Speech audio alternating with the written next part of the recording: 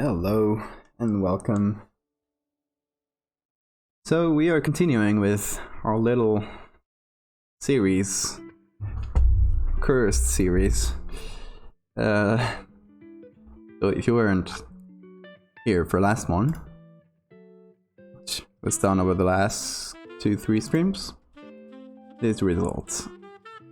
And I wanted to do something in the same vein, in the same vibe more or less. So using old pictures and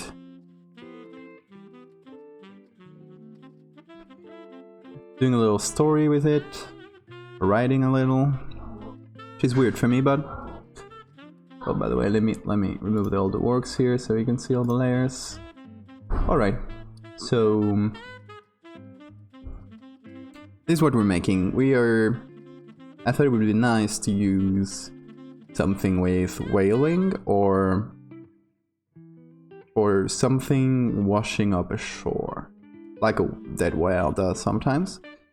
Luckily, there's a lot of pictures of that, because in the old times they used to if they found a dead whale, or if they hunted it, more likely, they'd remove all the fat from the whale, blubber it's called, I recently learned, and used it for lamps, or I don't know, soap, bunch of stuff. So it was quite valuable. So we can find quite a few pictures of people just taking dead whales out on the shore and pulling them apart, and I thought that would be fun. It's just a skull. Hey, Boneless Big Heart, how you doing? Been a while. So we got a lot of pictures of people just messing whales up. Blobby soap. Yeah, I don't know how I would feel using soap that comes from a dead whale. I don't know. And yeah, there we go. We have a lot of pictures that we can base it on, and I like this one and this one especially. Whales are made of flubber.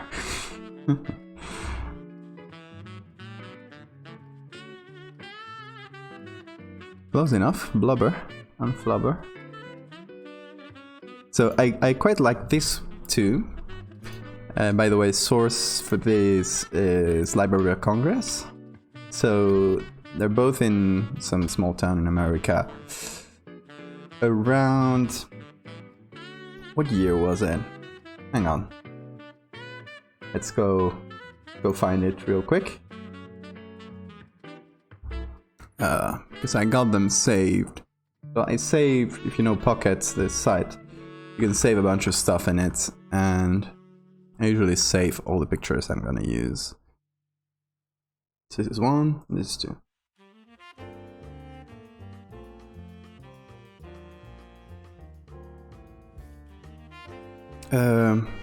Actually, don't say a lot. So it's 1908. That's what we know.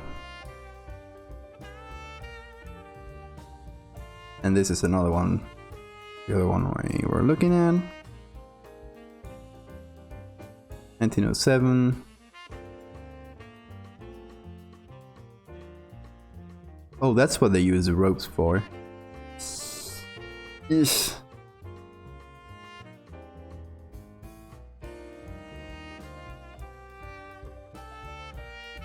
They don't say where is it though. Where it is. I'd like to know that.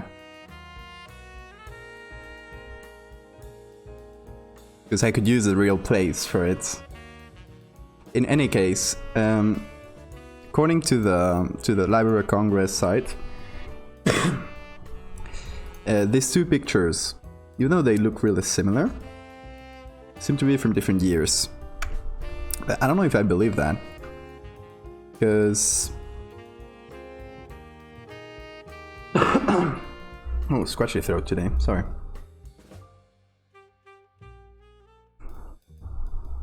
Anyway, these two, they look very similar to me, and Okay, let me know if you agree with me, because look at this guy here. Okay? Look at this guy here. It could very likely be the same guy. This guy here. And this guy here. Same clothes. It's very similar hat. We got this guy. And this guy, most likely. It could be this one too. To me, it seems like it's the same place. And this is just a later step of the process. I don't know, I could be wrong. They have ropes here too, which I just noticed. Yeah, ropes here, here. To me, they seem like they're the same. Like they come from the same moment. I could be wrong though. In any case, I think we can, even if they're really not from the same place and time, we could really believably just say that it is. Because very similar angle, similar looking beach. I don't know. To me, it seems pretty logical. Similar looking people. By the way, just let's take a moment to just appreciate the fashion here. Like, take a look at this, guys. I love it. I love old fashion.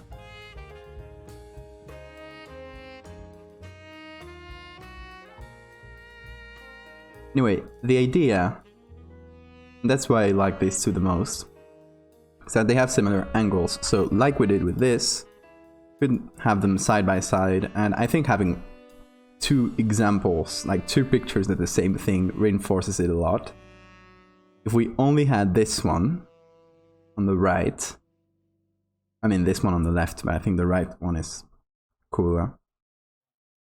If we only had this one, it would take away a lot from the effect. So I think we're gonna do the same thing here and just have a few pictures. That way we can also, as we write a little story to go along with it, you can just mix the pictures and the story to make it a little bit more palatable, if that makes sense.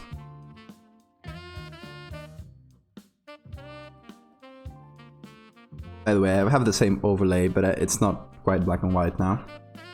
I just reduced the opacity a little. The saturation a little. Give it a little tint, sepia tint.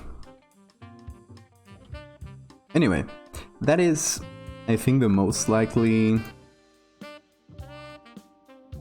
pictures I'm gonna be using.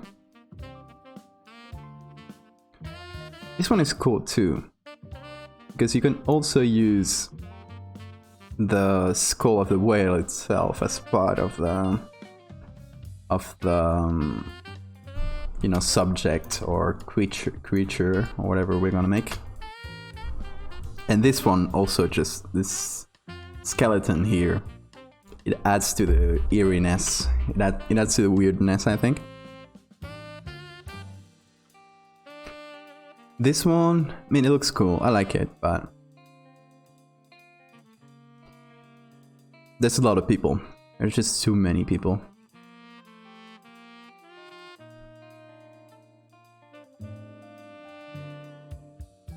But I don't know, it could work too. Could even do 3 for this one and use this one next to the others, which could reasonably say it's the same place, because we're seeing the other side, so you can't really match the angles and the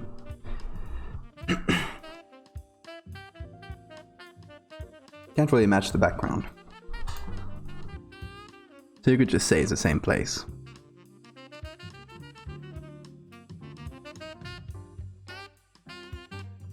But I don't know, too many people in this one. If we do it, we'll leave it for last. We also need a different angle for the creature. And as for the creature, for this one, I haven't thought about it that much compared to the last one, in which I already came in with 2 base pictures decided and like at least the base of our creature decided. In this case, I still haven't really thought it through that much. I thought we could. Hey, cream cheese, how are you doing? I thought that we could kind of workshop it live here and try to find how to make this creature, this thing. So my favorite candidate so far, or what to put in there. Hey Ender. Hey, definitely Hacker Man. It's comfortable. I like doing that. I like doing this. It's also like a super thick hoodie and it's a bit cold, so. So this is my main suspect for now for what to use as a base of creature, and this is a cicada. You say cicada? That kind of a cicada shell after, yeah, okay, good. After molting, you know how insects and stuff will, after a while, grow out of their shells and just molt and leave the old shell lying around. So this is a cicada shell. And I really like how it's burst open, like this. Also the angle matched, so I mean, makes it easier to use. I did get a few other pictures. This one is another cicada.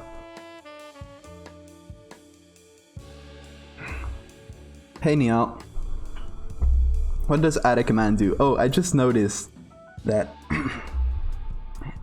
Twitch had recommended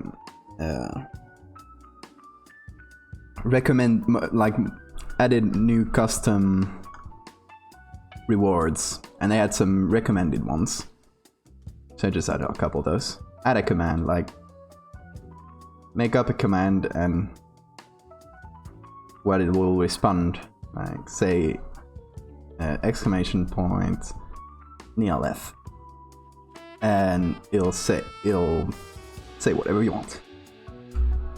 God, scratchy throat today.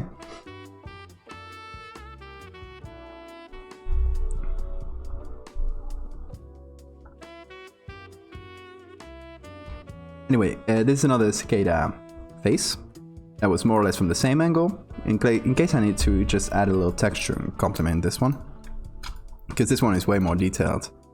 It's kind of dusty and really hairy, so I liked it. Add command. Okay, I guess I gotta do it now. Don't say that, please. No, I mean, it didn't work yet, but I'm adding it right now, so no worries. It's not like an automatic thing, unfortunately. I wish it could be. Hey, привет, Zohan.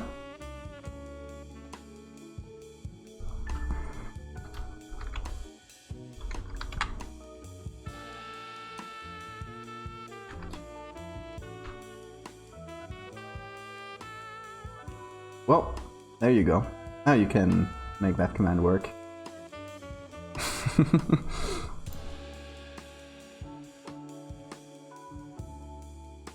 Oh, I didn't realize you asked the same question, cream cheese.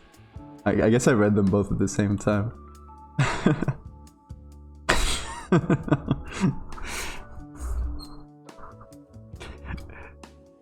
Oh, for people who are just joining in and just seeing a huge cicada face, this is what we're gonna be working on now, and kind of going in the same vibe as the last one.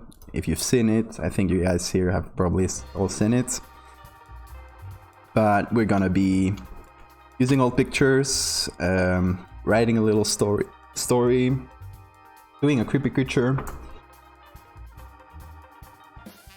that kind of good stuff.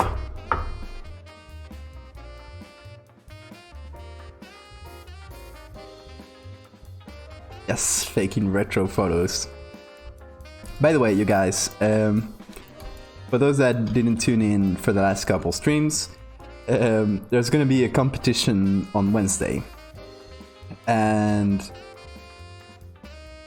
here's a little explanation, in case you wanna attend. Everyone's adding commands. Okay. Oh, I still have the donation thing.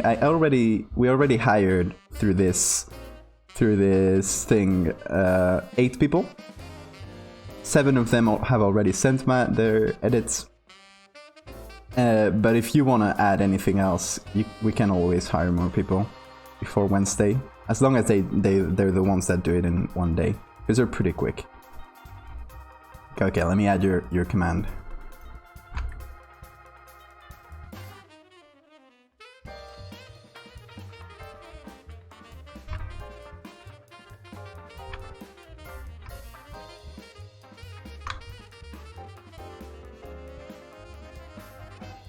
Should work. Oh, hang on. Now it should work.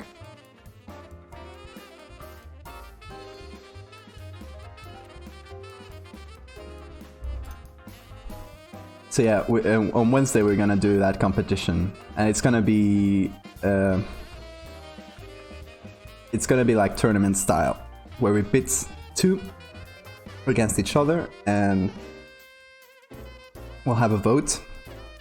We won't know who is who. So it could be one of you guys, or it could be...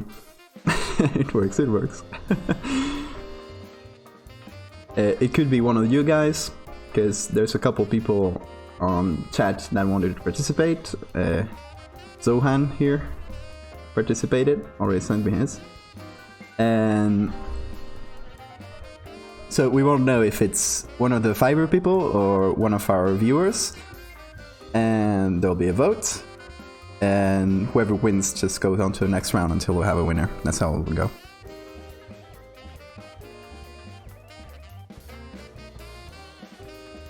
Is there a theme? Oh, for that competition. Yes, we gave them all the same pictures. So hang on, let me pull them up. So we gave them all this city, this snake, and this night sky. So the idea is... Oh, and we gave them all the same prompt. Put this night sky in the city, which is kind of an asshole one, because kind of hard to change the lighting here. And put the snake, make the snake huge, and like in the middle of the city. And I'm gonna tell you, I'm not gonna show you the ones we got already. But we got some terrible ones and some actually very good ones. So yeah, it'll be a fun competition. I'll be making one too on the next stream before we start the votes.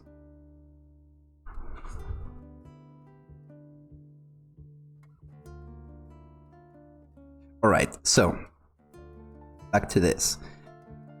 Today I want to make something similar to this with obviously another story, other pictures, and another creature. And I want to use this and this, kind of like these two. Even though, so I was saying that they looked like they came from the same place. Like, let's just take a quick look at them. Let's move this. Let's take a quick look at them side by side. You can see some of the guys look and are dressed exactly the same. like this guy, and this one. This guy here, and this one here.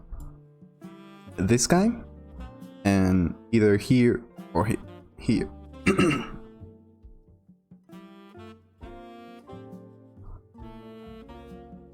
Top of my throat today.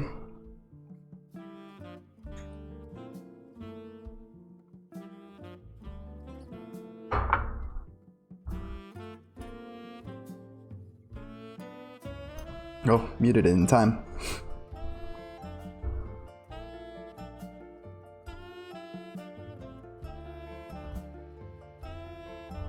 Anyway, they look like the same picture, or the same place in time.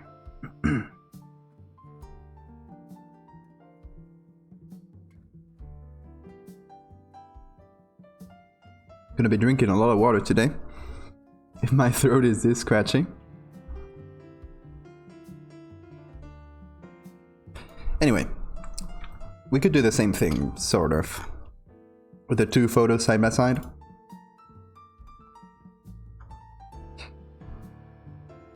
And I think, try to think of how are we gonna do this.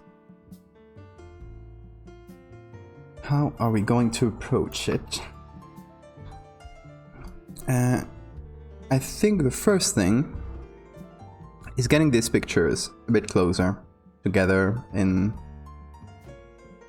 like their contrast and all that, because they're looking a bit different. So, well, this is a stereograph, you know, those kind of old pictures. I just took two. Although, now that I look at it, this one is wider. Just has more space. Here, on the left, on the right. So we'll actually, screw that. I like the numbers here, but we'll use this part.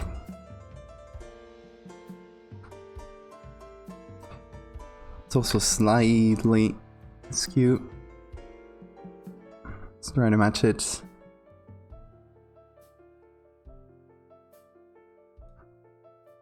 Okay.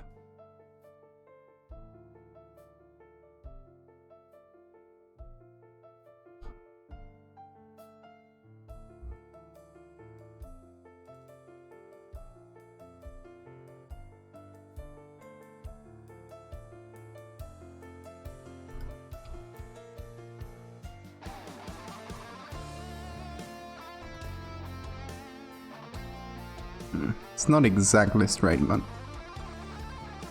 we'll make do.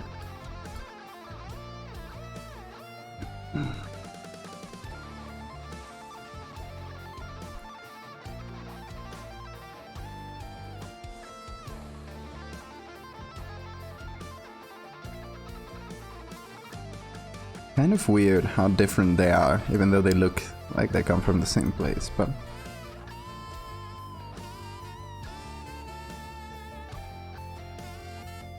I feel like from this one on the right, we can probably cut a little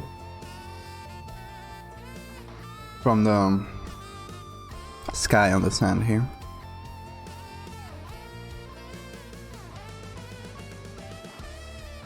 It's also not the clearest picture.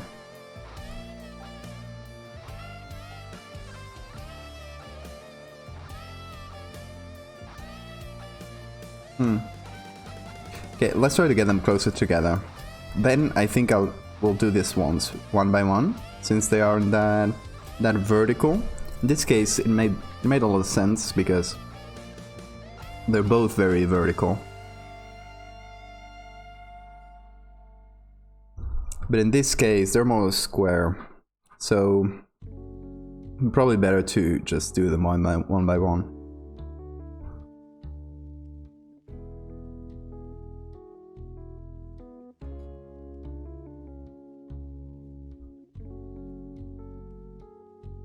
Yeah, let's first get a similar aspect ratio.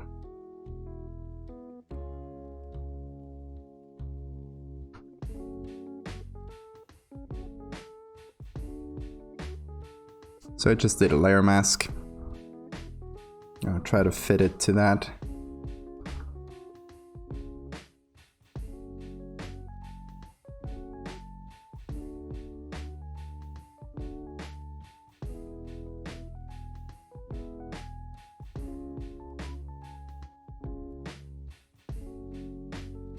Okay.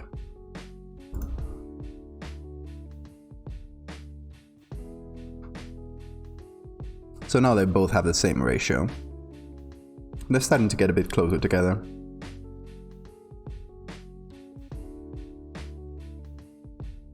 Even with this simple adjustment. Second thing I'm gonna do, Ctrl L, get to the levels. I'm gonna try to match the sky, the sand, all that. And just in general the contrasts, because the darks here are not very dark. So we can make them a bit darker. That's already good, I think.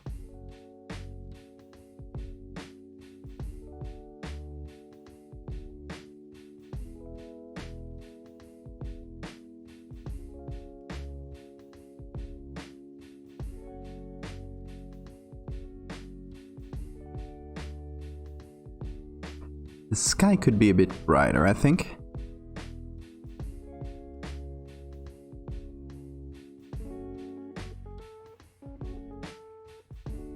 Not that much.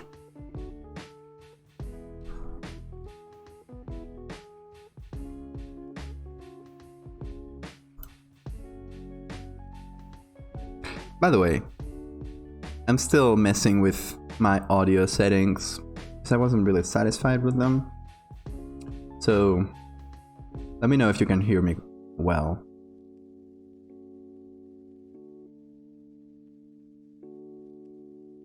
There's a lot of, or if there's a lot of background noise or not enough, any kind of problem, let me know. Pardon? I'm still changing audio settings. I kind of do it between every stream lately.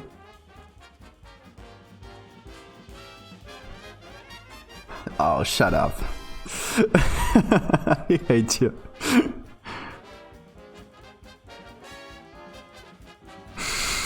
They're getting me on it too.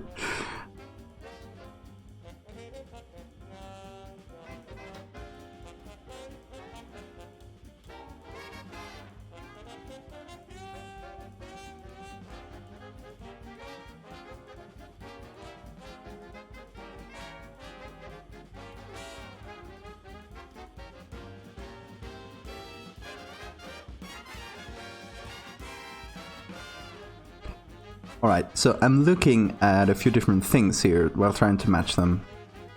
And it's the things that are the same in both pictures. So you got wet sand here. Well, in this case it's wetter. It's more similar to this, maybe. We got the sea in the back, and the sea in the back. We got the sky. So I'm trying to get them closer, because the original is like this.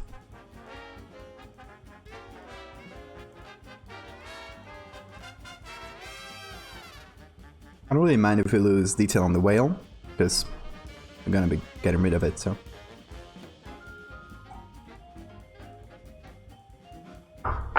Gonna need more water soon.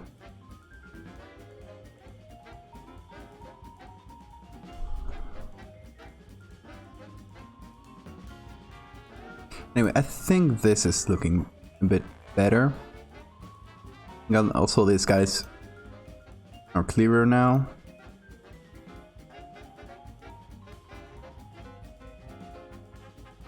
I think we make them slightly darker.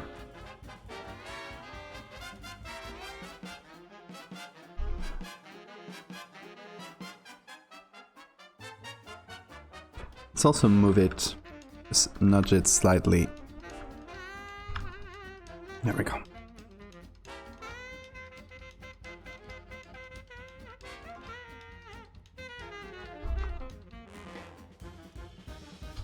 Okay, so we got both pictures. They're looking similar.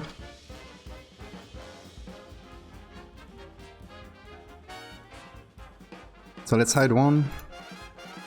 Oh, the other one. Let's get them on top.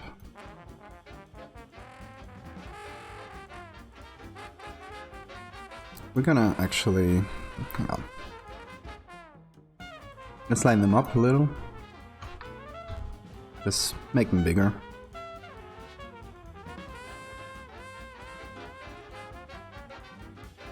Around this size. In the pictures themselves, we have a little more quality than with the last ones.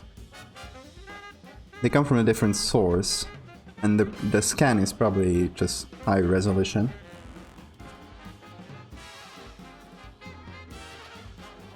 Oh, you're on the basement PC?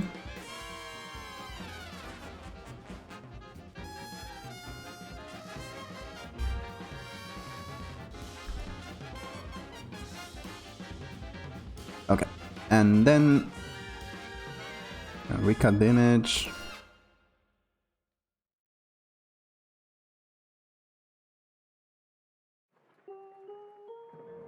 Give it a little while. Okay, looks good.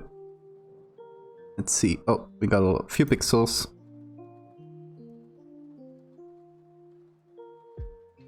Alright, let me get this a bit tighter. Let's see the other corners. Looks good.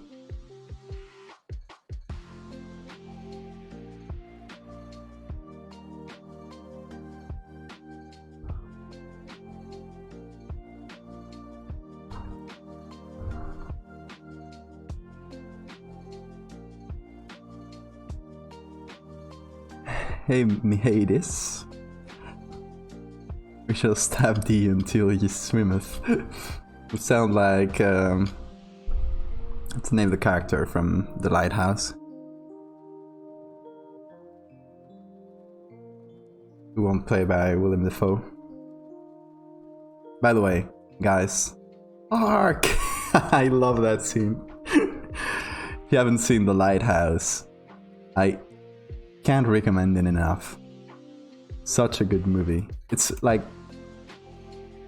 I mean, it's the kind of movie that if you know me, you'd guess that I'd love. It's like surreal. It's weird as hell. In the dust Jenny dog. The movie. Lighthouse movie, the one in black and white.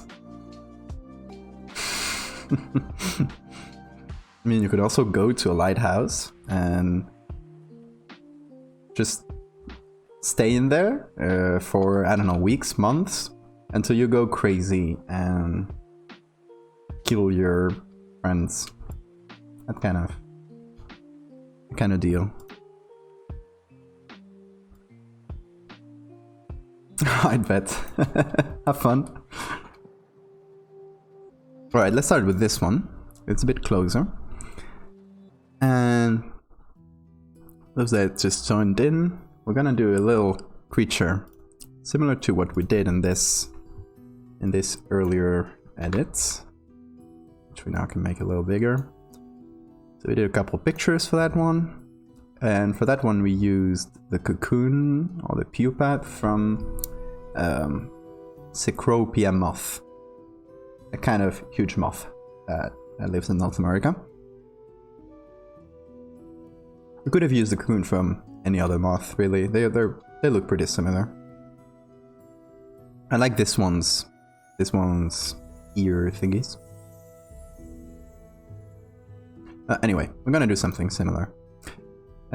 So I was wondering what to use as a base for thing or creature or artifact, whatever you want to call it. And I was thinking at first of using a dead moth or something like that, but I wasn't really finding any good pictures. Then I came across discarded shells from I don't know, it can be any sort of bug. There's a lot of bugs that do this. You know, when a bug molts, M-O-L-T-S, and they leave behind a shell. That's the kind of thing I was thinking of using. So this is a cicada molt.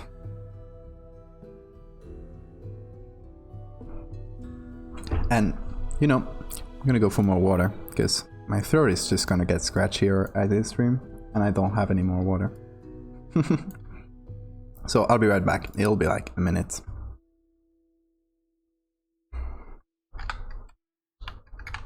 I'll usually do this so early in the stream. I didn't go for water before, so I didn't have a lot. Let's just say 2 minutes, just to be... I'll be right back.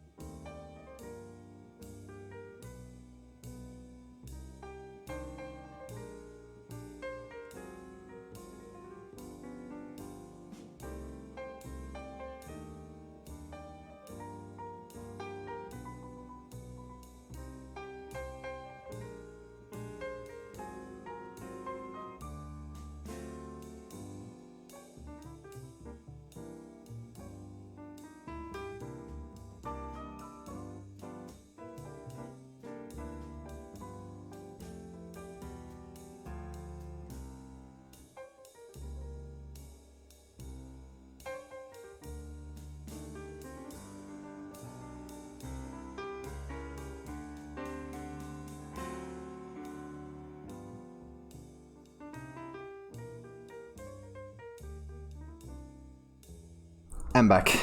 Hang on.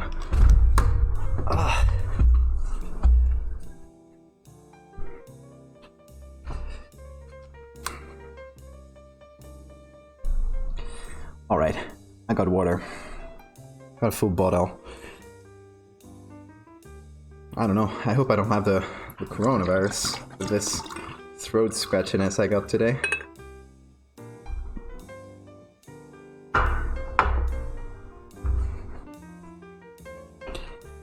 Anyway, I was asking Bear, were you working on your new setup, your new basement setup?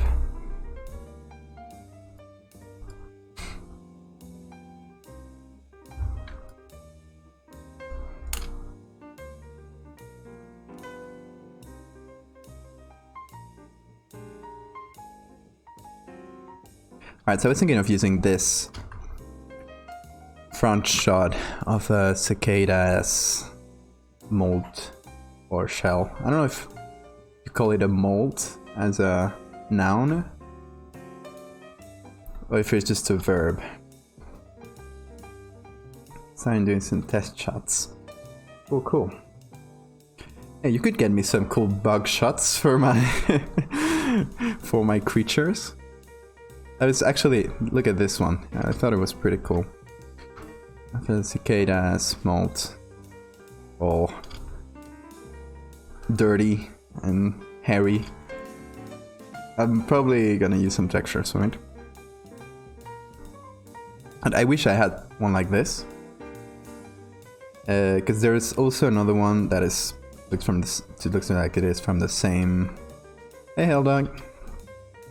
That looks like it's from the same shoot, but it's from the side. It's a profile view, and I would love this view, but in a higher quality. Unfortunately, this is what we got. I looked at a ton of pictures. That's the best I could find. You see Elastis insect shots? No, I don't know if I have. You can drop a link so I can check them out.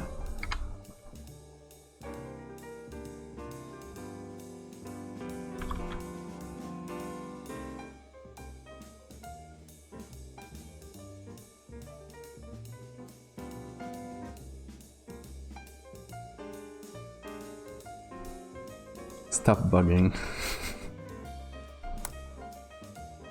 I should time out people for dad jokes. Come on, guys. Let me see.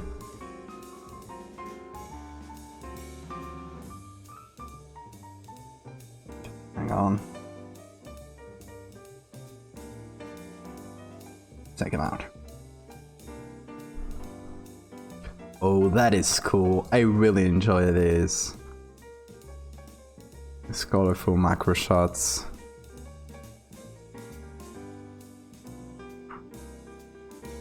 I can't time it out for you. No, we'll leave him out with a warning this time.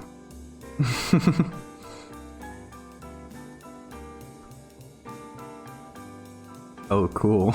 Did you break the head off? Is this an ant?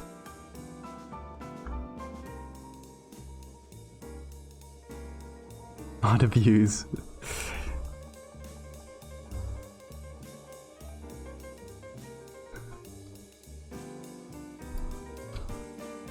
The head fell off.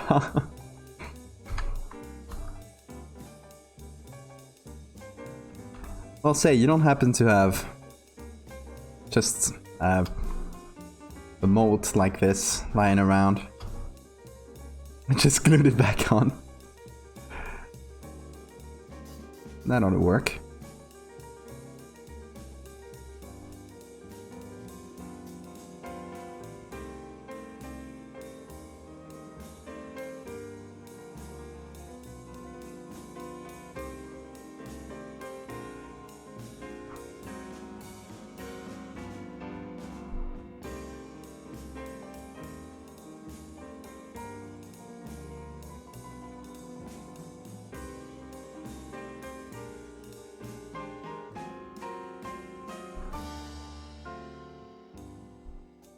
Oh, it's true, you got a display case. Why is it making you insane? Are they like falling off?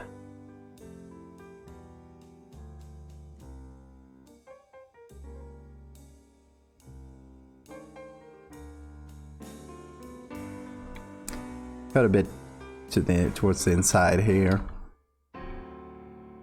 I think that's okay. Oh, really? Not even the most intense cursing. That sucks.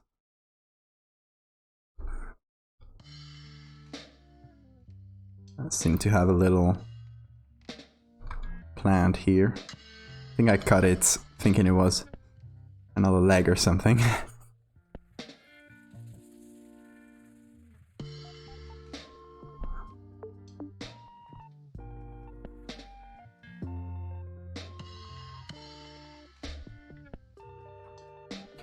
Gotta be careful with the lighting here.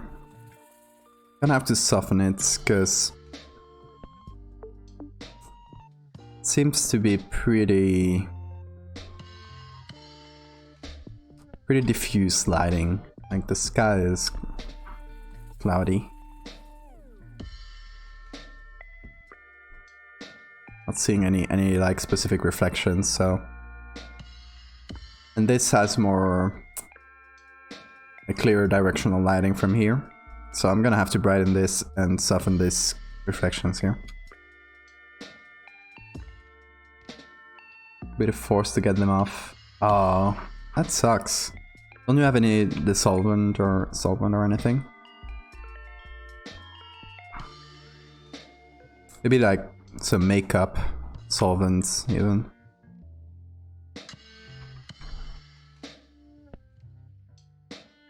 Can't you flip the image? I mean, yeah. Actually, the original direction was this one. But I feel like just looking at the angle and how the guys are poking it, it would go better like this.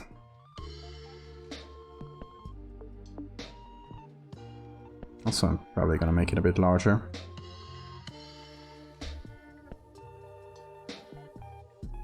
And we're just gonna do a first, before we start like really working on our creature, we're just gonna cut it. Or let's choose the place it's gonna be. And then we'll remove the background. So we'll already be editing the creature against its the background it's gonna be on. Instead of what we did last time, which was like just doing the whole creature and then trying to adapt it to the background, which I think had a bit of a backwards way of doing it. Time to paint light, exactly. Yeah, I think it's not gonna be a real big deal. Both the not great quality and the lights, because it's an old picture, so you can really get away with lower quality in a lot of places.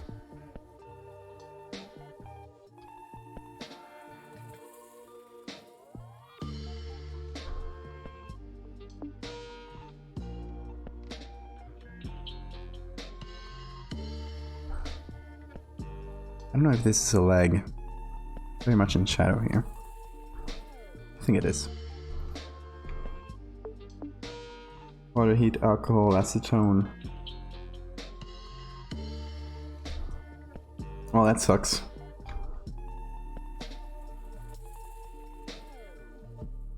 Do you have a scalpel or a really thin and sharp knife?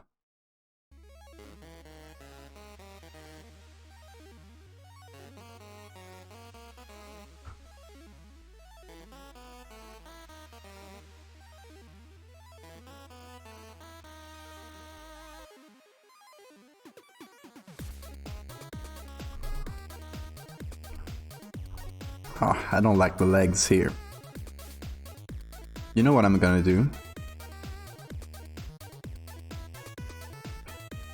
Yeah. I'm gonna remove them. I'm gonna copy this one to the other side. Because just working with this is... No, not gonna do that.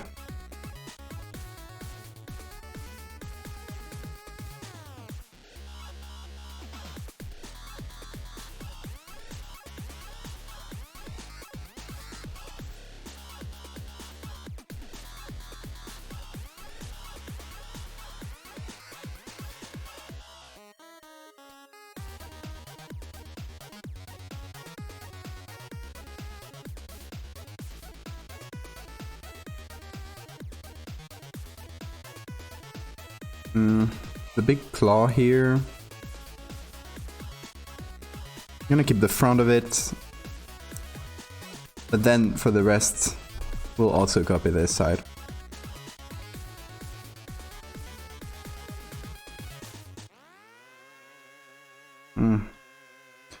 The hair is gonna be hairy. God, I should time myself out for the dad joke. The blade of the Stanley knife.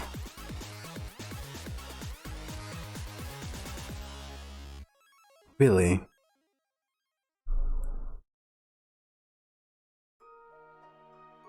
Seems like a really brutal way of pinning down your bugs, right? Using so much glue. They were drunk when they made it.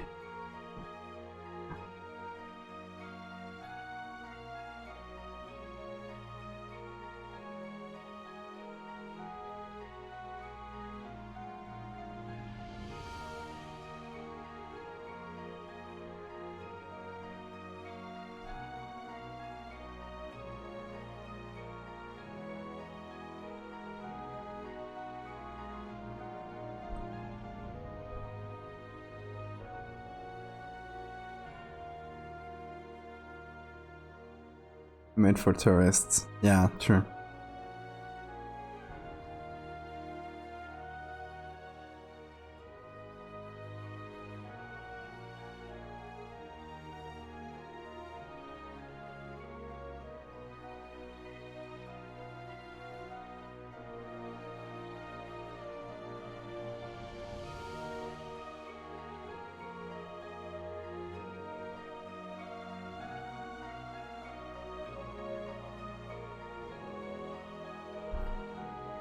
You know what we should have for a soundtrack today.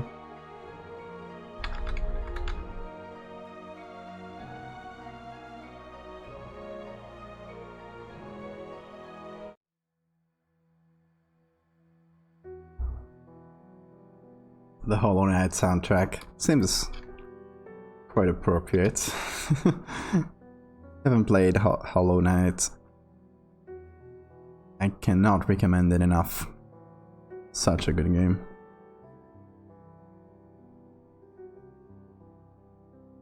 It's like Dark Souls meets Castlevania and meets bugs.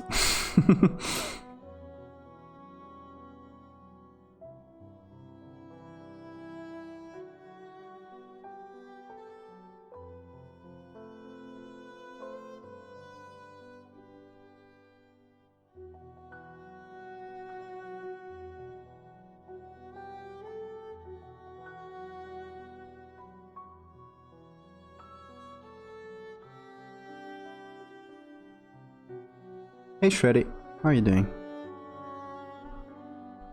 As you can see, we're making another scary creature. Hopefully scary. By the way, it did really well, the last one we did here. It did really well on Reddit. Got me like 30k upvotes on the cursed images subreddit. It did well. The thing about cursed images is you can't really add any context. I hijacked one of the top comments to paste my little story so people could still read it.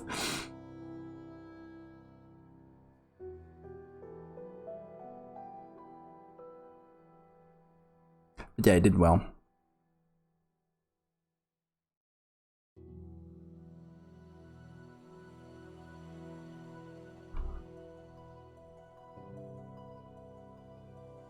Isn't that against the subreddit terms? Hijacking? I mean, I didn't really hijack it in somebody asked the question, like, where are these pictures from? And kind of used that opportunity. I don't remember the exact context. But yeah, it was done in a reasonable way. Yeah, I don't think they would.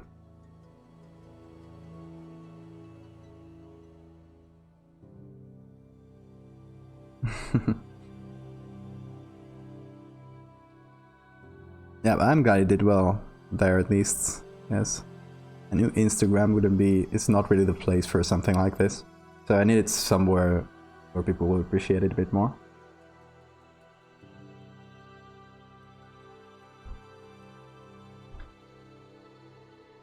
The mods for on Reddit? Yeah, I think it's all like voluntary. Short bar and insect different stacks. Oh, that sounds cool.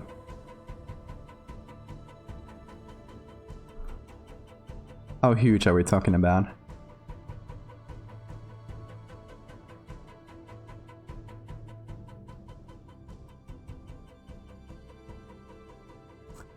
Ah, this hairy parts. I don't know what to do with it.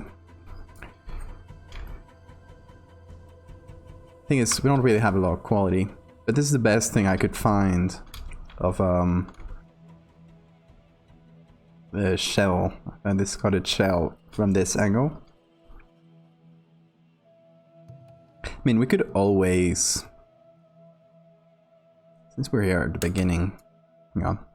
You can always get different things, different pictures, because let's go back to the browser. We have, alright, we have a few of them saved on our pocket list here. We have, okay, this one is very good. It's like from the side.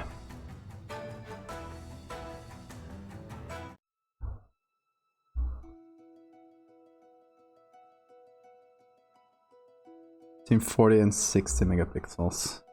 That's just the head, antennas and front feet. God. gonna be big. Yeah, I kinda liked this one. If only it wasn't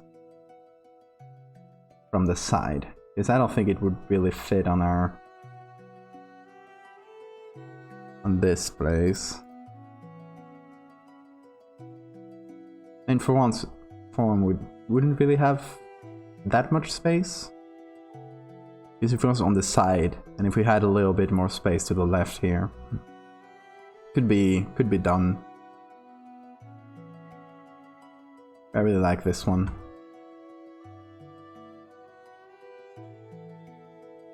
Let's actually just get it and put it on. See if maybe we can. Oh, we already got it.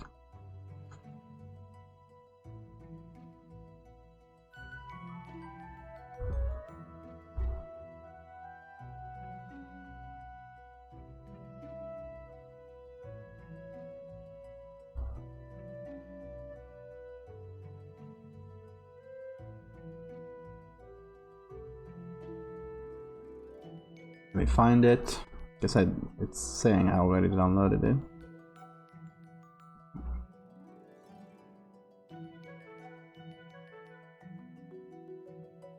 I don't know if I did.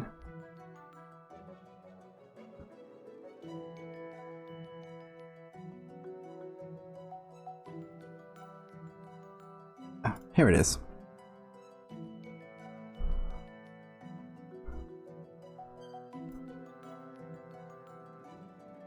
So if we did the cuts, quick cut for this.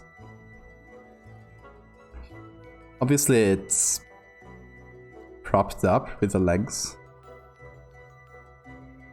I don't know if that would look good. No, we could even turn it around. I don't know. I don't think it really fits. Unfortunately, because the picture is very good.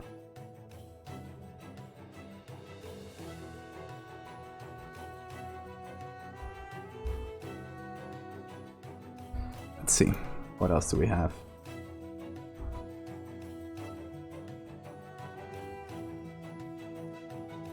Okay, here we have it. Google search with labeled for reuse. That's always important to check. And large. And alright, actually this one might fit our angle, more or less. It's a bit more to the side, but there's way more detail. I like that.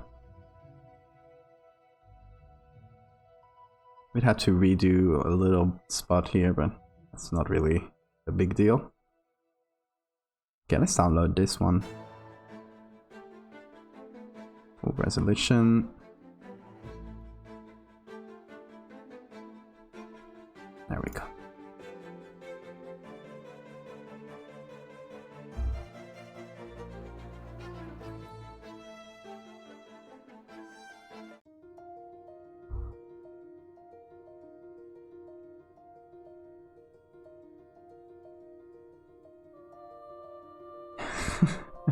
Jesus. As they say in Spain. Ah, Jesus. Okay. Open the warehouse. 115 files. That's 100. Oh boy.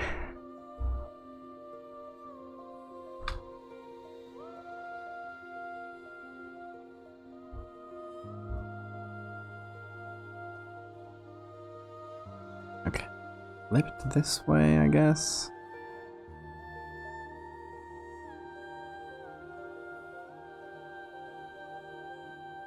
It's kind of weird that they stay so upright, even after just being empty inside. I guess there's hard enough that it doesn't matter, but...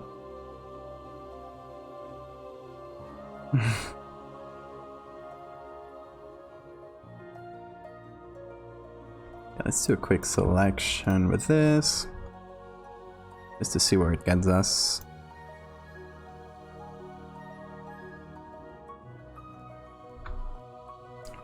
And the angle for this one is a bit harder to work with.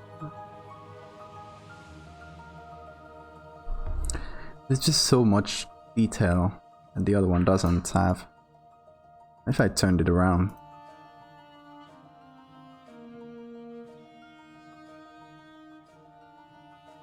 Still doesn't really fit.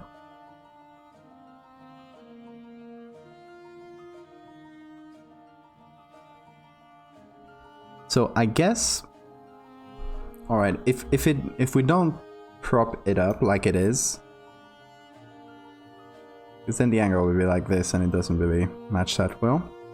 But if we lie it down on the ground and just display the legs open on the ground,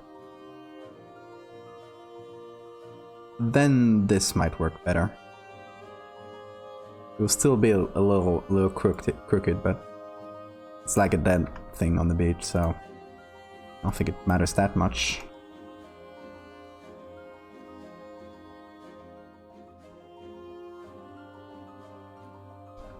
I hope you have a beefy computer, Bear.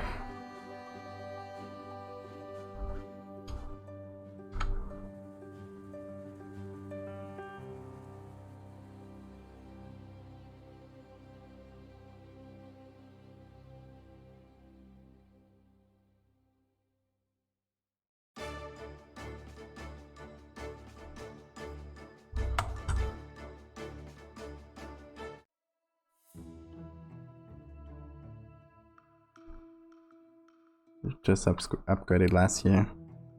That's good, that's good.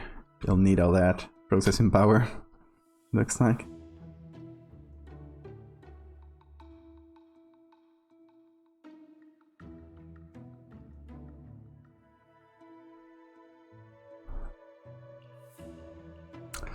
Oh, all the little hairs. That's gonna kill me.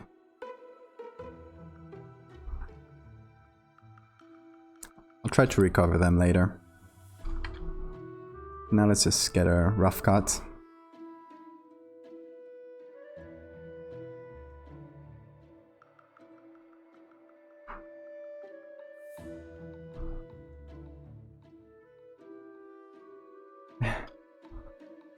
Been bought Windows 10. No less than 3 copies.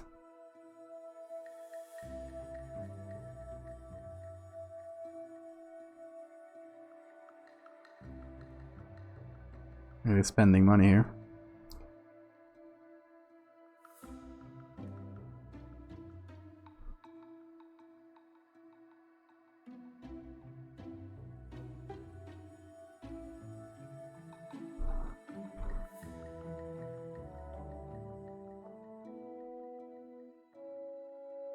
I just got a notification that my website's yearly plan is about to expire. So I'm gonna have to pay up soon, like 100 and something bucks. It's gonna hurt.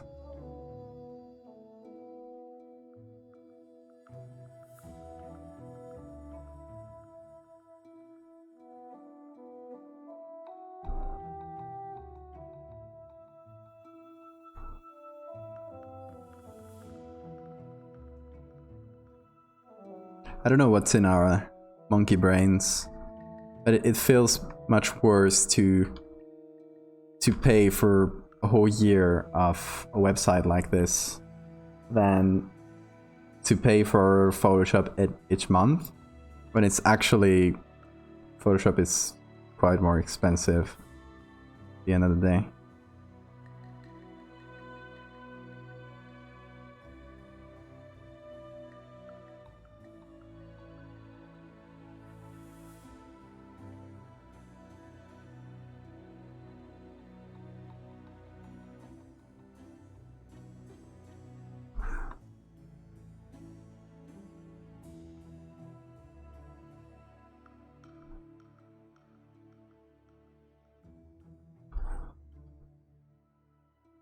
Over here it's not very... I guess what happens with bug pictures. Back part is always going to be out of focus, but...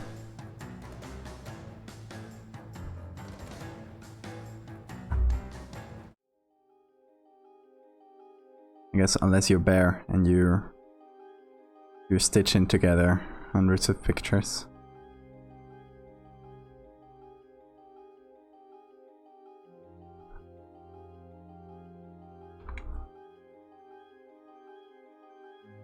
We'll just try to mitigate it by cutting it a little more. A little cleaner than it actually is.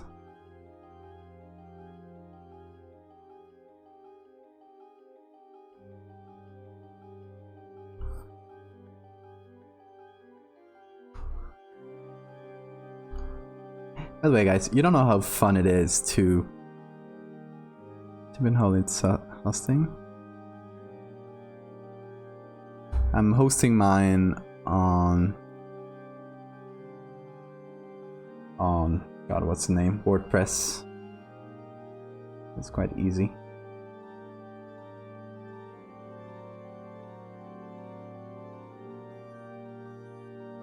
I'll check that out though. Since mine is about to run out, maybe a good time to change.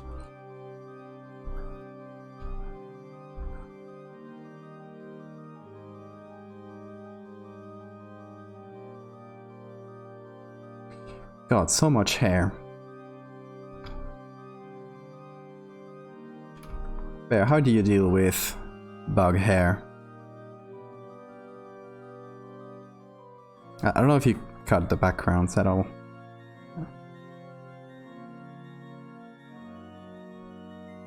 Okay, good to know, good to know. I'll check it out.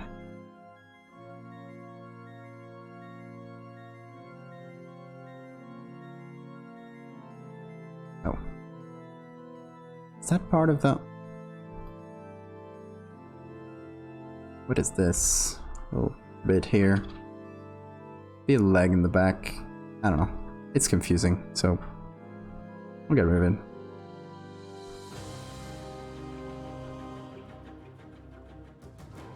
With a great deal of suffering and pain. Yeah, feels right. Because it's not the kind of... Not really the kind of hair, like fur in a dog or something. Where you can just get a hairbrush and wing it. And even if it doesn't look like the real, like the base one, it'll look quite good. In this case, it's like just a few isolated hairs, so it's weird. I mean, my guess, since this is against a quite a bright background, especially in these places, is probably copy this in a new layer and with a blend diff and with a dark and putting the layer on darken or something. Try to recreate those hairs instead of cutting them manually. You're seeing they're so damn dirty too. Yeah. That's true. Those dirty insects.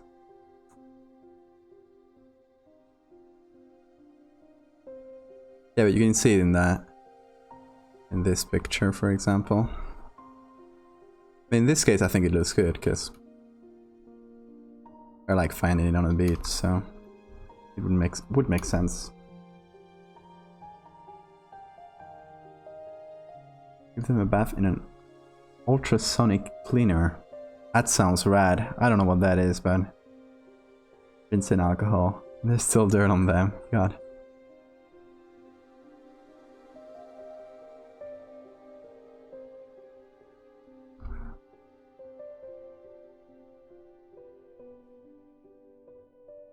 Oh wait, I heard a question.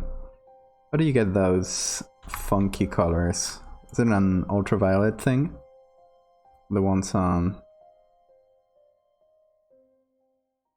Oh, where is it? Like these colors.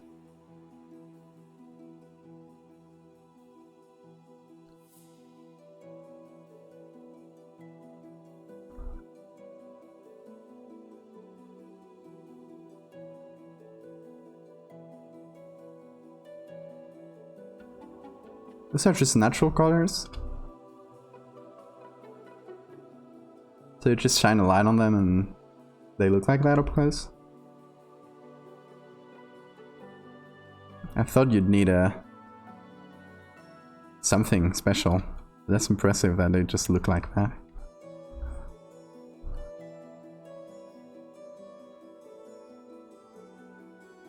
Lots of out of focus areas here.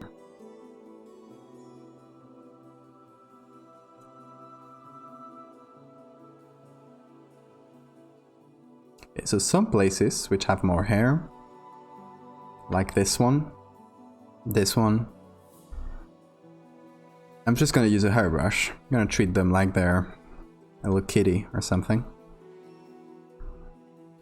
I'm just gonna cut it in like this. Soften that a little, maybe.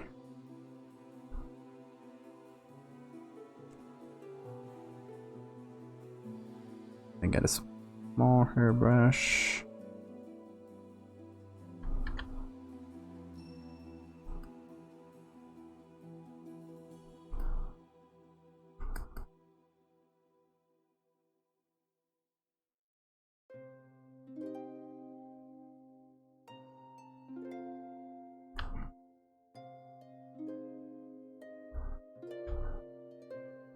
Like small pieces of jewelry. Yeah, exactly. It's really cool.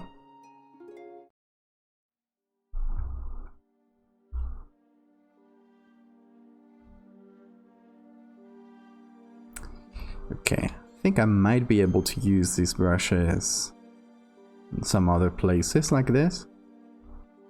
Could be. Maybe I just one with less hair.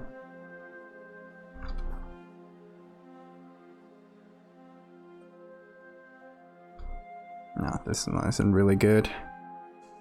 Too much hair.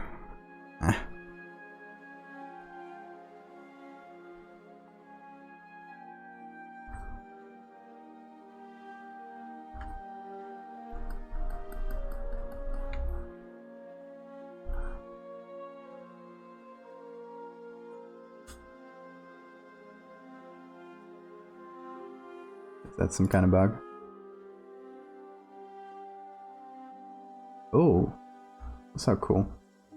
We have I don't know if it's the same species, but a very similar one in our region in Asturias. Okay, the pincers are not that tilted down, but big bug. I like big bugs. Maybe except for tarantulas and big spiders, which I can't, even though it's not like I don't have arachnophobia or anything like that, but I don't know. It definitely take my unease meter.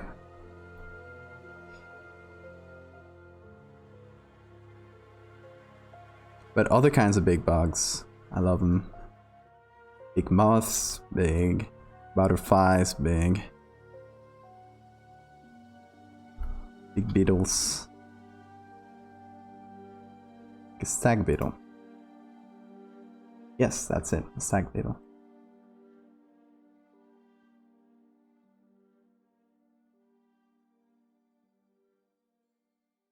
I don't know if I'll get it loose.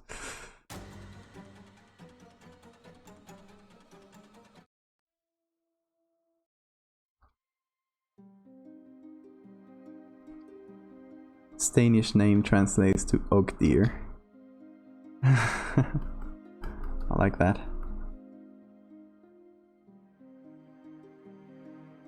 Don't know a lot about Danish, but I really liked some of the animal names in Swedish when I learned a bit. My favorite one was Skjoldpadda, which is turtle. It literally means shield toad. I think we talked about it on stream a few times.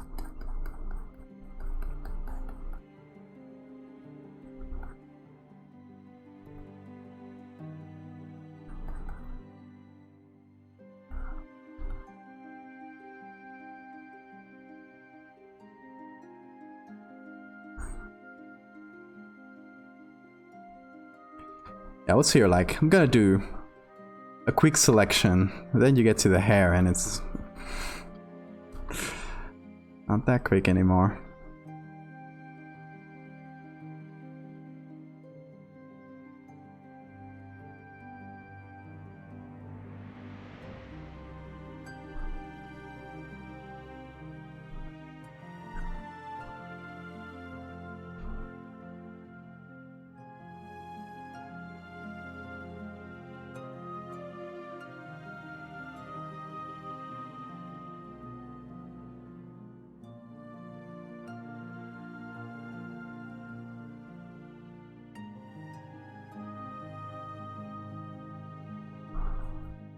Swedes are weird. Yeah, they are.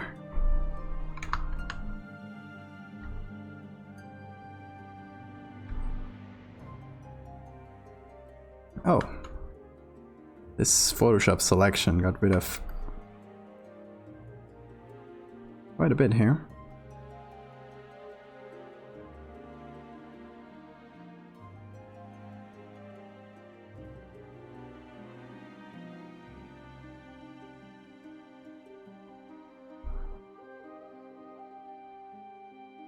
Okay, Neil. Thank you for stopping by. See you later.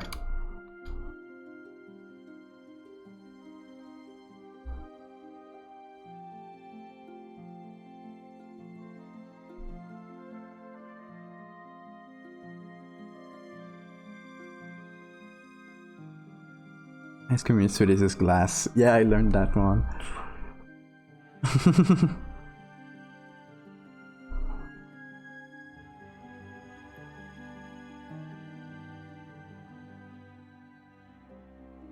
How is it in Norwegian then? In Danish?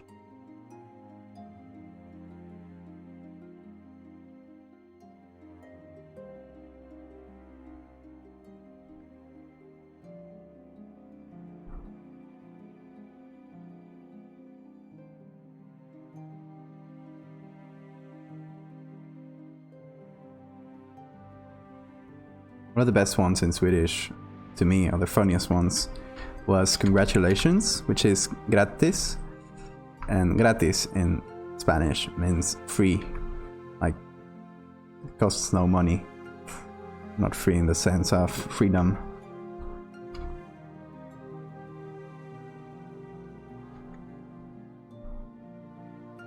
Ice cream, yeah, that makes sense. In Spanish, it's very simple. It's just helado, which is frozen. It's, do you want a frozen? Literally. ¿Quieres un helado?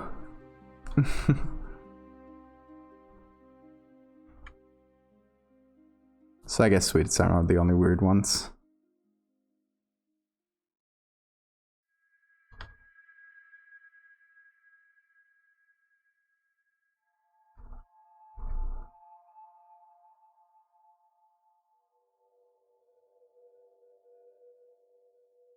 Even though this is semi-transparent,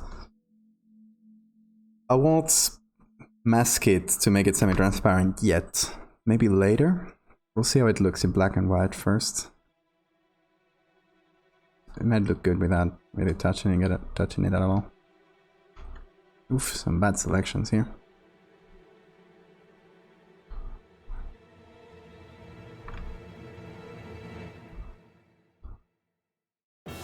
Jordgubbar, yeah, I remember that one. Alright, bus music. Switch back to our playlist.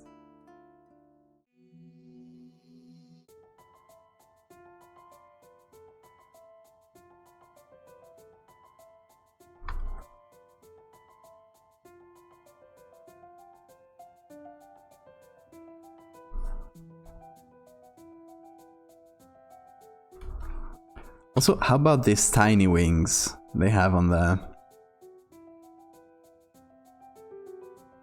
It's kind of weird. I guess this is when they transition from their young to their adult stages, so they grow the wings in the process. Yes, because they have this really weird wing-like thing, but it's way too tiny to do anything.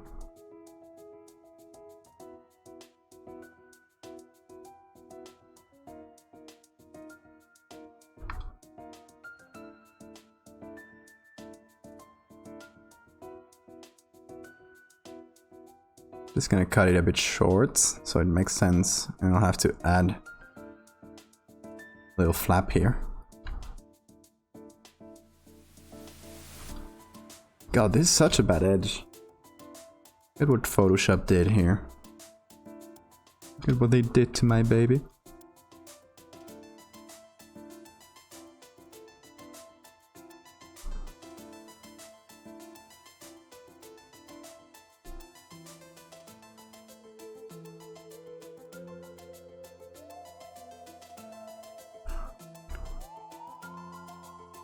Alright, we're finishing this. How about this? How should this look like?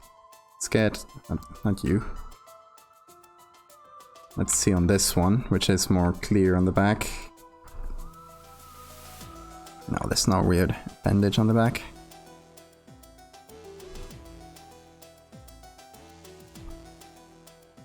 I think it's just a shadow from it sitting down.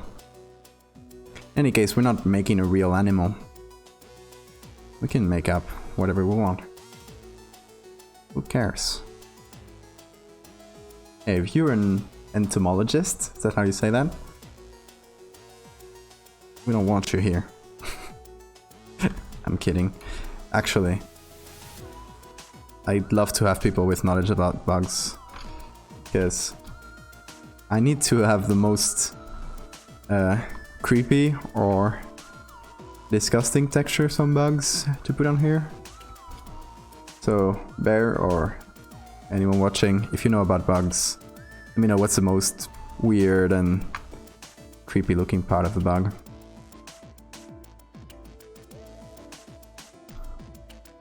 Oh, this is way out of focus.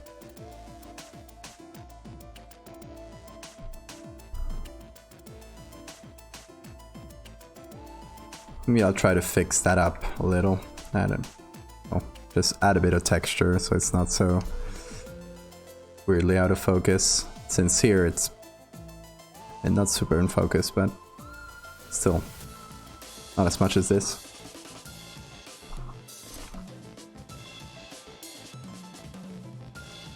$1.5 gigabytes. With how many layers are we talking about?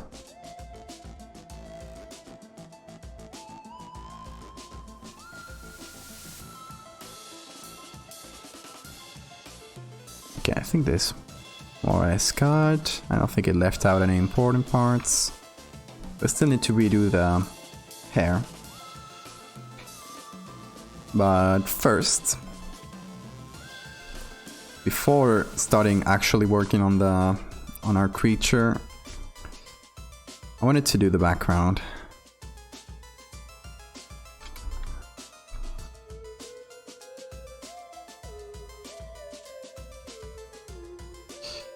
Because, yeah, let's do the background first and then just try to make it on the background directly.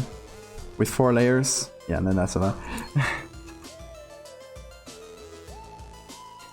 I remember how for this one, I don't remember how many gigabytes it was for the PSD, but it was like getting it up in 4 or more. Hang on, let me find it.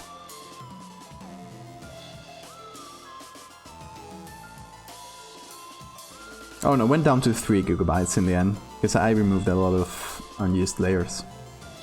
But it did get to 4 at one point, I believe.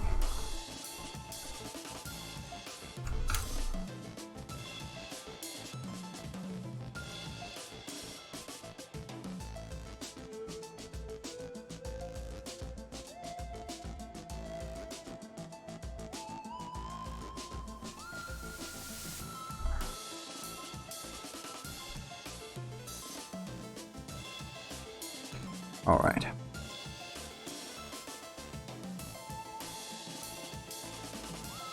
I think we're not done with the legs yet. I kind of want to move them. I want this leg at least to be like splayed out to the side like this. So it doesn't look like it's holding itself up. It looks more like it's just dead and floating in the water.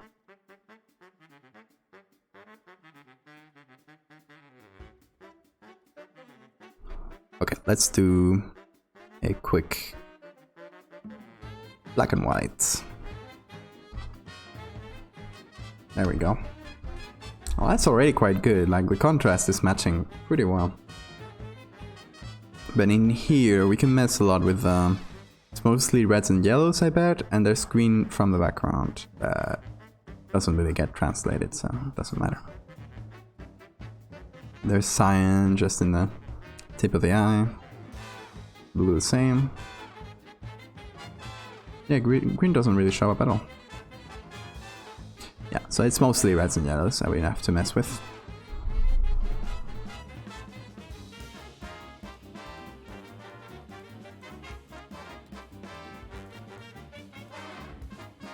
I think let's make it generally darker.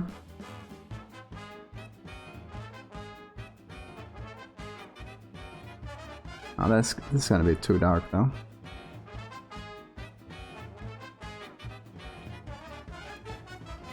But I want it like the last one we did, to feel like it's a very dark color.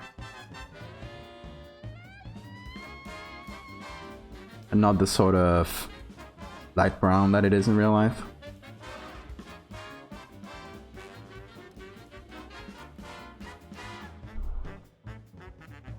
Actually leave it more or less neutral. And let's do a little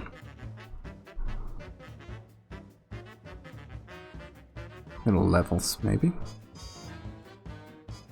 Or maybe we can do some curves and go color by color. Maybe that'll work better. So we do have some greens.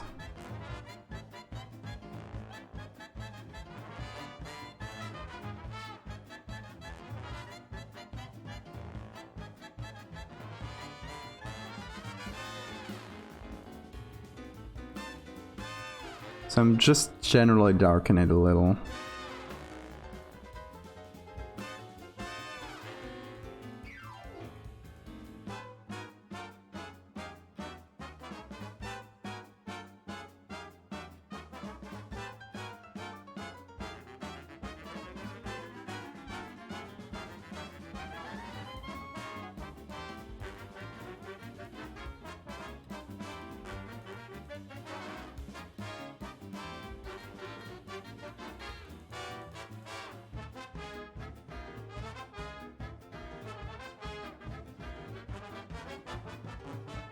Let's reduce the really shiny parts too.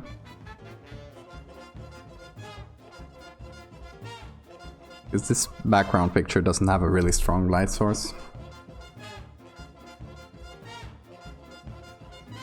Didn't clean it up. Oh, looks good.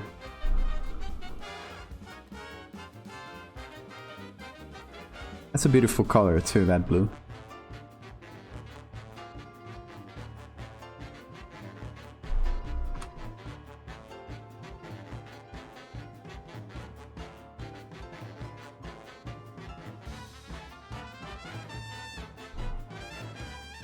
Well, let's leave the bug as it is for now.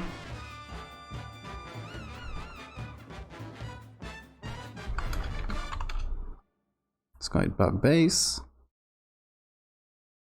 Yeah, it's great, very deep. Let's go to the background and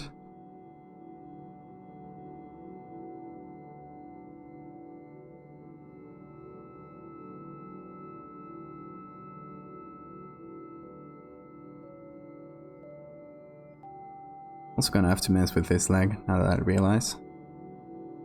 Well. Okay. Let's remove the background.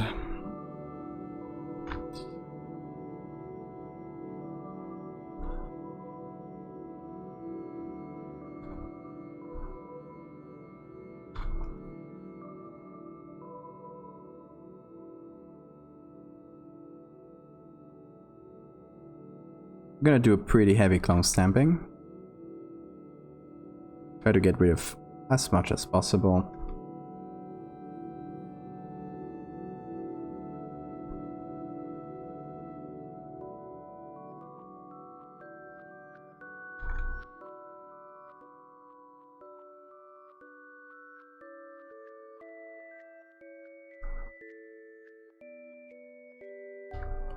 We don't have a lot of water texture here, I realize. Maybe in the other picture.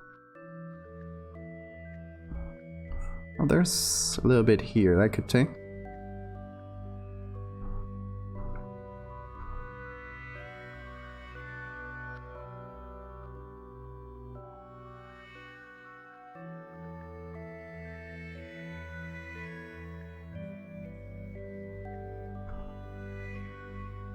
Okay, let's do a selection. Get as much as possible. Get this too.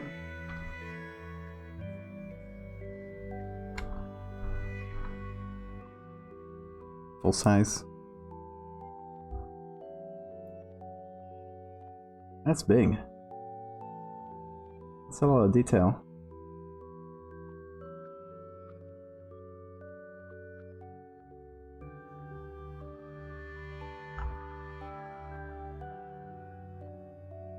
What kind of bug is it?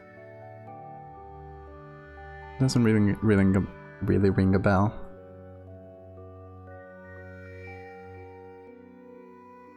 Oh, this goes pretty well here.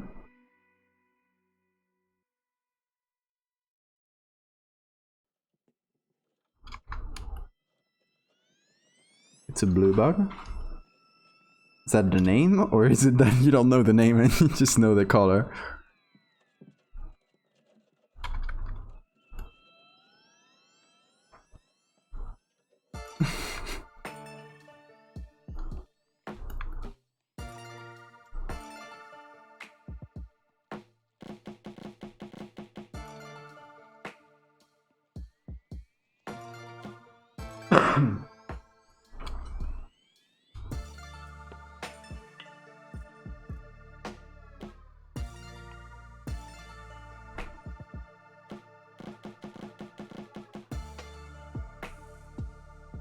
Okay, we need to transition this to this very bright color.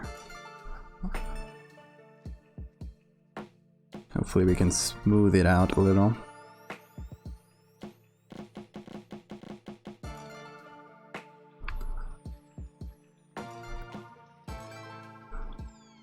Oh no. Missing this guy's boots. It's gonna be annoying. Well, maybe we can just hide him a little behind.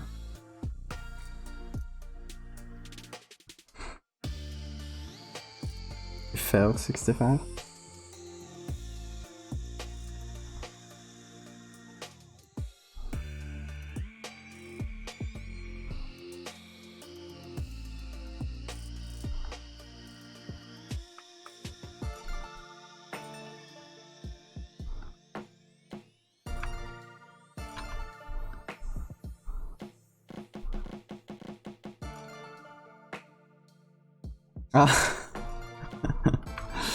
Yeah, I know that song. That brings me back.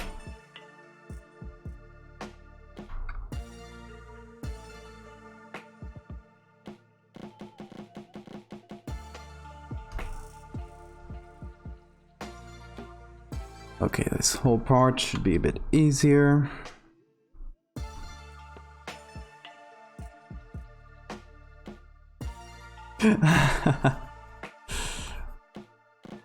I'm old enough to remember that.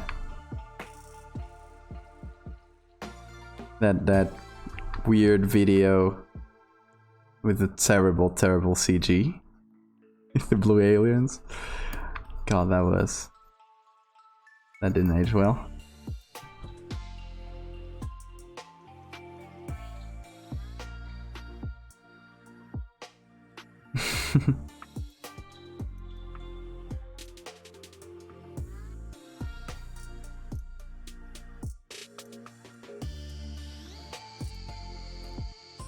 Very different time, yeah. Yeah, early CG was quite something. It's like, oh, okay, I talked about this on Twitter. I was doing an inspiration thread just with artists that I like, and I was looking into Beksinski. I don't know how to really pronounce it. This surreal Polish artist that does like basically super hellish and weird things. And the Sagra femorata, frog-legged leaf beetle. That's it. I love bug names. Is they're just a different animal's name. Okay, hang on. I got my browser. So, okay.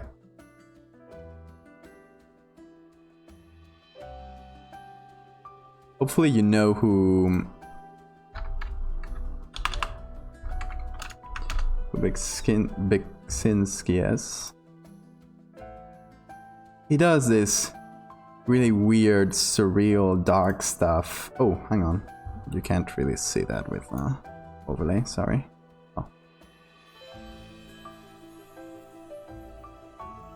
Yeah, he does this kind of hellish stuff.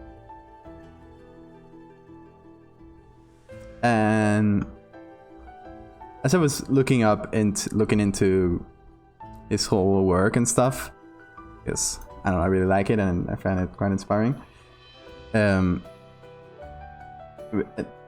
I realized he had been into photo manipulation at its infancy, because this guy died around like 2005 or something like that. Yeah, it's very dark. I love it. It's one of my favorite artists.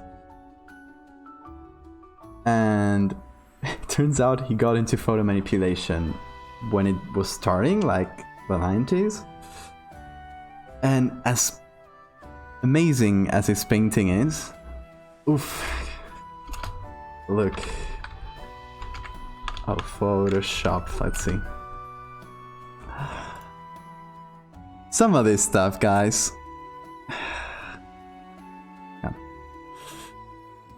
Some of this stuff is...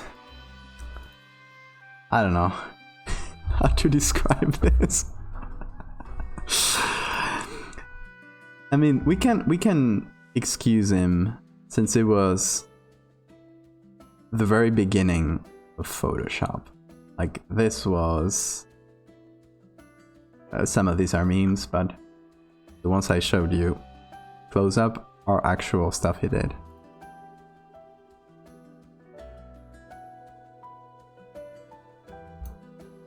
Like this. Some of it is painful. I mean, still, kind of brave to get into the very beginning of a... Because, I mean, it must have been rough to work in Photoshop at that time. Still, very strange.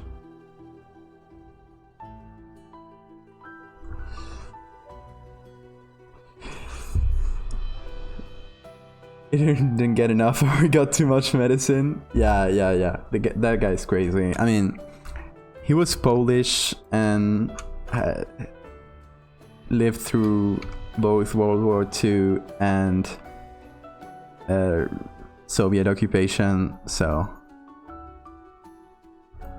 I don't blame him for having dark ideas. A lot of his stuff is very, very reminiscent of that. If you look at it like a lot of his demon-like things have military helmets, stuff like that. The wacky tobacco. I mean, yeah, probably.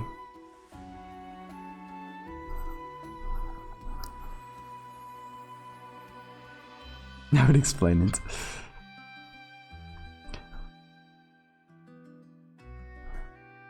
Yeah, he's like one of my favorite artists since, I don't know when I discovered his work, but he's very influential on the style, on the heavy metal album cover style.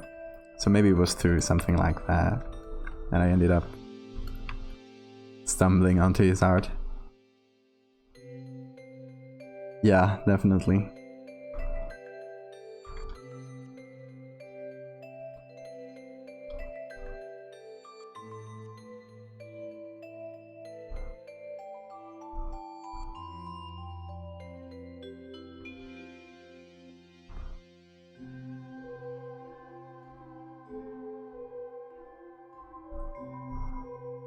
Seeing some spots. Let's see if I can remove them. Hey, good news, my throat is not scratching anymore. I think it was too much self-isolation, not enough talking to people. Welcome back there. We missed you.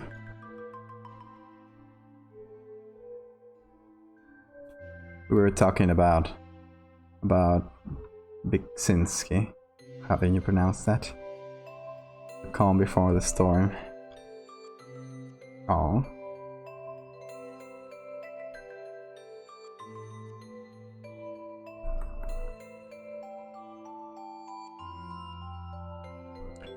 Oh, you know what?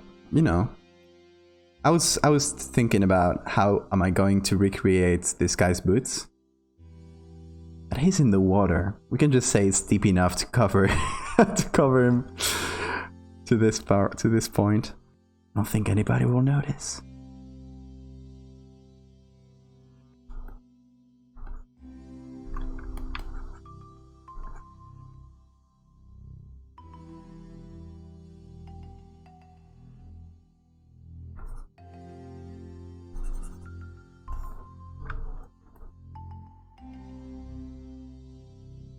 I like the calm before the storm expression for this, because it is one of the things I want to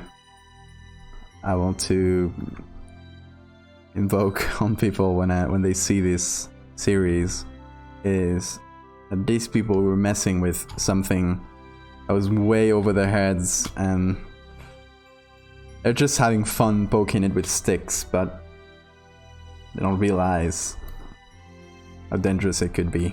It's a feeling I wanna provoke. And even though this is gonna be behind the bug, I'm still gonna cover it up because I want to, in case I move the bug, that way we'll have a bit more leeway there without having to come back and redo this whole step. But yeah, this is basically a lot of clone stamping. We can also do, now that we have a bit more texture here, we can also do a little patch tool.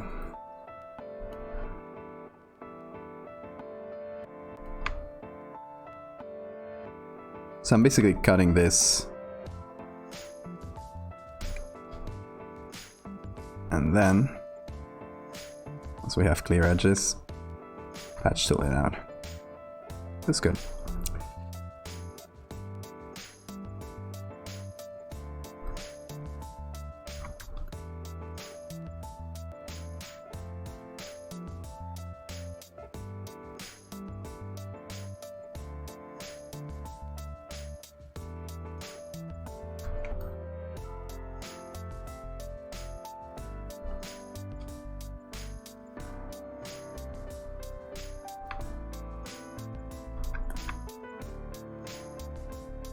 So you know what I found out? Well, I didn't find it out, but I confirmed it when posting the last one, this one, to Reddit.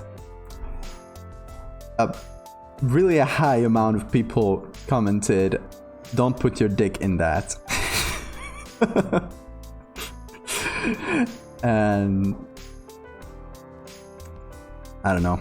the fact that their minds went there.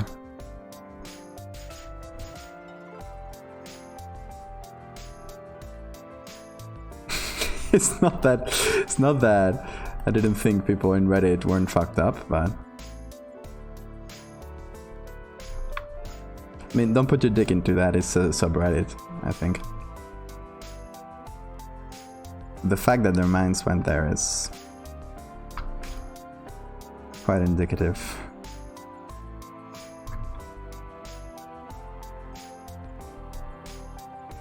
Doing patch tool here to smooth out this bit here.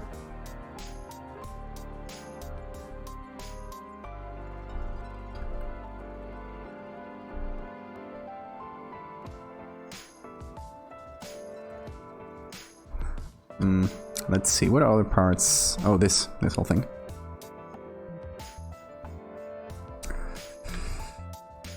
Okay, this is gonna be a bit of a harder one.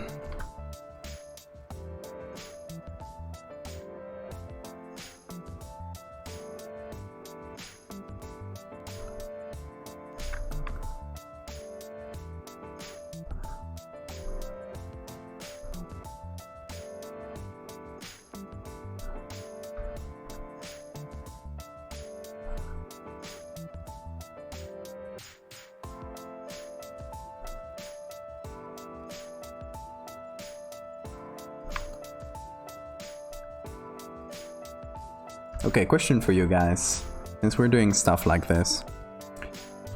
What is your favorite unexplained or unsolved mystery kind of story?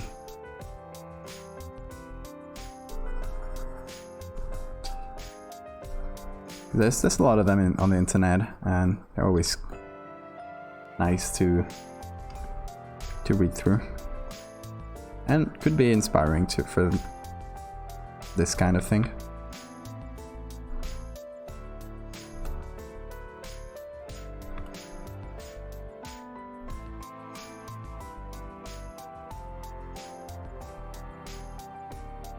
Feather this a little.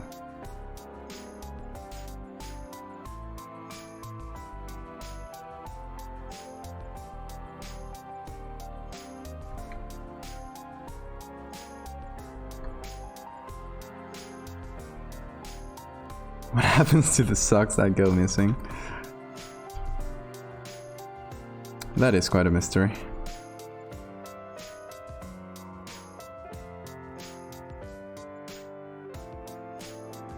I'm sure there's some kind of sock goblin or something like that.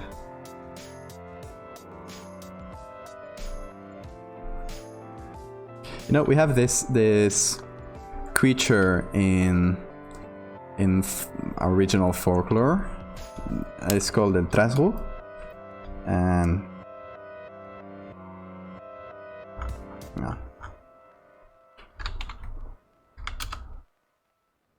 It's supposed to be like a little imp goblin kind of guy that has holes in his hands. It's not the best drawing here, but has holes in his hands, so that's why.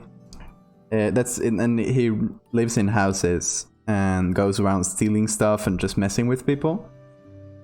But since he has holes in his hands, sometimes the stuff he's stealing falls out of his hands and ends up in weird places, and that's why coins go missing and stuff. El trasgo, a little piece of folklore here.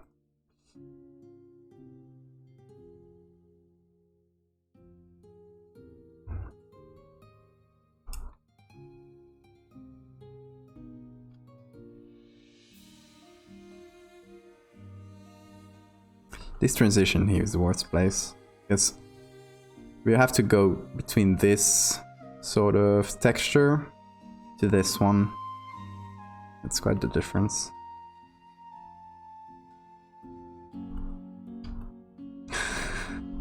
Hey, we don't drink sangria in this part of the country. That is racist or something. We drink sidra, cider. And you know how we serve it. Hang on. It's another fun one to show you guys.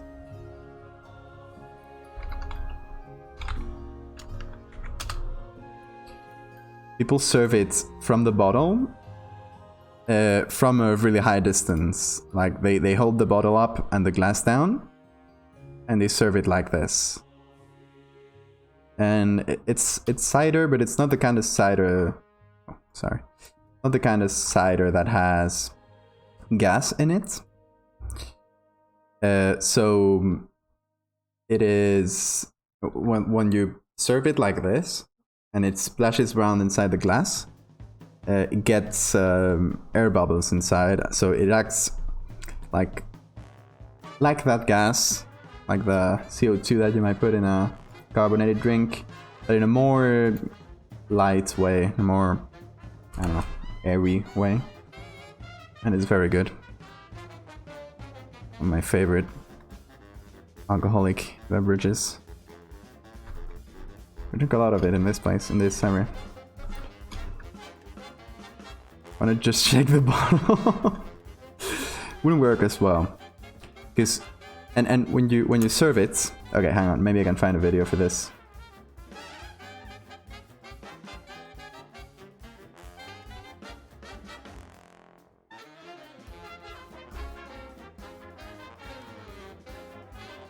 Outdoor cider. Let's see.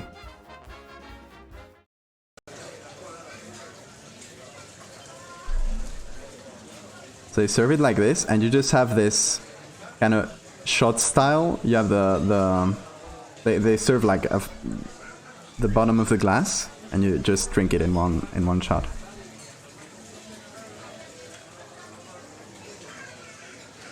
Yeah, that's how it goes.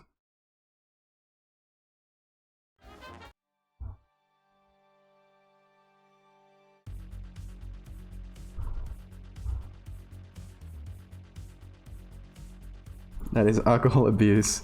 Yeah, a lot of it falls on the floor. But it's part of the fun, it's part of the tradition.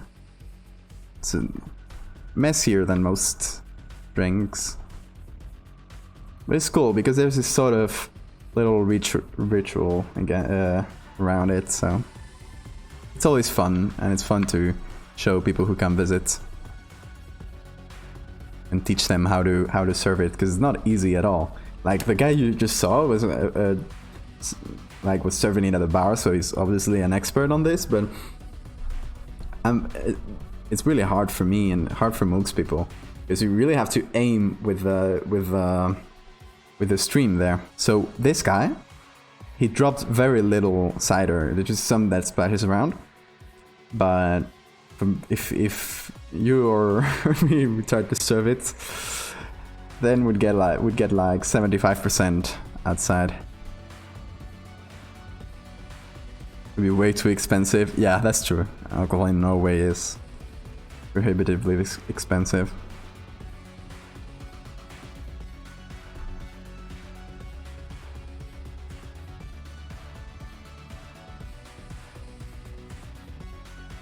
I always found it fun how while I was in Sweden, Norwegian people came to Sweden for alcohol. But alcohol in Sweden is so expensive. It's incredibly expensive compared to Spain. So I really can't believe how expensive it must be there.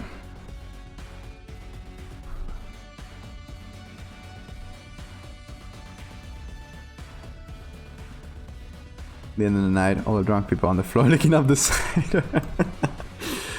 No, but see, it's self-regulating drink, because as you get more drunk, you have more trouble pouring it, and thus you drink less. So it makes it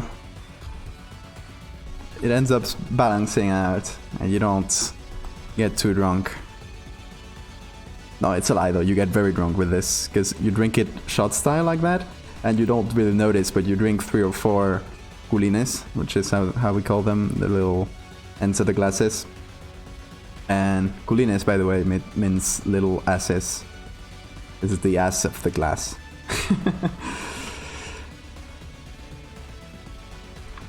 So you drink 3 or 4 culines and you'll be quite drunk. It hits you real quick. Drinking from the bottle, or they will kill you. If they saw you doing that, you'd be out of the country.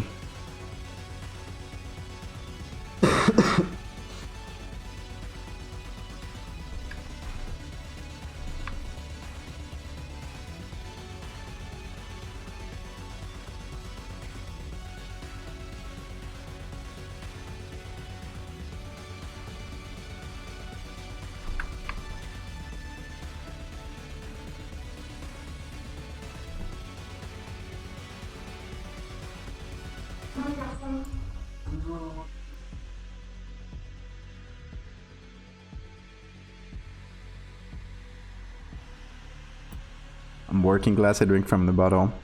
Now this is a working class drink. This is the like very village kind of tradition. And it's like messy and it's great. You'd love it.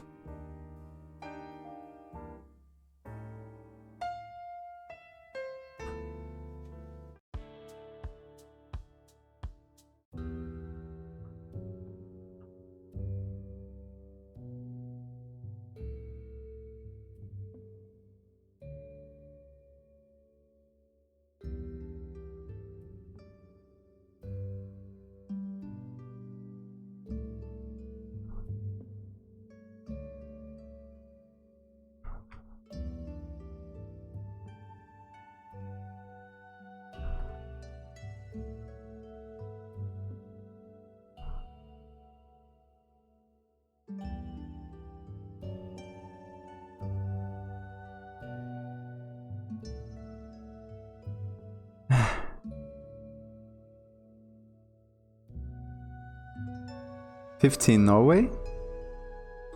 You mean 50 crowns in Norway, or?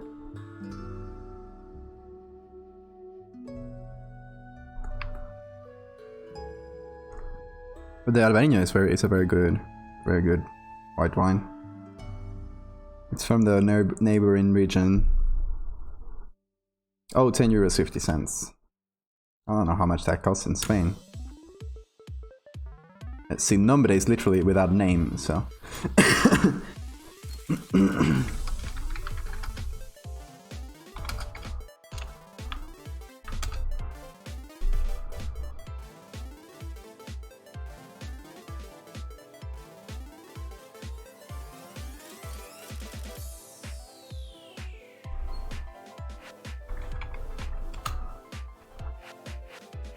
Let's see.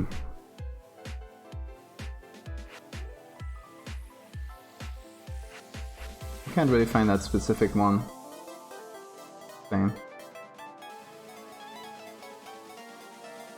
Funnily enough, if I look for this wine, it only gets me Norwegian prices. So that must be like a specific brand that is made for Norway, or a blend or something. I don't really know.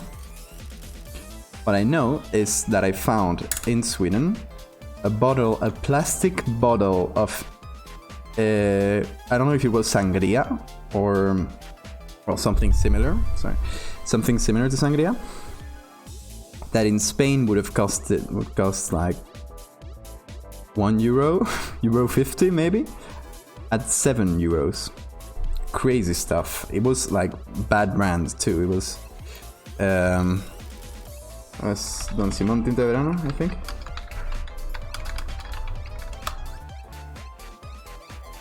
It was not this bottle exactly. It was like this bottle, but in small, 0.75 bottle, like this one. Well, maybe it was sangria.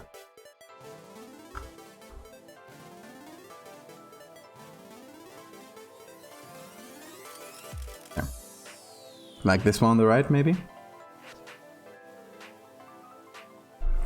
And this in Spain would cost, yeah,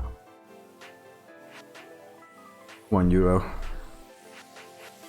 In there it costs 7.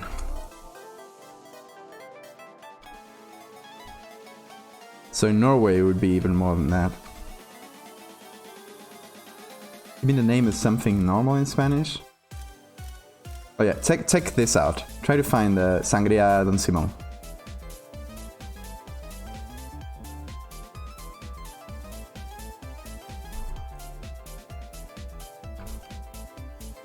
Because that's probably a brand very... They don't have it. I found it in Sweden though. Oh, hang on.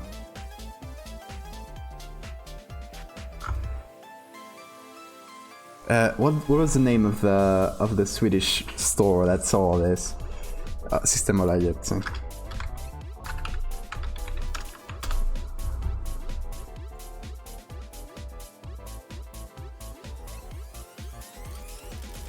Okay, Don Simón.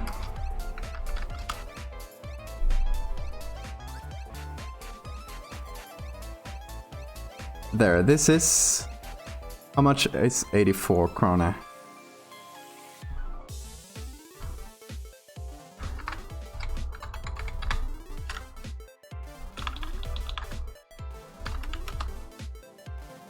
€75.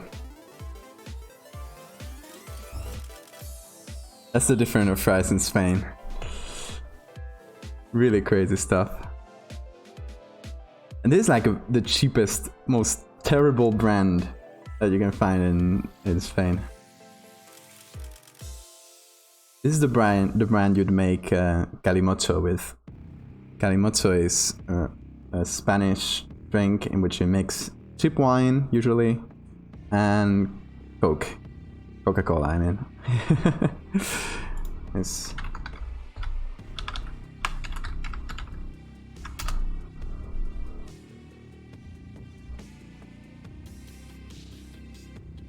Wine and Coke. That's what we get up to in Spain. French people call us criminals for doing that. Yeah, this looks kind of wonky, but we'll fix it. Also, there's a bug in the middle, so...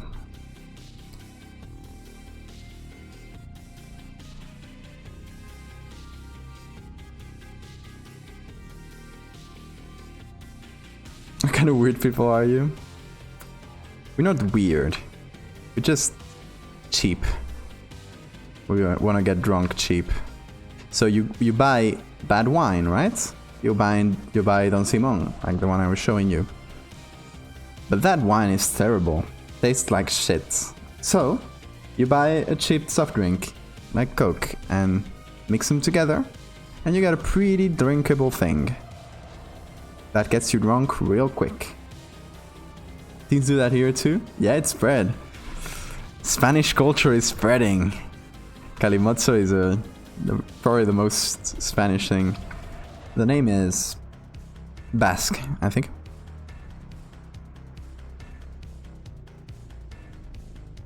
And Basque people or Spanish people are weird. Try to meet a Basque person.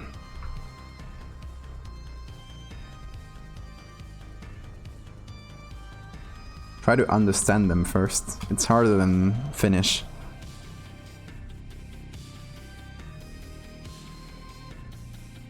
The Danes fucked up. They are. But where's the fun if you're not a little fucked up?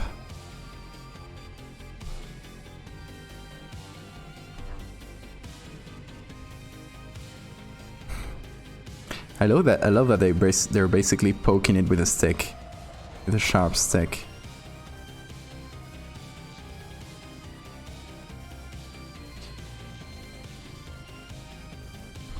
And I'm basically using a hard edge on the brush here, because I want to get the edges of the sticks correct and sharp. But then for the rest I can use my more usual soft brush. It doesn't look as weird.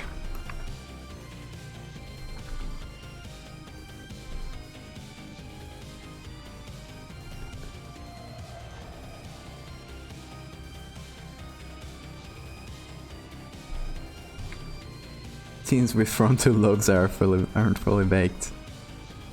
Yeah, we got a lot of those in Spain.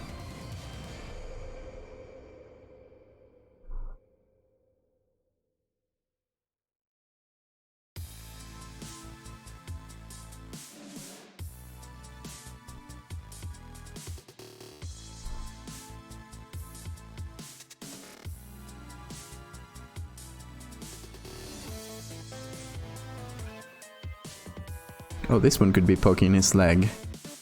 Can try to make that happen later.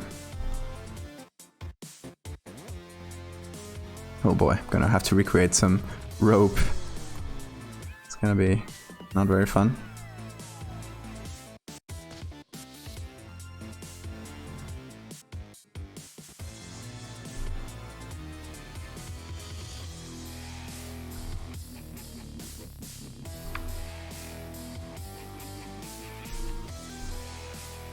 I basically just have this for rope. I gotta make do with that.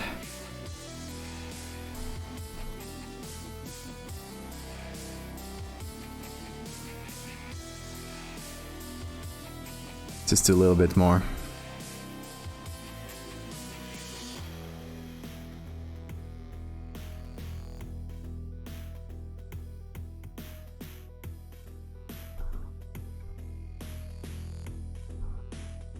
One liter bottle of Bailey's original. Okay, let's see how much that is in Spain.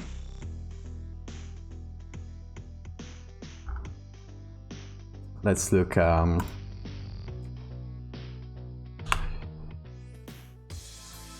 That's a good store to look at for this.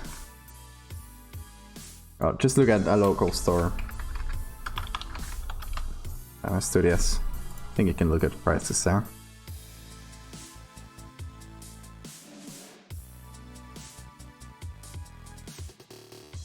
Oh no, don't do this to me. Well, they have a search bar. Come on. Su Mercadona. Very typical Spanish store too.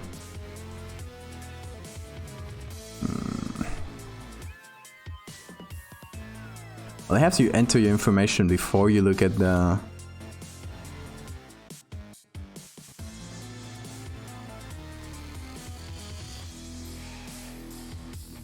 Let's...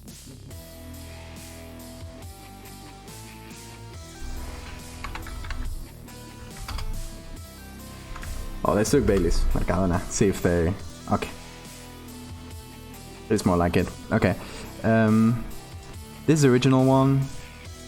1 liter. 16 euros. That's the same one, right? There you go. Half the price. And for an imported thing too. Half price. It's crazy. I mean, we don't have nearly as many taxes on alcohol here, so that's why.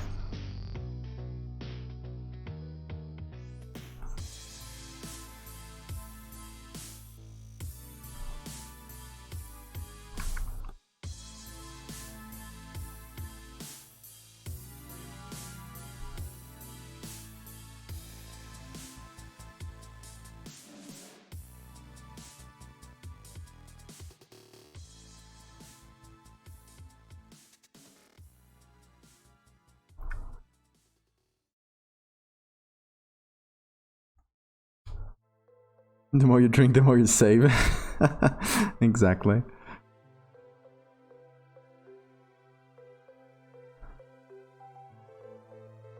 Yeah, that's why young Spanish people are really heavy drinkers. Like, we usually start super early to drink, and yeah, people, like really young people, drink enormous quantities. Especially since we have our proudest Spanish tradition, which is what the young is just going out and drinking in the streets. Because alcohol is so cheap, and you can just go to a store and get it yourself, and it's way cheaper than getting it at a bar. So people just buy their alcohols at the store, buy something to mix it with. Like, you'll buy, for example, I don't know, rum and Coke or something. And you just drink it in the street.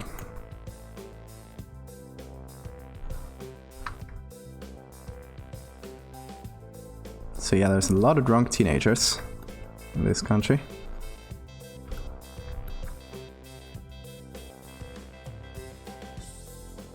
Yeah, and they're also not strict at all with ages, because in Sweden, and I think in Norway too, they're pretty strict with IDs and stuff.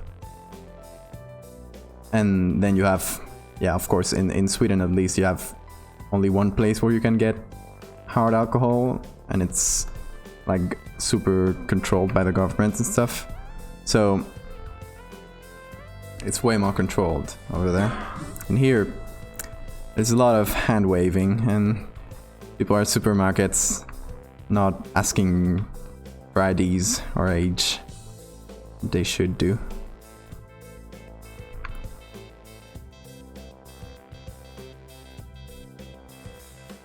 Started when you were 14. Oh, that's like Spanish age, yeah. And even allowed it. Well, you went from having parties in the basement to looking at bugs in the basement. That's an improvement.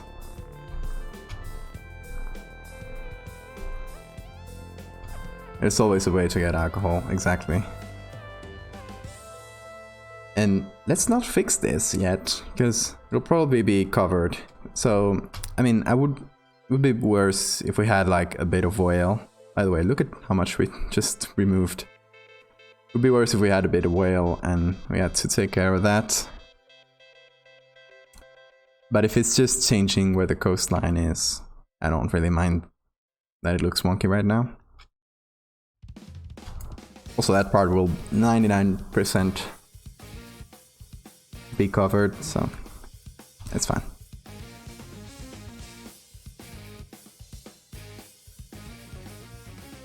Yeah, we're at the 2-hour mark, so I'm gonna go for a quick toilet break since I drank so much water for my scratchy throat.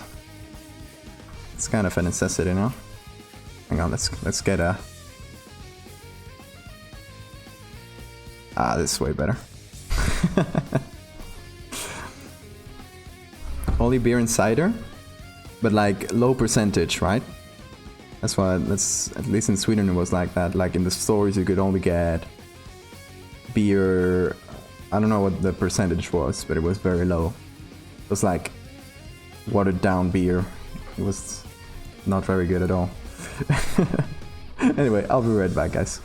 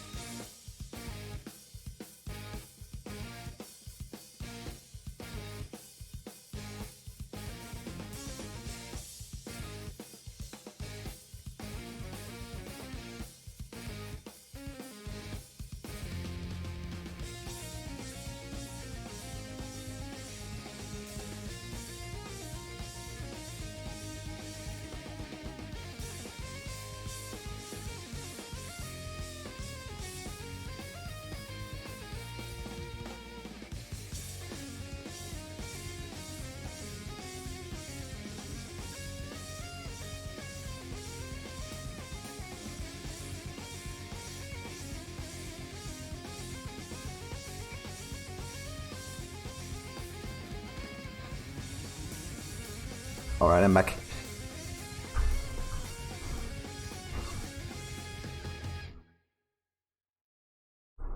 Oh, so you have a store like Systembolaget in Sweden? Or you make it yourself? That sounds dangerous. Can't you make dangerous stuff if you do homemade alcohol?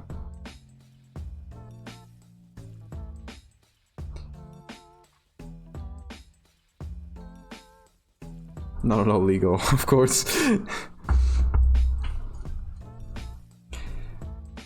I think you can make, when you make homemade stuff, you can get a methanol, which is very dangerous.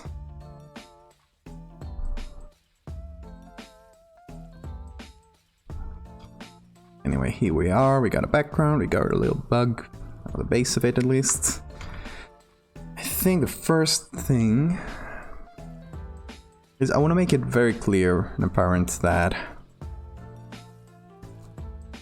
it's open in down the middle.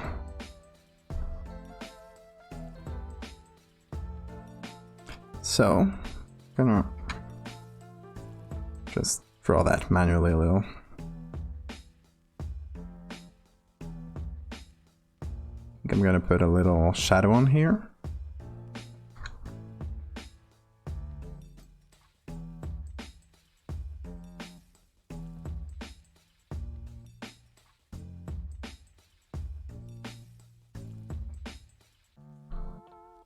Let's make it a bit more obvious.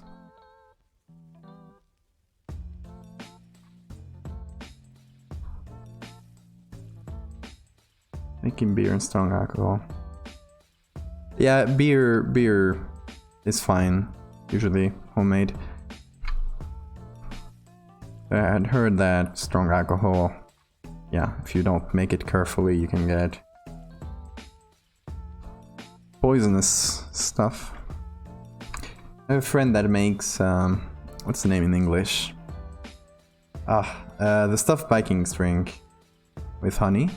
Mead? Is that the name? I think it's mead. Yeah, he made homemade mead, and that stuff was delicious.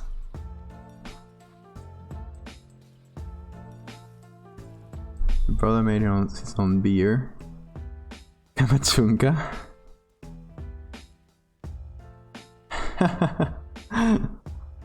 Sounds good.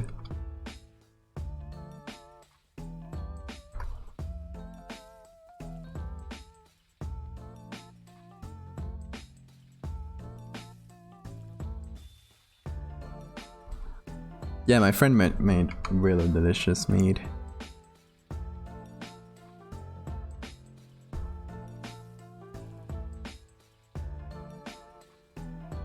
I don't know if that's easier to get up there, because in Spain it's you can find in some very specific bars, if you go there where they have a lot of local beers, like smaller production stuff, you can find some meads made in Asturias, made in origin. But I don't know if that's more widespread in Norway. Over 90%? That sounds deadly. Watered down to 40 to 60. What did it make it out of? What did it distill? You have to distill something, right? Like sugarcane for rum and stuff.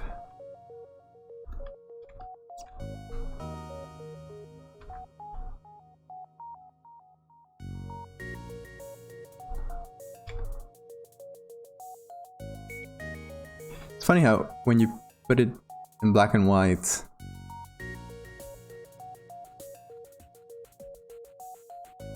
suddenly it's like a lot of the bigger flaws are way more forgivable. Like this thing here. Doesn't look very good or well cut in not black and white. Black and white it looks good. Sugar, water and yeast. Also 1 raisin. Was that enough for taste? Okay, so here is what I want to make. First, I need to clean up some parts of the cuts. I'm gonna do that first.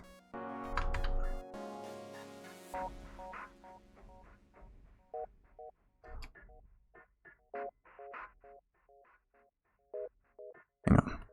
This I think we can do with this tool.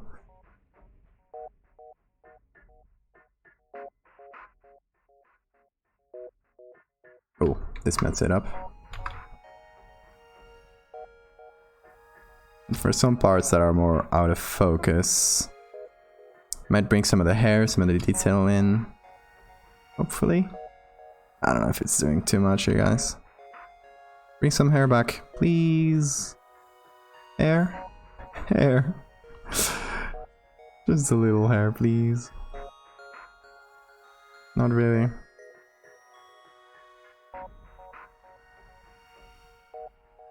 Oh, here it is.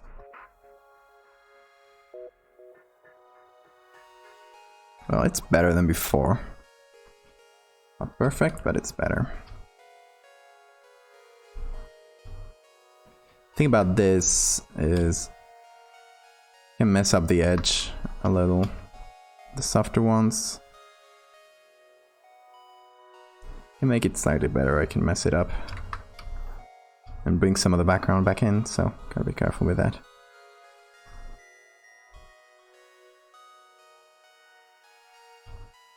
You can also sharpen the edge a bit sometimes.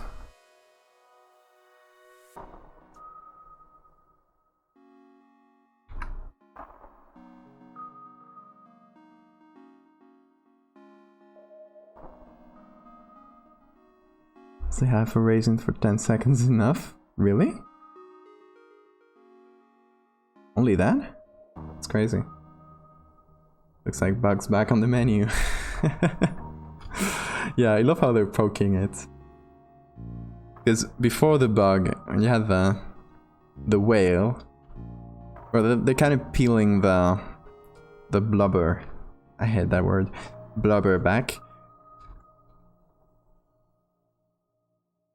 With the bug, they're not really peeling anything back. They're just...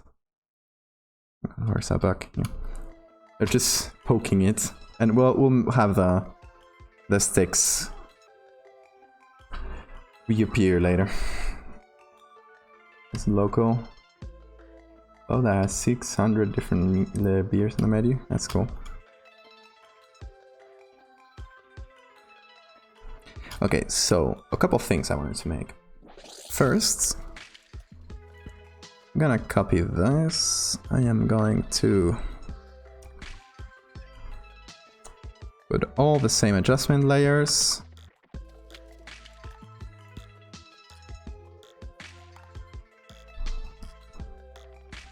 I'm gonna really increase the contrast because I'm only looking at the hair here. I just want to make it pop against the background as much as possible.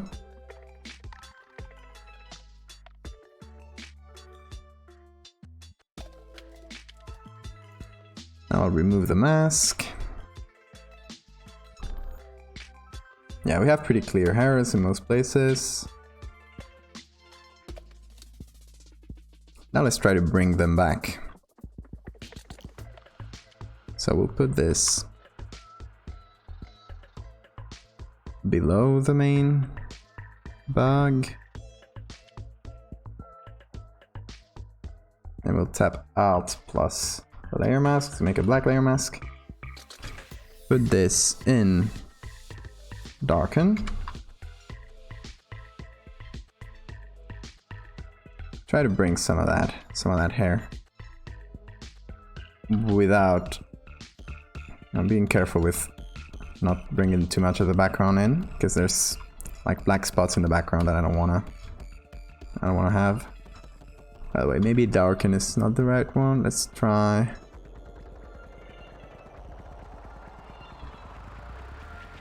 Oh, let's do darken.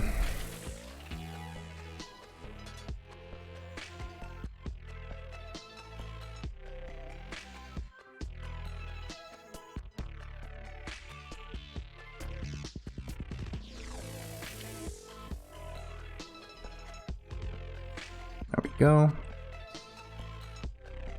Yeah, I gotta be careful with the background, basically.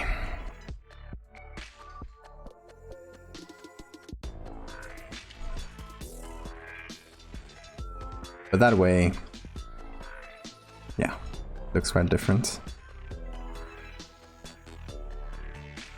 By the way, guys, I can't tell you how fun it is to research for this edit, because I go into archive pages for old pictures, and it's so good what you can find there. I posted some of it on Twitter because you find some really funny pictures at times.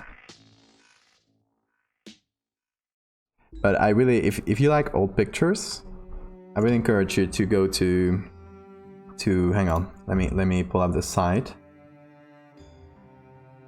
and copy it on chat.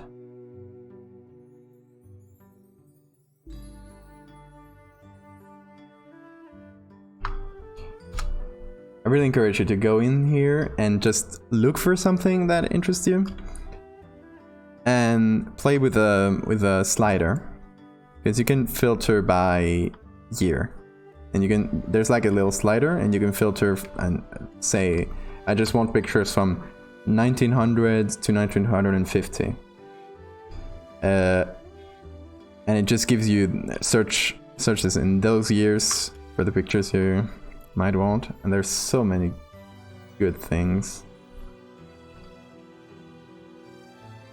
Yes, definitely. I feel like there's more open stuff lately, and that is so good for people like me that work mostly from whatever they can find on the internet. Oh look, I managed to sharpen this edge a little with this. So it's not only good for hair, it seems. Gonna use it in some more places, actually. This is good.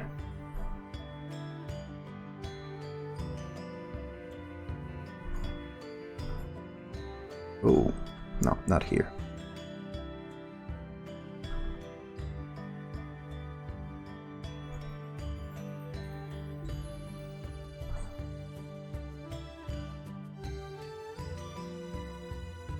No, this is way too...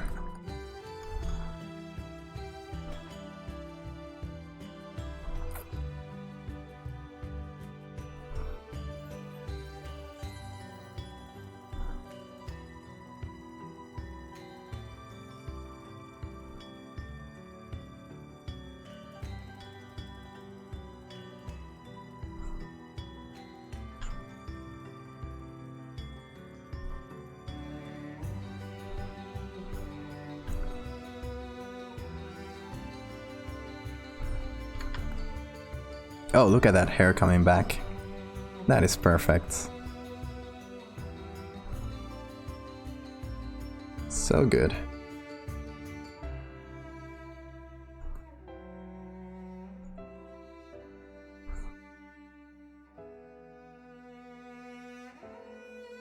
You know that little hand here, little pincer.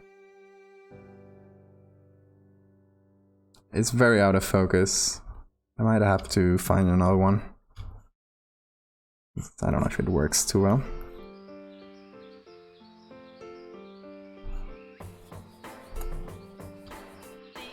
Oh really?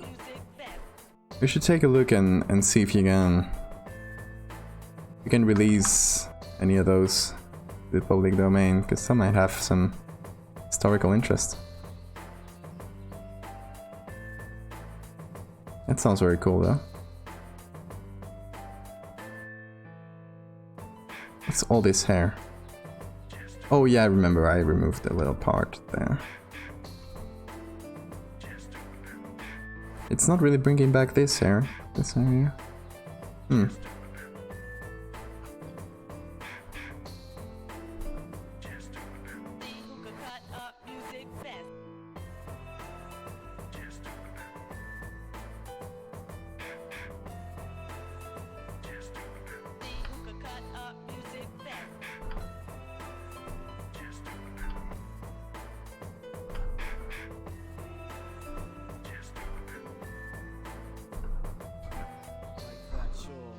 In a selfie? Oh, that sounds good. Let's see. Oh, that's so cute.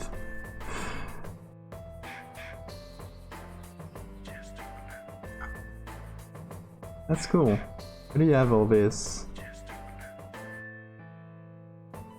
Do you have their own website there? That's very cool. Oh, I'll give a good look at this. It's an English version.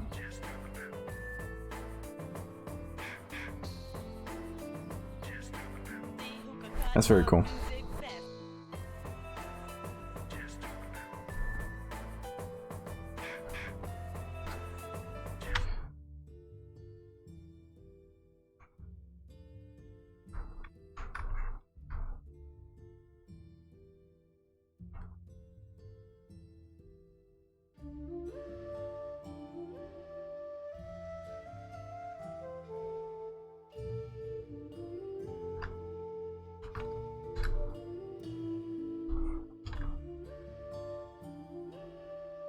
Oh, that's cool.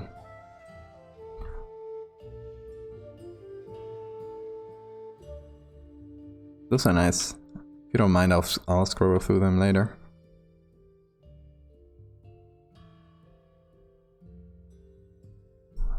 Okay, let's try to bring back these hairs here.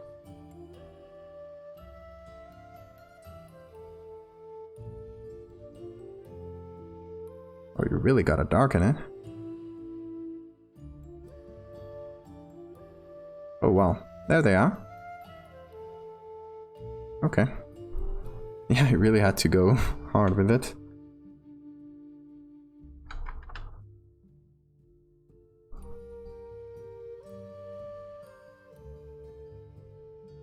Oh, you donated to the state archives. That's cool.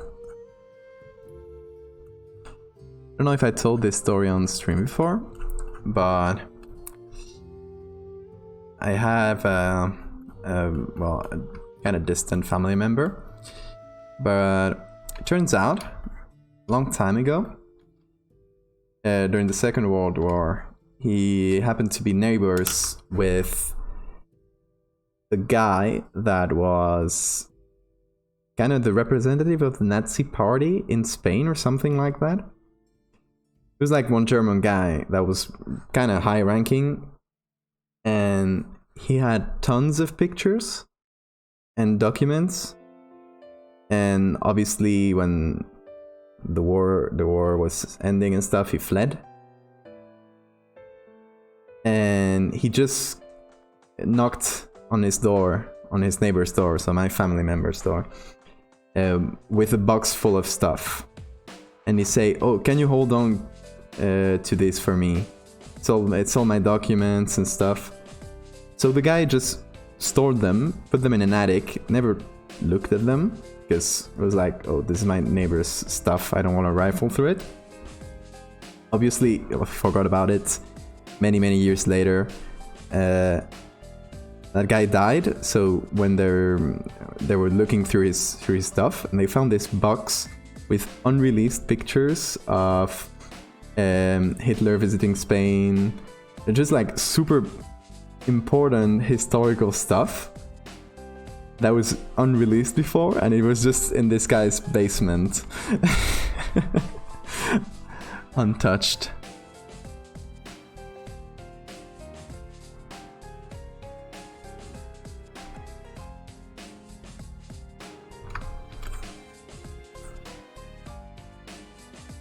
It is a treasure.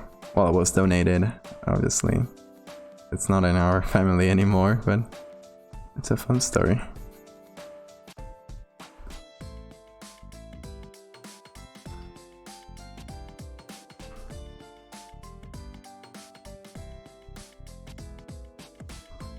Well, there we go. We brought back some of that hair.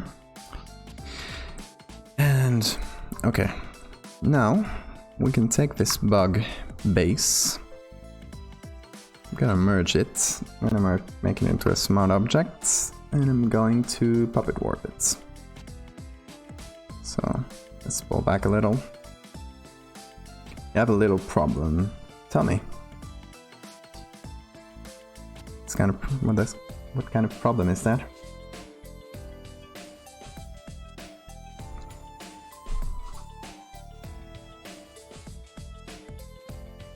Oh, we got some funky edges here. Oh, what happened?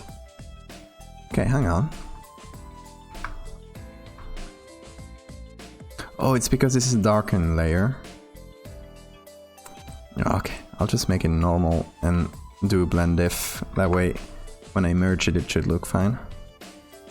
Create a logo. I forget to create the vectors on all layers.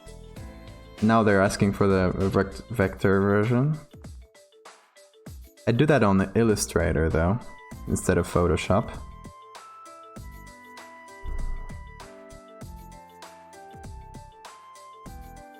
Because working with vectors is way easier in Illustrator.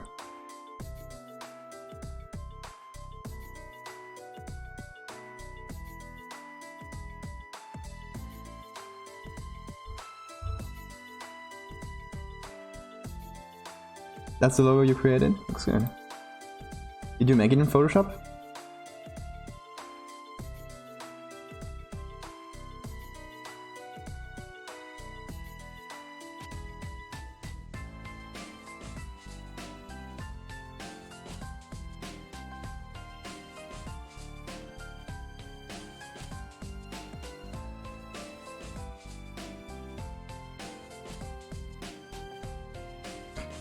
Well then, is it like a personal stuff for you, something for you, or is it for a client that asked for it and now is asking for vectors?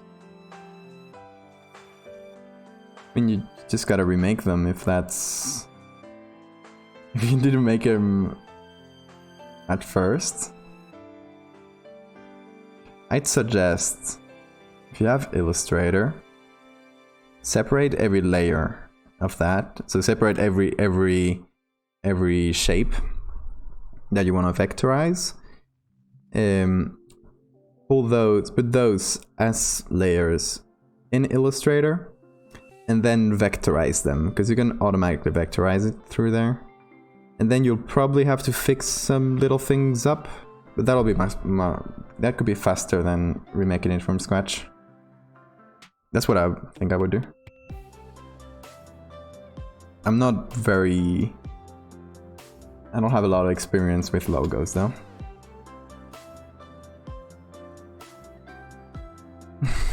"74 layers? Take the base one, so just the shapes of the things, not all the things you've drawn on top. 7 folders. So like for example, hang on.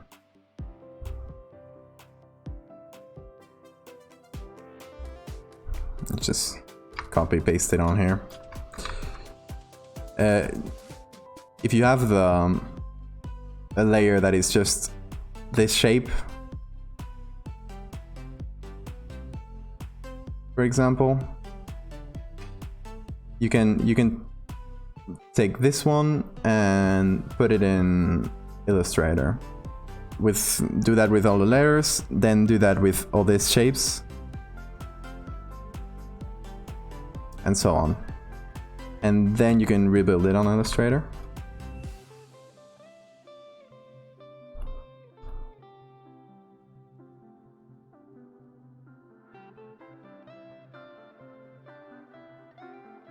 Okay, now this looks so good. Oh! Whoops. Okay. Let me go back.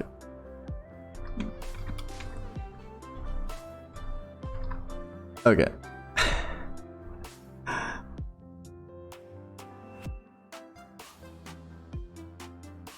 There we go. Now I can merge it.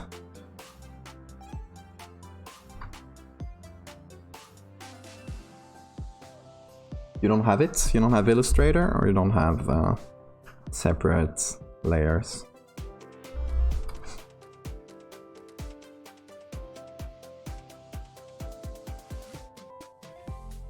Well, if you don't have Illustrator, you can just use a pen tool on Photoshop. Well, then you can use you can do it on the pen tool on Photoshop. Do you need the vectors for anything specific, or Do you want to make it much larger and you realize there's not enough quality, or what is it that you need it for?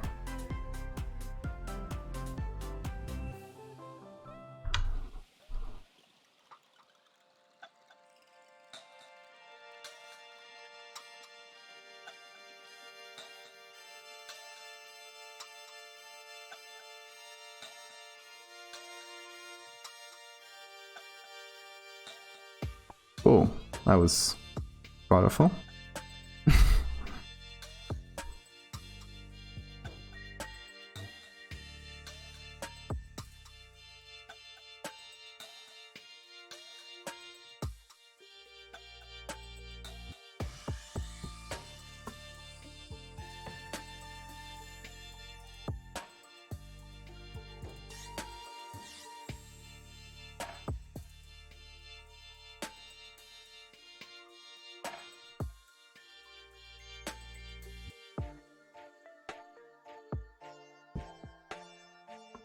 Or maybe I can actually, instead of splaying them out like this, maybe I can kind of curl them up. Like a dead bug would do. Well, I don't really know how bug joints work. I mean, if I had to guess, there's one joint here. Bear, help me if you know about bug joints, please. There's one joint here. This is probably another one. This and this. Right? And this.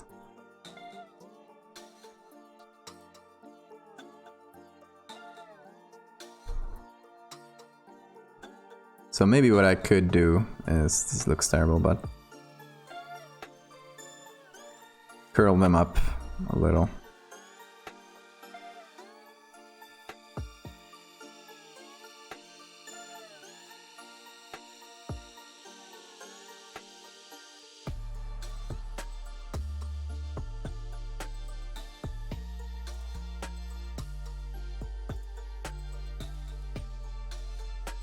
Curl their feet up under the body.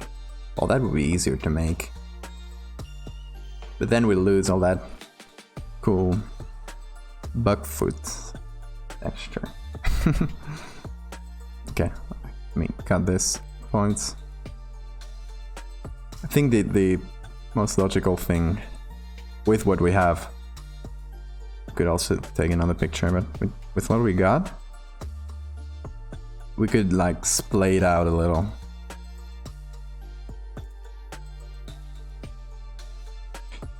Because I mean, I know the natural reaction would be to, when they die, to curl up like this, right?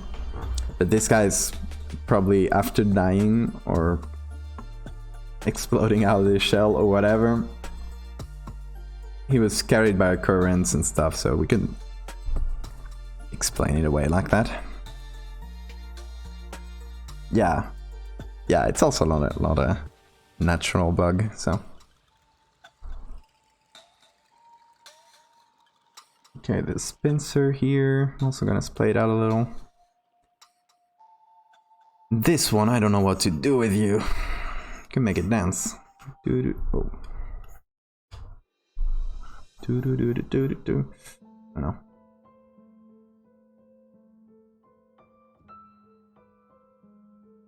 This little foot here, don't know what to do with it.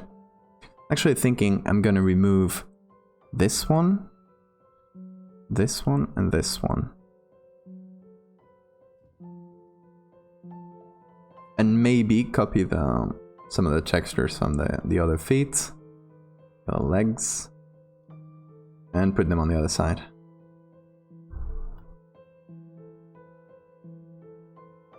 Let's see, with and without the puppet warp. Now it definitely looks like it's lying down a bit more, right? If it's wet, its limbs will be movable. Well, it comes from the water, so that sounds like a good way to explain it.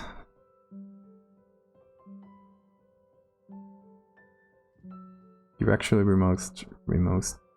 moisturize it first. Okay, great. Then that gives us an easy way out for this problem. It's not really a problem, but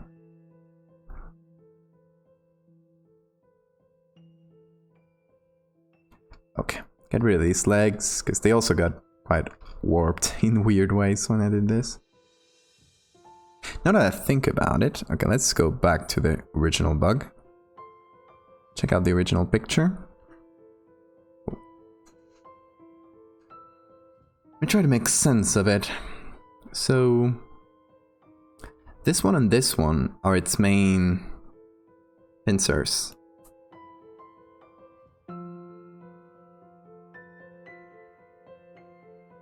So I'm treating it wrong. I'm treating it like... Hang on. Treating it like this is one of the legs from his left side when it's actually from the other side. So it should be over here.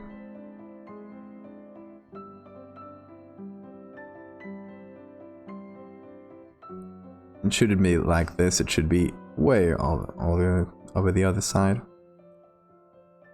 So, I think the most reasonable thing to do is to remove it, because it's also like super out of focus. Try to get a better one to put on here.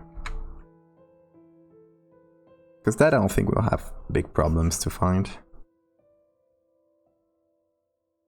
When you post something to the interwebs, you always get someone who knows way too much about the things you posted.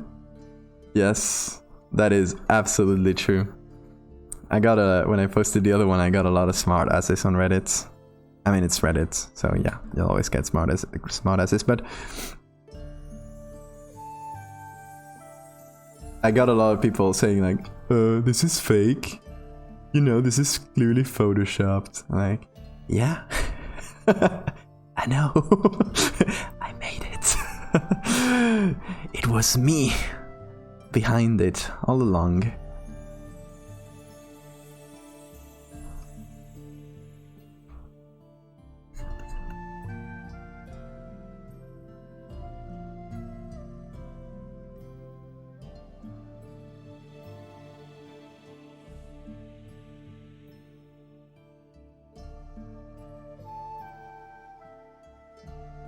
It's real. No, but okay, I actually got some people. You always get people like that, right? You always get dumbasses, but I did get a surprising number of people saying, "Is this real?" Like, my heart, thank you. This is so flattering. No, it's not real. Don't you worry, baby. But it is flattering when you catch people actually wondering about it. Like, thank you.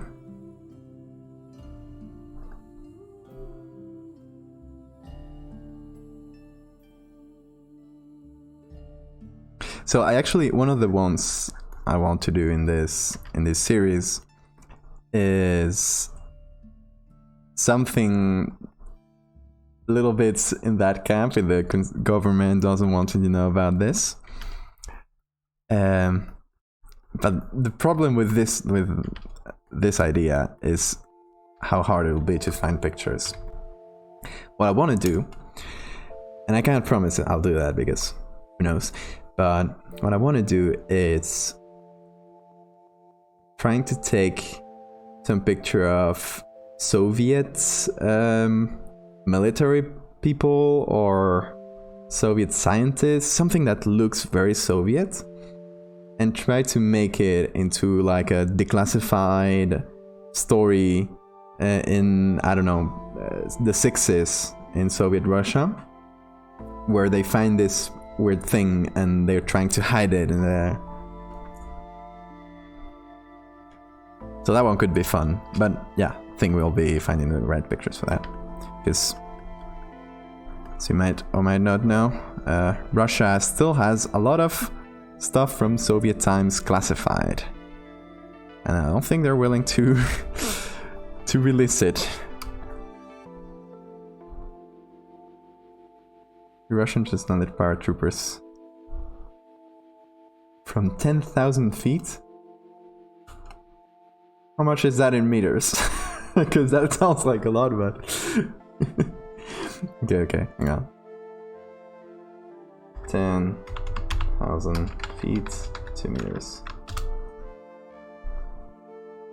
3,000 meters. That's a lot.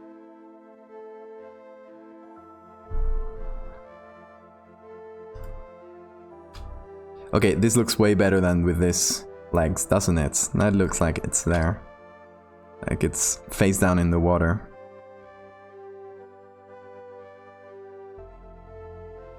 Yeah, I think it was a good choice to do this, to remove those legs. Now we'll have to try to explain it and put some new legs or something. 3,000, yeah, 3,000 and something. Yeah, 3,048, so very close to 3,000.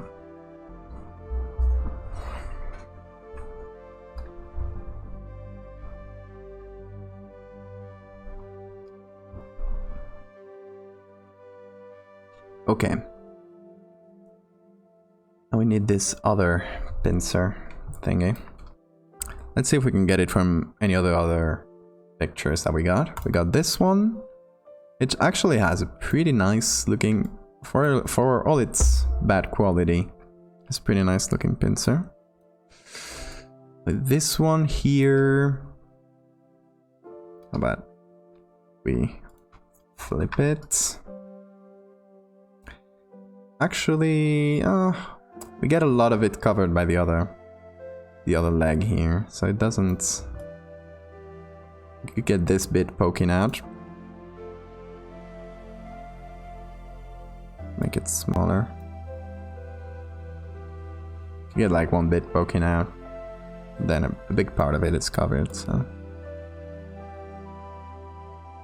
let's see. Here's our little face. Hey, cutie. What you doing?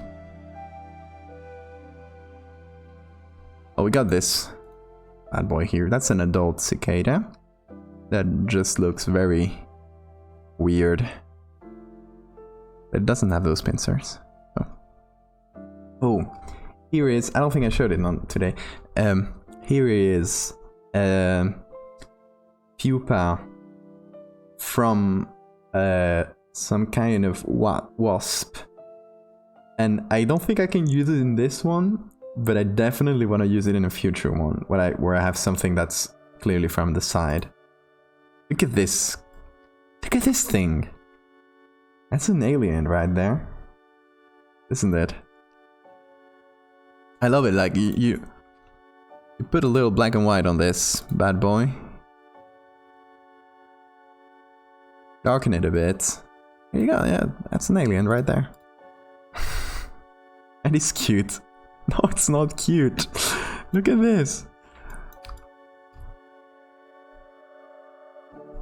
It's like a demon baby or something. Oh, we'll have fun later making reflections for this. Just you wait. So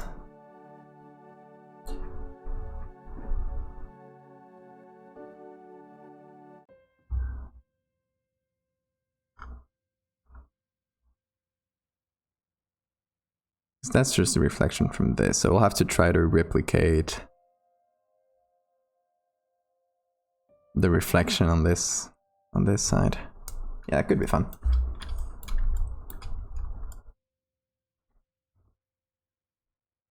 Okay, pincers. We could always do the lazy way and flip it. No, that is, well, I guess so.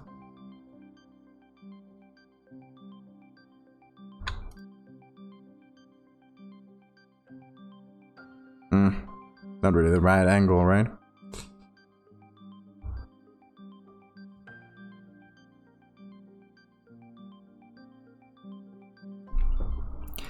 Okay, so I'm thinking actually from this one, which we were about to use. I'm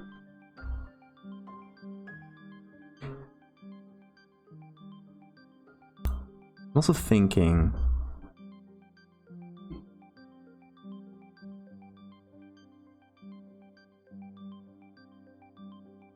was muting while my family were discussing stuff. Anyway, we got in this picture the cicada is broken like right up to the face, and it really looks like it's something's just bursted out, or like it has just bursted out.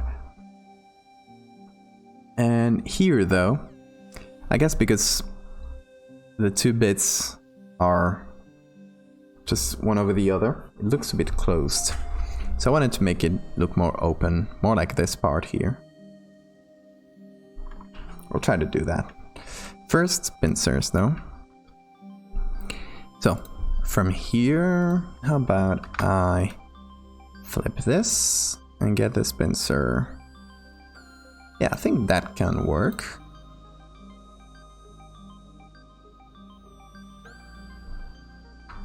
So let me get a copy behind.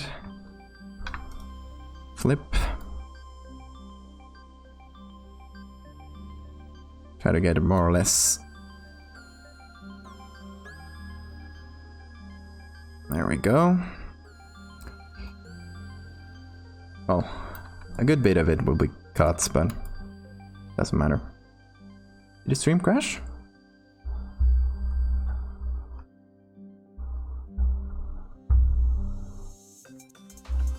Let me know if he comes back.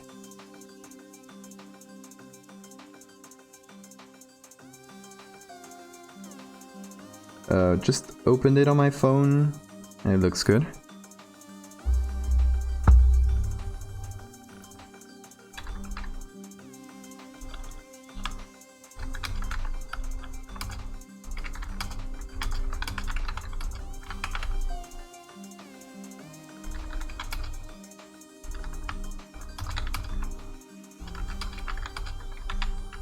Just write it.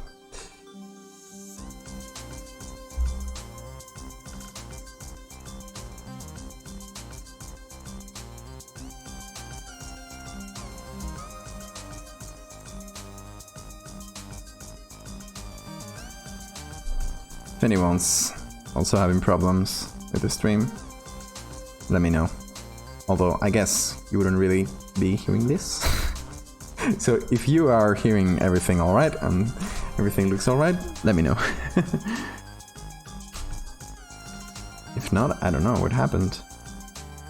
I don't know if it was on Twitch or on me. This quality looks good on my side. No, it is not loading on my phone, which is great. Let me reload.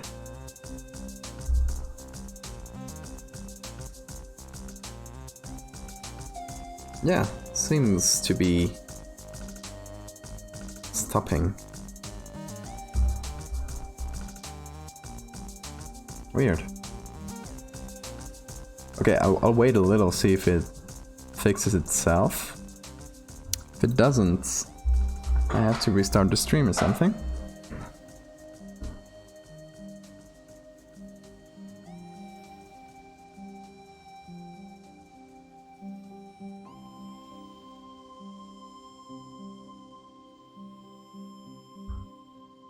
Hang on.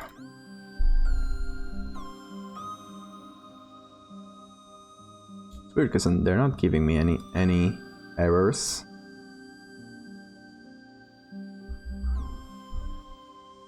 But it is not working on my phone.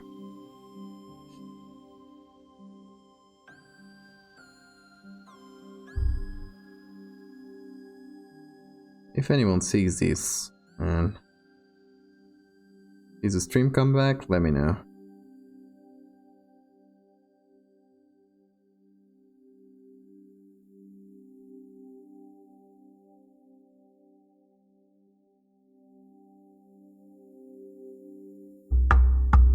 Yep, not coming back for me.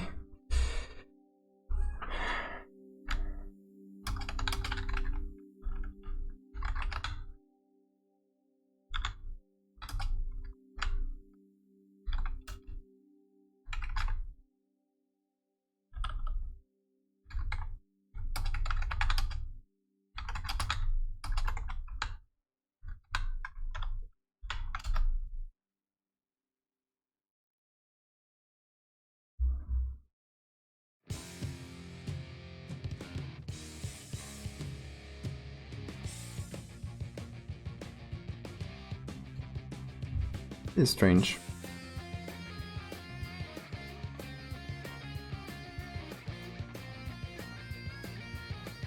I'm guessing no one else is seeing the stream either, because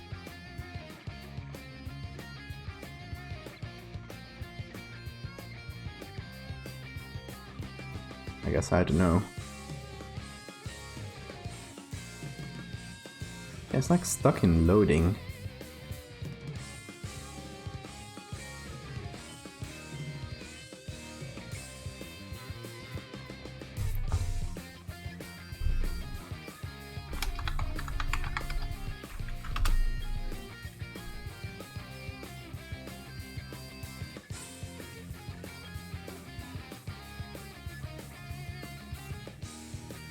Might be Twitch.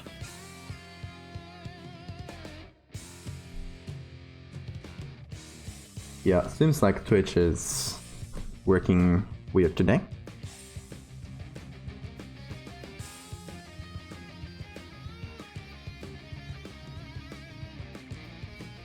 Seems to be a lot of crash reports right now at exactly this hour, so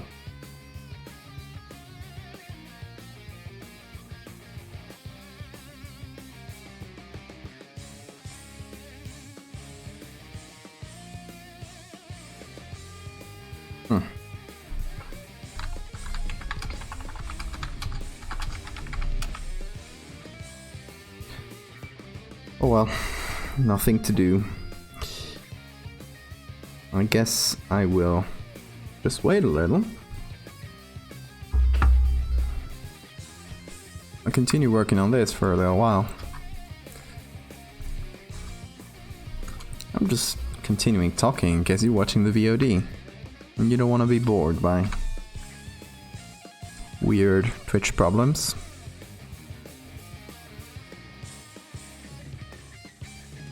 Yeah, for VOD watchers, this is Bailey's, that's not a... Twitch tends to be down, it's like 1,000 reports in the last few minutes, so I think it's everybody. Yeah.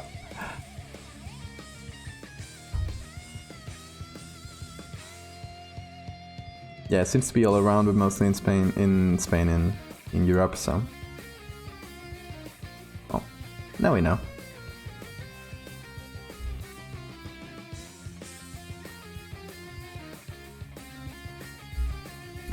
We'll just try any other stream.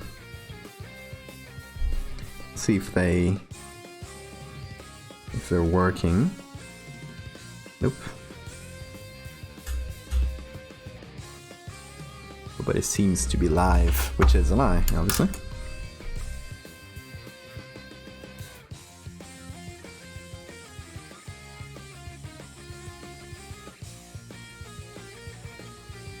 Oh, Twitch.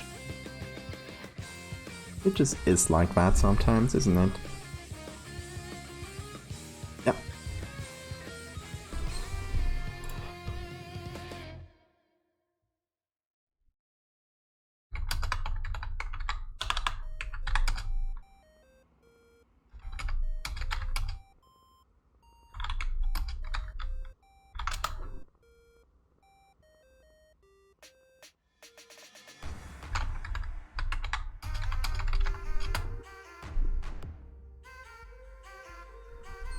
Just asking some people, see if they're having the same problems.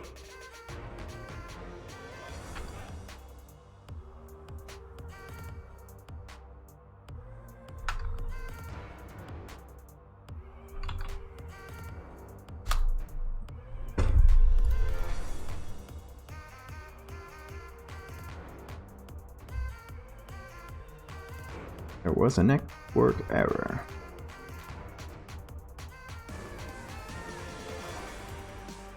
Yeah, reports are up to 6,000.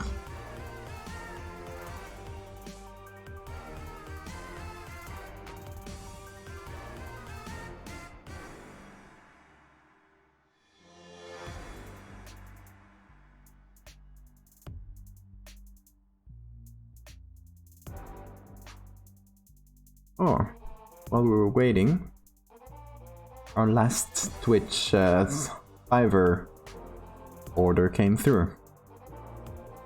I'm gonna check it without letting you guys see, of course.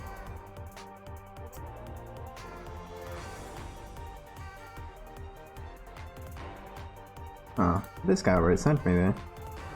I think so. Oh no, that was the last one. Okay. There are 2 versions. I'll have to choose one.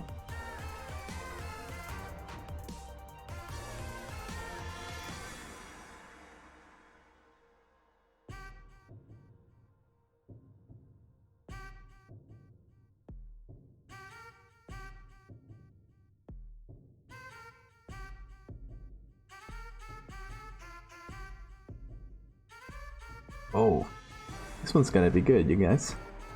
Wish I could show you, but you'll see it day after tomorrow in the live stream. This might be the best one yet. Good job, he did.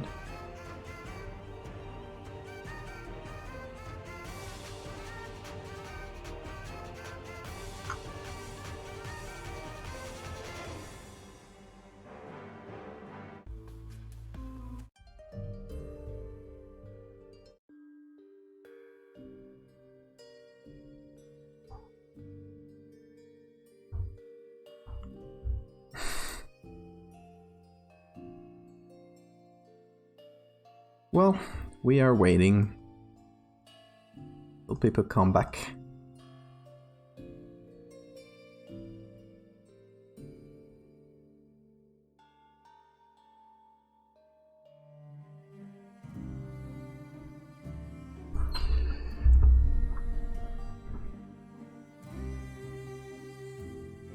Yeah, it's not even showing myself as liver anymore. Which died.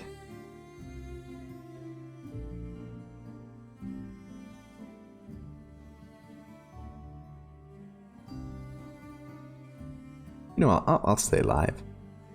At least on my end. And we'll see if it comes back on its own.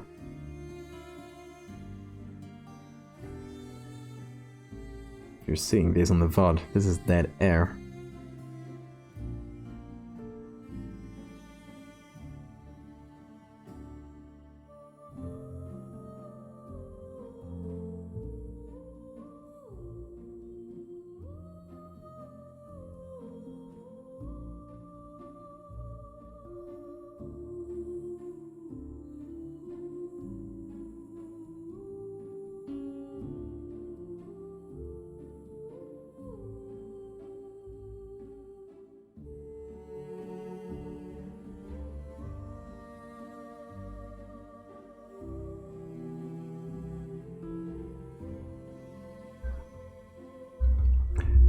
Oh well, let's keep going. Let's keep working a little bit.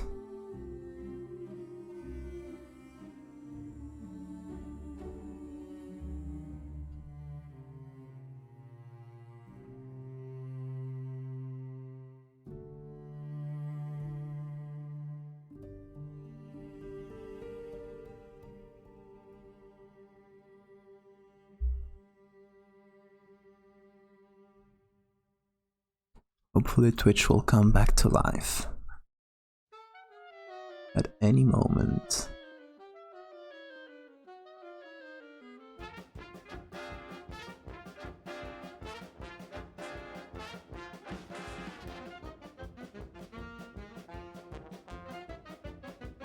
If you're seeing this, you might be the only person ever that sees this.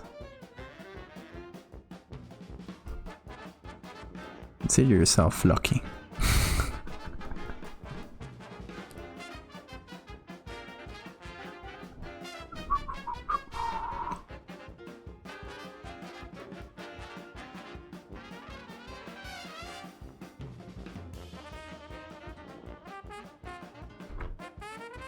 Not the most detailed thing ever, but I think I'll do the trick, you know?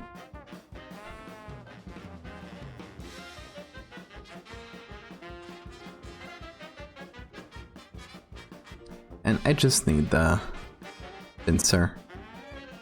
So the rest of it, I'm just gonna get rid of.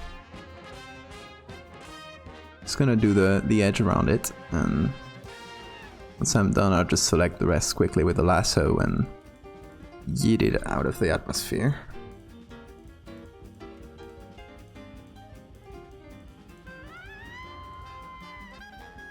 Like so. Okay, here we go. Oh, what are you doing here? Oh, let's just see if it's the right size, which, yeah, it looks like.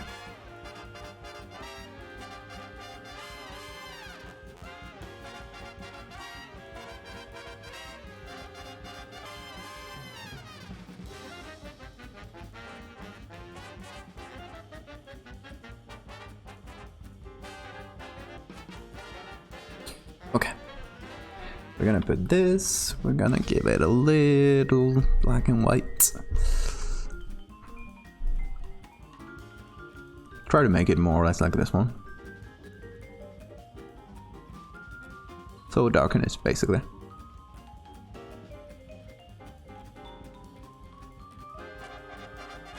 Not as much. Let's hold off on that.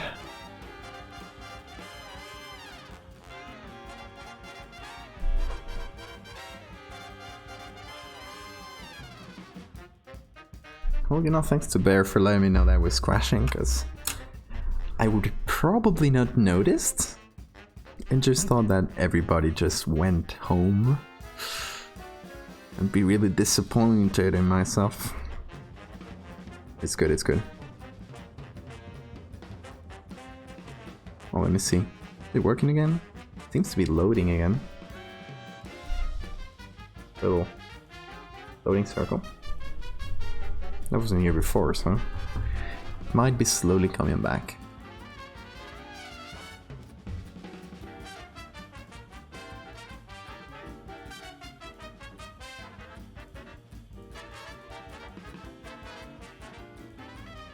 Yep, they're up to 19,000 reports. So it's down for everybody.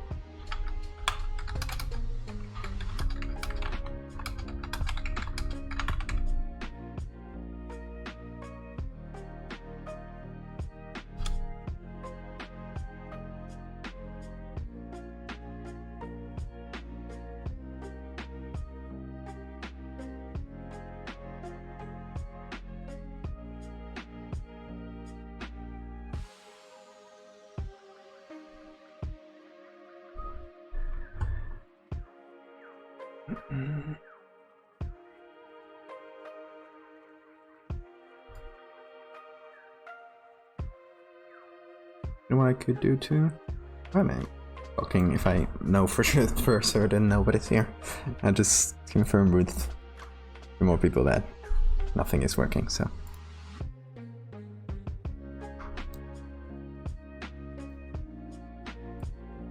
Oh, I guess it's for VOD watchers.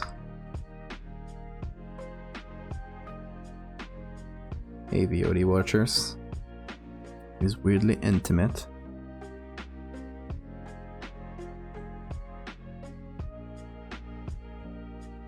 Oh, you know what I should do? And this puppet warp should bring back the... Yeah, that's better. Looks like weirdly scrunched down. Yeah, flip it. I just want this leg, actually. Hang on, let me cut it first.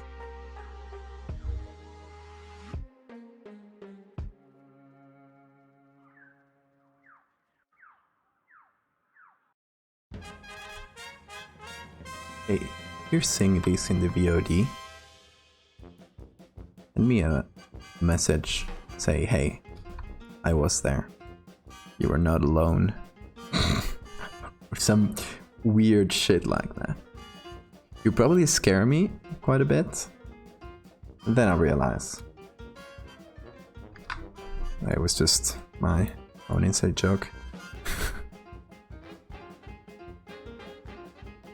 Okay, it's good. It's good. I like this.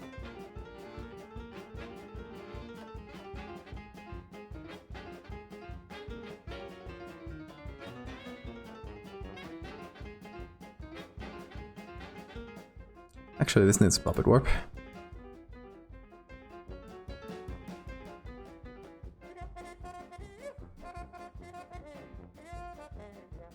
What the f... What did he just do? That is Lovecraftian. Oh my god.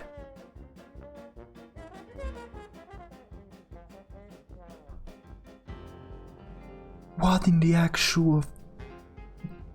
Fuck. Alright. Can I touch it? No. Just becomes this horrible thing. That is one of the most horrifying bugs I've seen. I don't mean this one.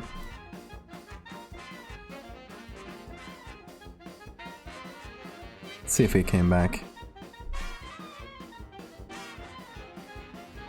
Is anyone hearing me? Am I coming through?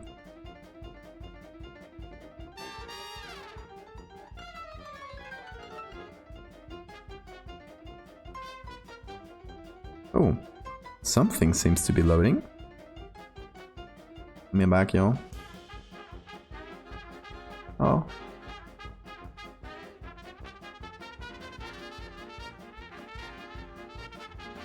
Oh, probably no one's here yet, so... Hey, no one.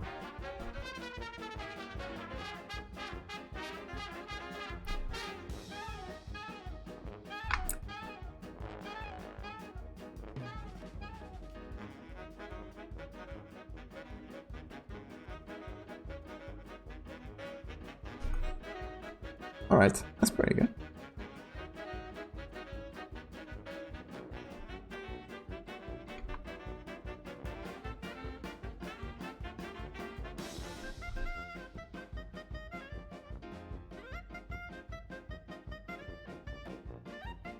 Well, no, it doesn't really seem to be loading.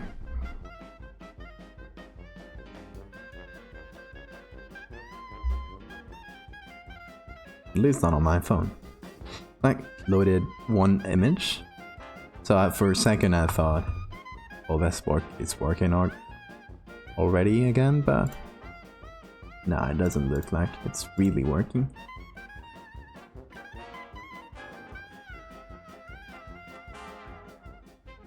I mean, it's saying it's live, but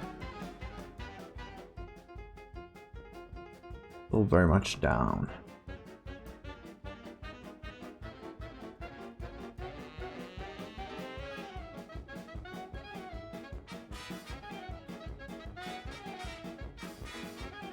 Oh well.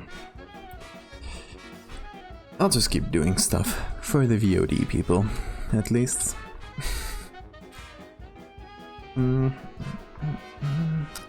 No, I'll actually keep puppet warping. Oh no, it's doing the weird thing. No, then I can't puppet warp, apparently. Or everything dies.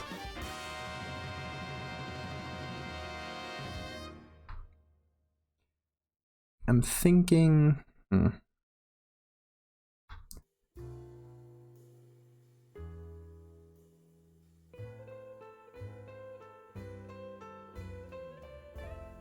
Should be a bit lighter.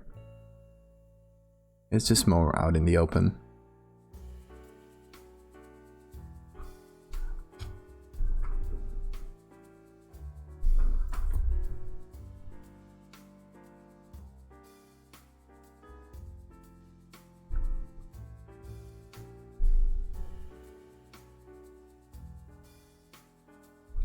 Let's check it against our bug base.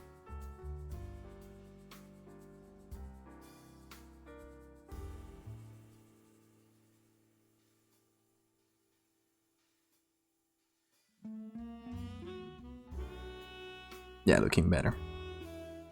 Looking way more like it's there.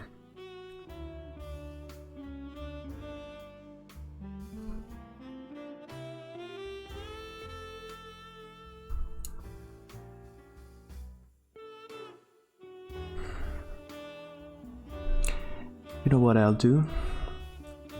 I'll copy the base layer, which is this one. I'll put it on top of everything. But I will be making a blank layer mask and just selecting the sticks here. This will be the stick layer. I'm making a new layer like this because it's just a bit more comfortable to work with. Where could this guy be poking? I guess like in between the legs here would make sense.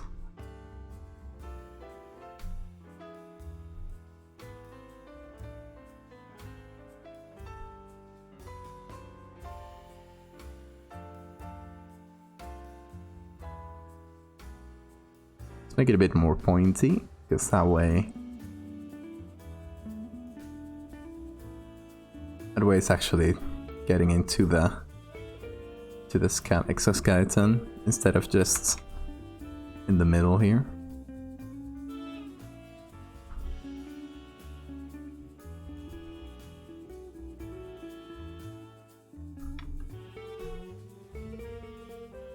Okay, now the stick. Not that long. There we go.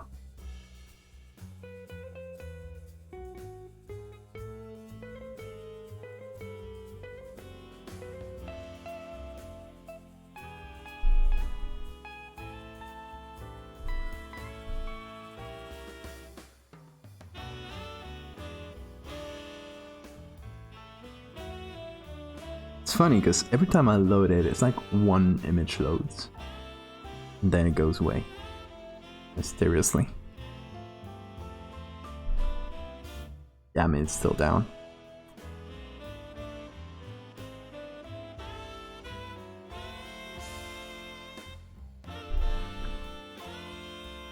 What a shame, you're missing the best part. Where you make the sticks pointy.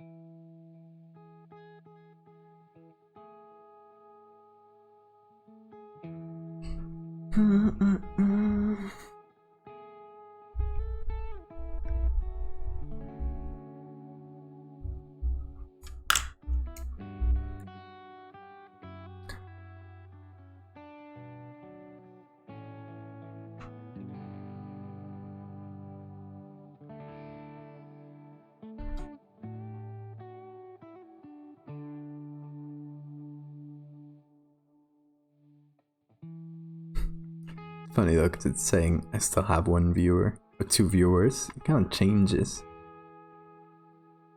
But that might just be me on my phone. Just pressing it. Oh, Twitch, why you gotta be like this?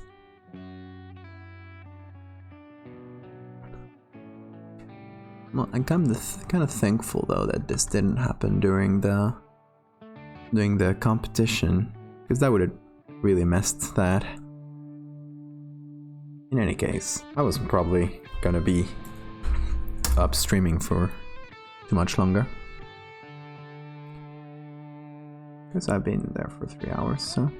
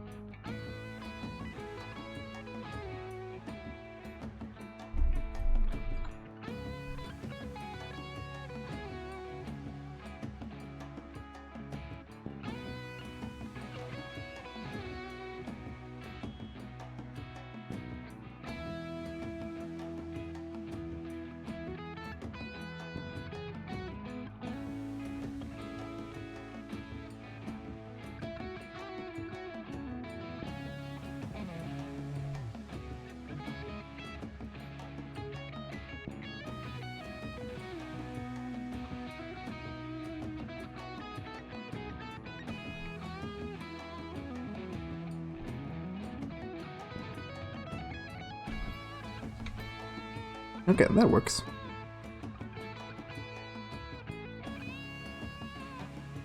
I mean, it assumes that the bug is just really large. I think it is. I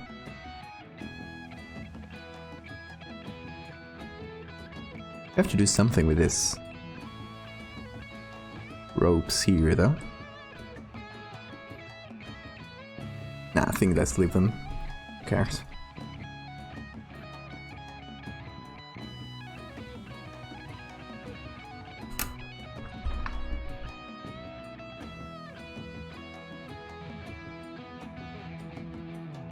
Save it as JPEG now.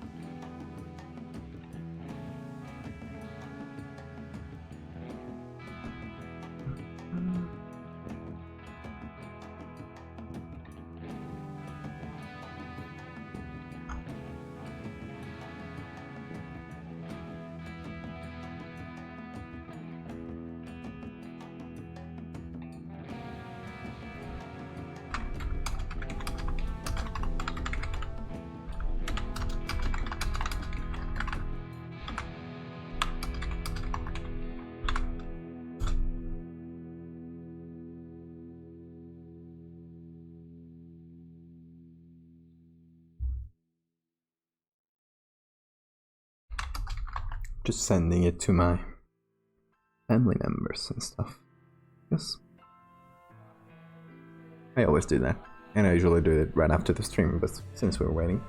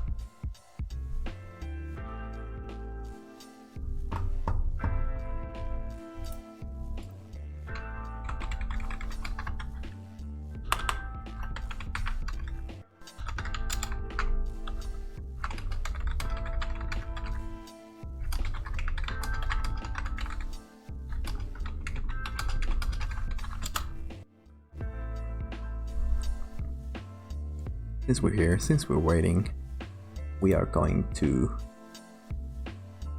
download Shogun 2 into our computers. Because apparently, I've just been told, it's free on Steam for a few days. I don't know why I'm telling you this, because there's no one listening, but in case you're watching this on a VOD and it's less than, I don't know, 5 days from now, I think it's a limited thing, go get Shogun 2.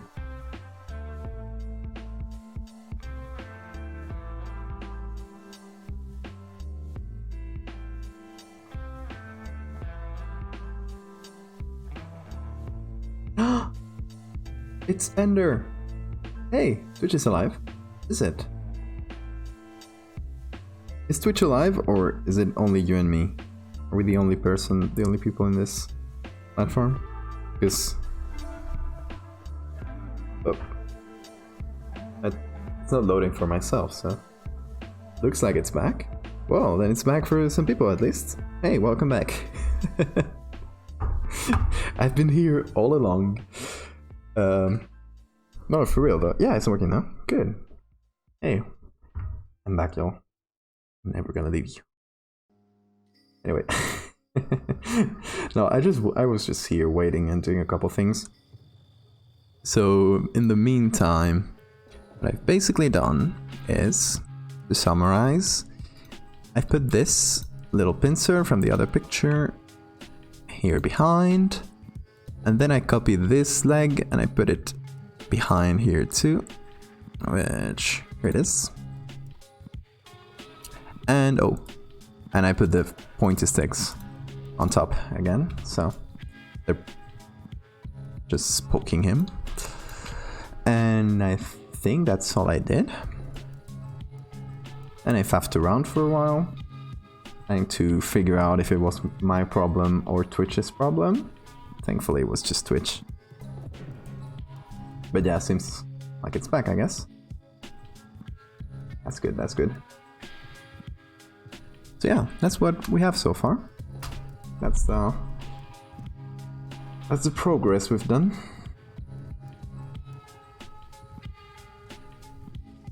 I still gotta think a bit more about the story. As you can see here, top right, got like the basic strokes of it. I want to make a newspaper clipping and try to make it look realistic, like it's from the time.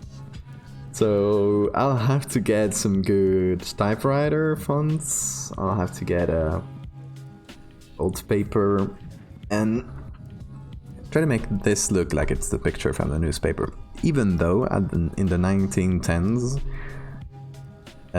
pictures in newspapers were not really a thing. If you look at newspapers from that time, they were just text. There were walls of text, just disgusting walls of text. And I think I gotta go 1 or 2 saved, because I looked into doing it for the last one, but it was quite a hassle, so I didn't. Where is it? I think I downloaded it.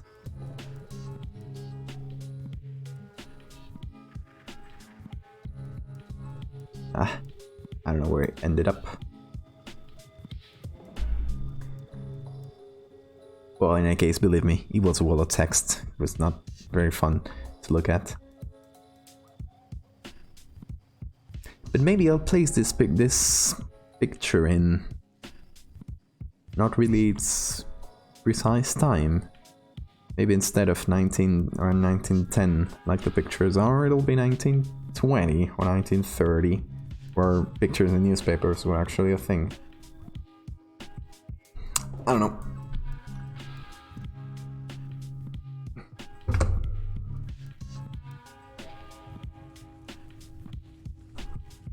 We're putting the hoodie on. It's more comfortable. Feels comfy in here.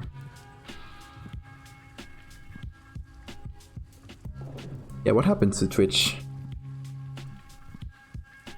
Did it just crash and burn for everybody? It seemed widespread since I looked at my own Twitch feed and it showed as no one was live, so...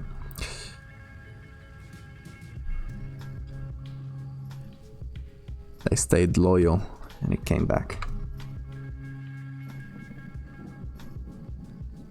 You could connect but the streams weren't loading. Yeah, that's what it looked like on my end. I was trying to load my own stream on my phone to see when it came back. Oh, it's good that it came back. I was lonely. Just talking to myself in case this ended up on the VOD and saying secret VOD things that nobody will ever listen to.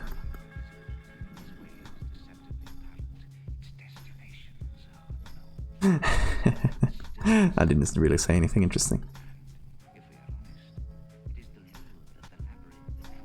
To be honest, I wish I could have thought about something a bit more secret, but...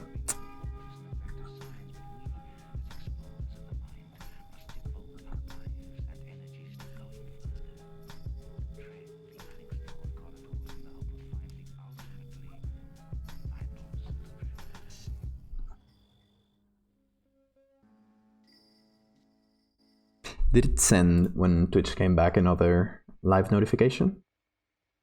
Oh, I think it didn't. Didn't show up on the Discord or anything. That's good. I hate bothering people and sending, like the other day, my internet was pooping itself and I had to turn it off and on again. And it sent 2 live notifications to people and I felt super guilty. Because that's very annoying.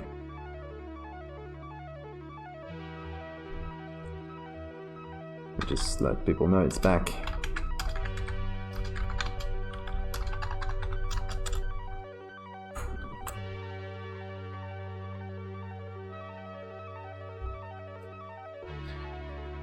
Well, good thing is, since a lot of people probably ended their streams in frustration thanks to this, I'm probably the only live channel on Twitch. So I'm hoping to get hundreds of people coming in. It's because they have nothing else. You're hoping, right?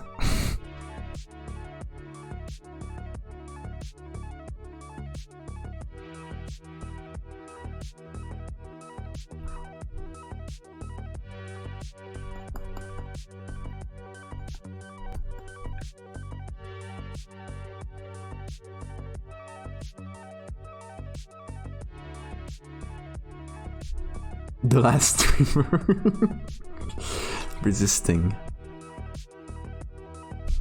That sounds cool. I want to watch that movie about myself.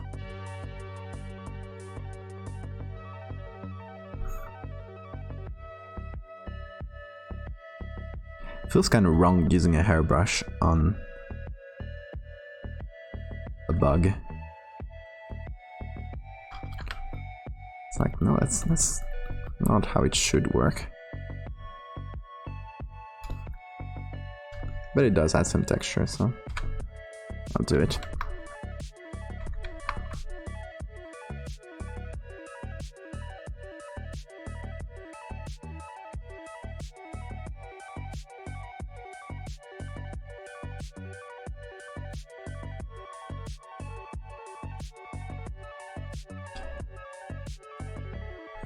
So Ender, have you been drawing at all recently? Haven't seen any of your drawings in a while.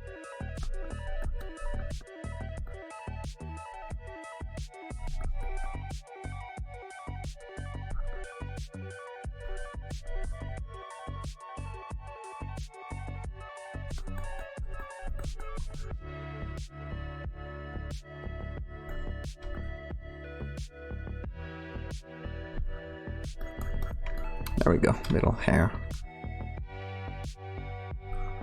Oh, I was also thinking, that's actually why I came here. I should bury this in the water a little bit.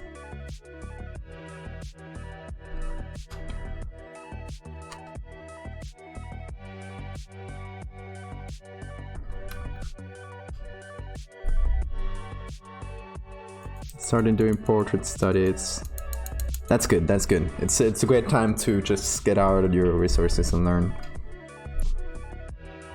Are you using any specific resources or like books or tutorials or anything specific, or are you just going out on your own and trying to do studies?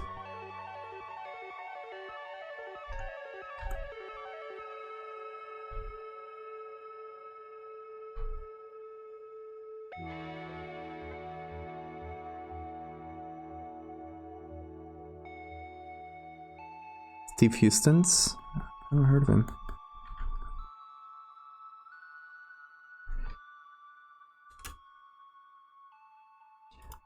God, I used to do a lot of. Maybe I'll recognize him. I'm looking it up. Steve.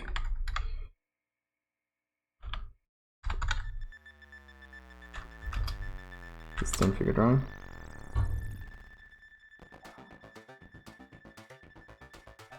Oh, it is, yeah. I've seen this guy. It does ring a bell. It's been a few years since I've stopped trying to draw, but actually I was thinking that I should give it another try and try to draw. I'm not gonna do that on stream. I don't think so, but I don't know. It feels a bit sad to just lose that skill, even though it wasn't a really great skill of mine. I wasn't that good at it, but it still feels a bit sad to just let it go and forget all about it, since I put so many hours into it. Like, I always say I'm terrible, but I wasn't that terrible. I was just mediocre.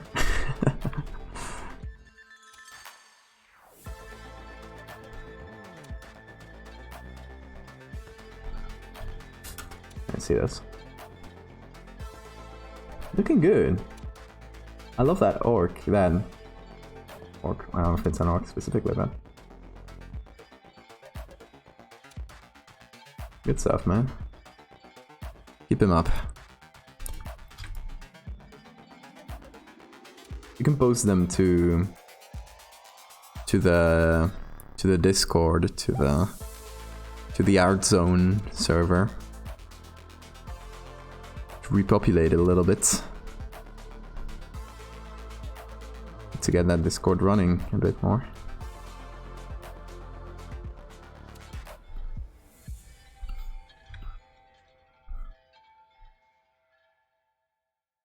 Okay, so the parts that are contacting water, I'm trying to soften them up, kind of like they're a bit deep in the water.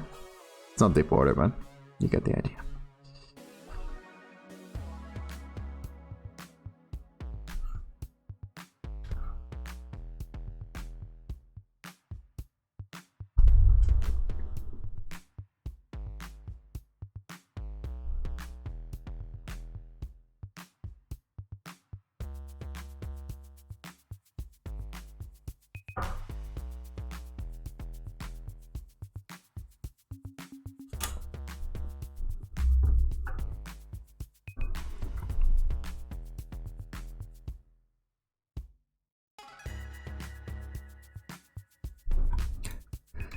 Okay, what else? Okay, so there's a few things about the bug itself. that I want to do. First, I want to make it look more like it's open, because it is. There's a line going, doing this, like this, and obviously here it's open, but I want to make it more obvious, more like this little boy here, which is very obviously open. And I think that looks good. Well, that's not the one. Yeah, I think that looks good. That was kind of creepy. Something just came out of it. Right now, as it stands, this just looks like a dead bug. And I want it to look like an empty husk.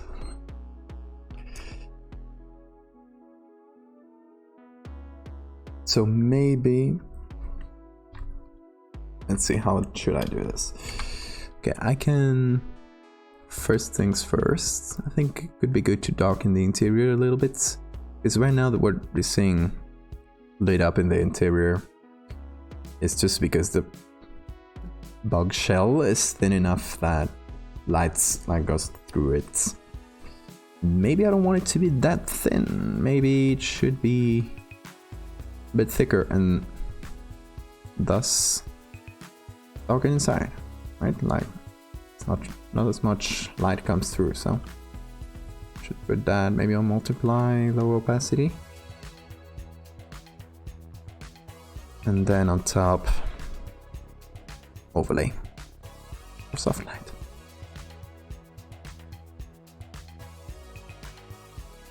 I'll just kind of go over the border, but then I'll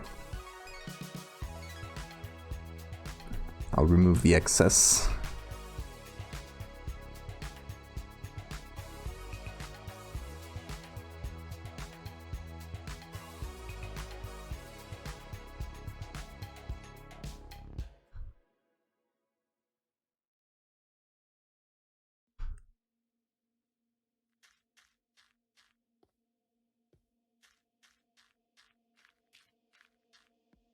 I thought I was playing Minecraft for a second.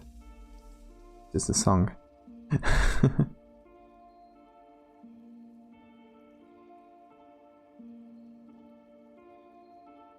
Yeah, I need to soften that.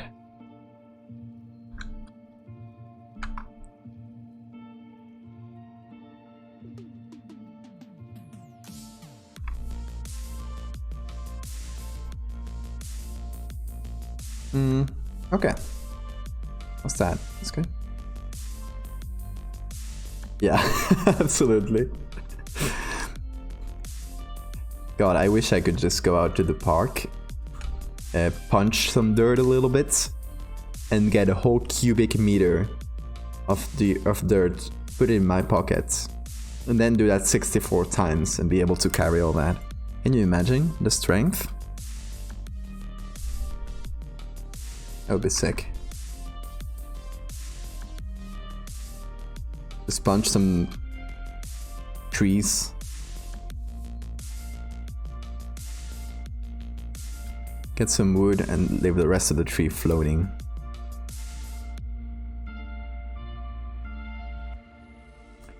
Okay, how do I make this a bit... Let me just sketch on top. Because I could just open this up and continue it like this. But then I think I should also do that on the other side.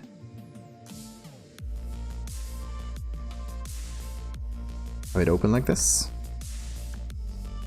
It's just kind of what it is here. Well, I guess it should end on a point, but...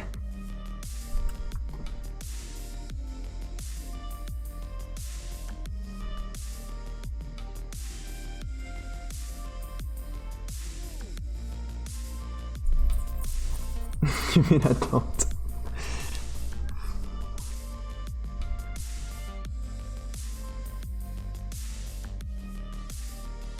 Yeah, Minecraft is great. I kind of got back into it this summer for a little while. Until I had the great idea of downloading a shader pack. You know, those that really make everything look super realistic. Well, then like the lighting looks super realistic. I was like, oh, I gotta get me one of those. I did, and in the process I broke my save and I lost everything I had built. I had built a whole village with a lighthouse, and it was a village that was right next to the sea. So it was kind of broken when I got there. I rebuilt it. I poured a ton of hours in there. And then it disappeared. I got frustrated. Okay, let me try. It's like pretty clean actually. It's basically just a line that follows the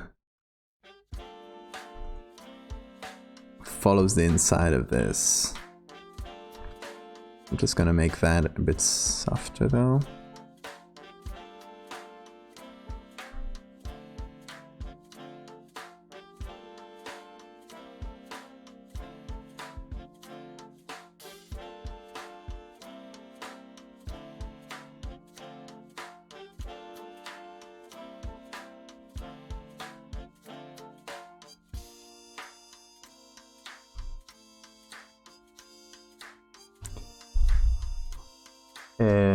I don't know, I don't really remember what I had to do something in the installation process, and I probably messed it up, and in the process, yeah, I irreversibly lost. Like, I could play on the same seed again, but everything I had built on top of it was lost forever. So yeah. Oh yeah, I do remember that I managed to grab an earlier save. It was saved somewhere. I don't really remember how I got it back, but it was like quite earlier, and there was so many things lost that yeah. And in the end, you get frustrated, and that's where it stood.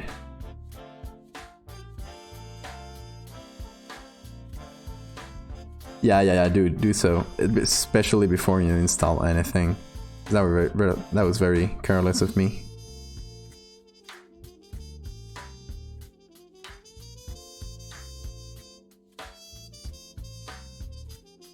You're gonna install any mods and stuff. And the best thing is just install them before you start your playthrough. That way you're sure nothing will happen or nothing will break. Oh, it's actually good. I didn't know that. I should have gotten one of those. Yeah, I basically played vanilla though. Because I knew there were tons of new things in the vanilla Minecraft since I had last played, which was many years ago. So I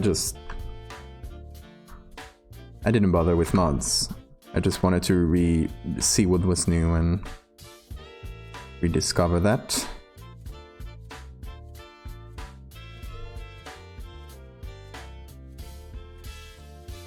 And let's try to fill up the space here, and then we'll try to make it look realistic.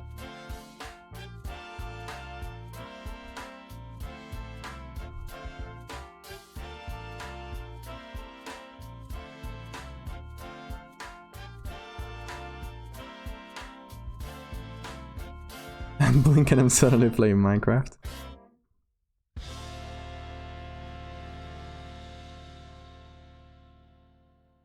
Careful man, it's getting dark out there. Creepers gonna start appearing.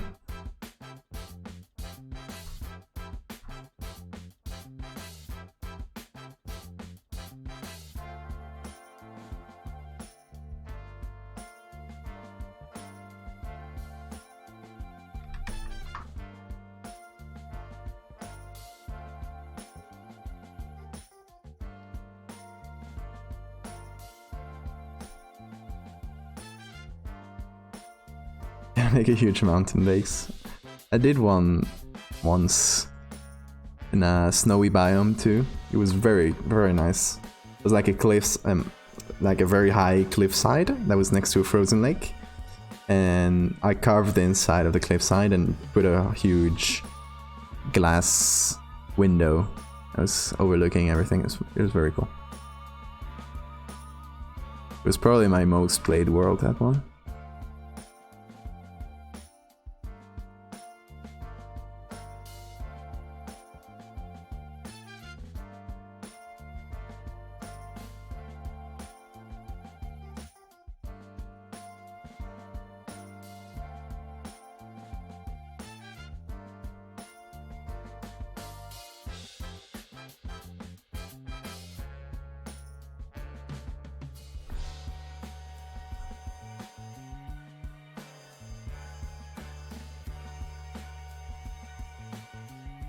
But yeah, mountain bases are the best.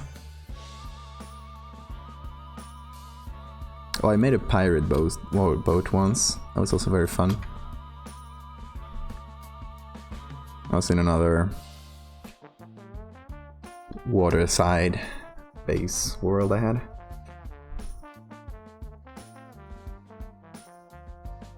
Can't play without mods. Yeah, that's true. There's some very good ones. I was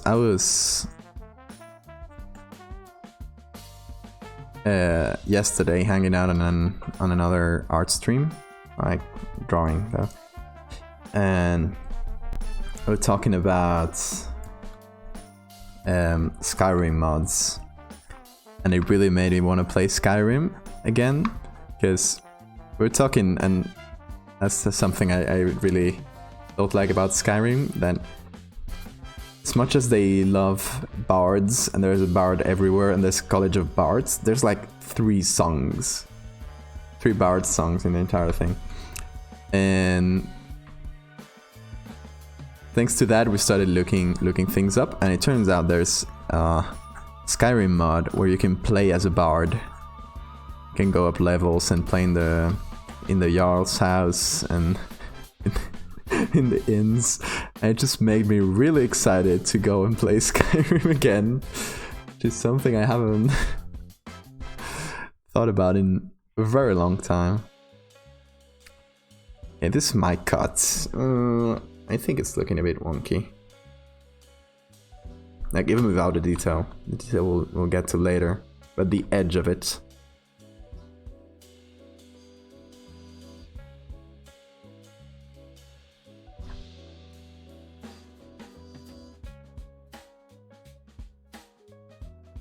Yeah, did you play with that mod? I gotta do another Skyrim playthrough. Oh, also, by the way, if you like strategy games, Shogun 2, a wonderful game by one of the Total War games, is free for a few days now. So go to Steam and grab your copy, which was actually what I was starting to do when the stream came back. Yeah, it is there, and it's free. Go get it.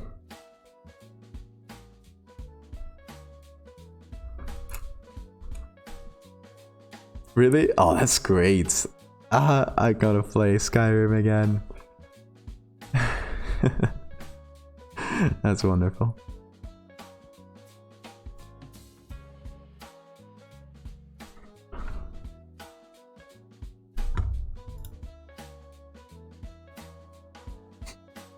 You know what I started noticing? This is completely off topic, but what I started noticing when I started watching back my own streams, there's something that I always do, and I don't really know why, but I always tilt my head like a confused dog when I look at my... You probably noticed it too. When I look back at something, I always tilt my head one way or the other. I don't really know why that is. I can't stop myself from doing it. Anyway, I thought it would be a good emote idea, or if we unlock any more emotes one day.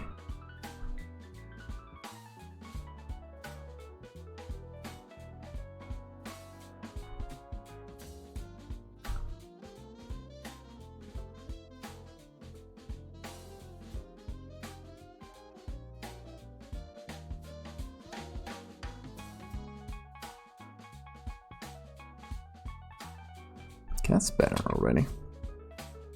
See, I was doing it. I was tilting my head. Why do I do this? I can't. You can't just rotate anything. Don't have to tilt my head.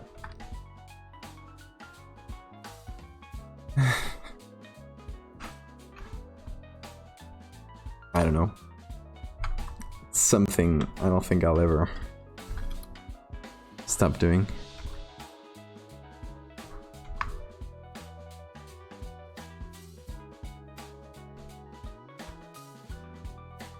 By the way, we're listening right now to MF Doom instrumentals played by a jazz orchestra, which is just the best thing ever.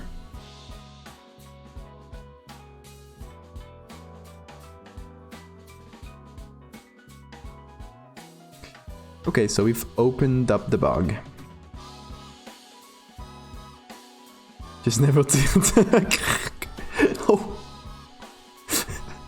My neck just popped. That's not something that happens very usually. Didn't hurt, but it was weird.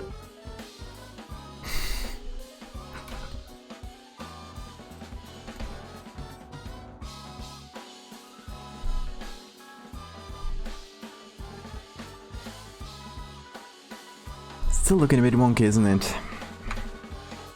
Like the shape of it, not the details. Obviously the details are... It's like just looking plain and weird, but...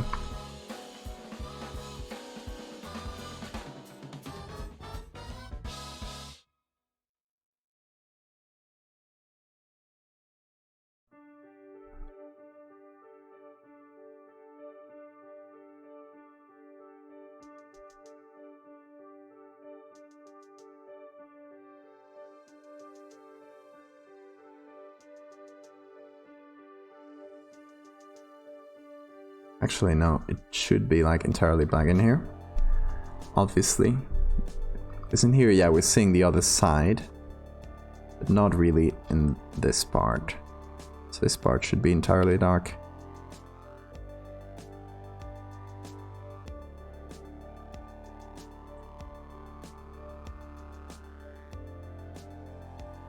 Hey, Dunk James. It's a good name. How are you doing? I'm doing fine. Just went through a total Twitch blackout, apparently. Yeah, we're making weird, surreal, and creepy photo manipulation. This is the second part in a series that started with this one. So the first one is an excavation, and the second one is gonna be something that just washes ashore. Hey, Mr. Sojak. Be able to compare performance between Quadro and typical GTX. I can't really tell you a lot of specific differences.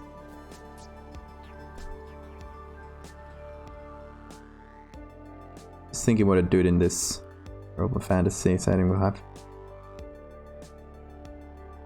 In this setting, well, we probably find a really weird and unexplainable, slightly worrying and unease-inducing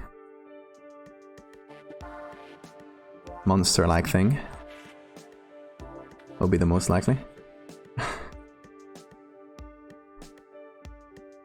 By the way, I forgot to talk about this stream, but there's a unease command that'll make an unease meter go up.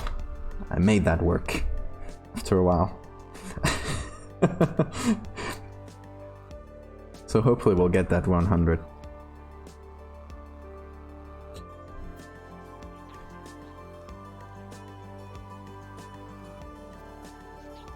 But once it gets to 100, we'll see what happens. Something will wake up. Who knows? Never got there yet.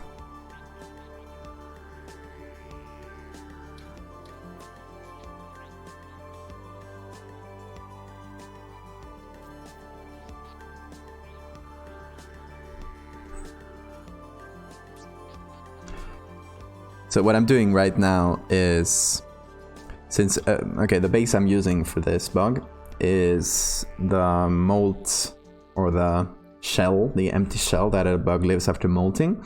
This is specifically a cicada. And I really wanted it to look more like this other picture, which is like completely open.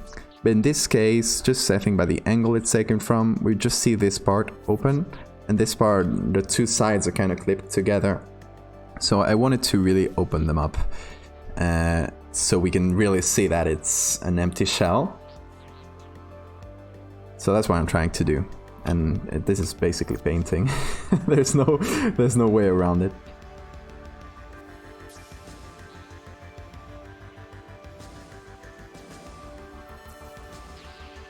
Yeah, I heard of that. I really like cicadas and these types of bugs. They have a strange quality to them. The first picture we did, this doesn't really have a name. We jokingly called it Harold, but in this fiction of the story, it's just referred to as the artifact. It's based on a moth cocoon, on a Cecropia moth cocoon, actually. And thank you for the follow, Mr. Sarjak.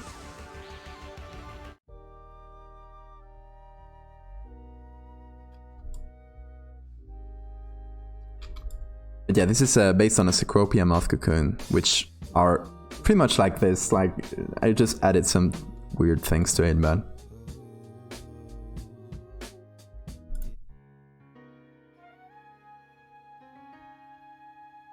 Yeah, I heard that story. It's been a long time since I've heard about it. I remember watching a YouTube video about it a while ago. I would have to refresh my memory on it.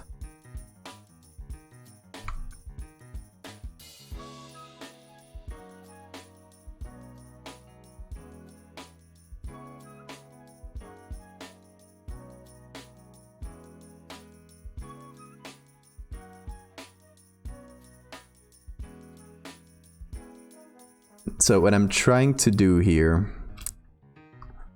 I don't know how successfully, but what I'm trying to do is recapture or attempt a digital version of how Lovecraft used to tell stories. So something Lovecraftian, but not really in his Lovecraftian mythology. So I don't want to use Cthulhu or one of the typical things.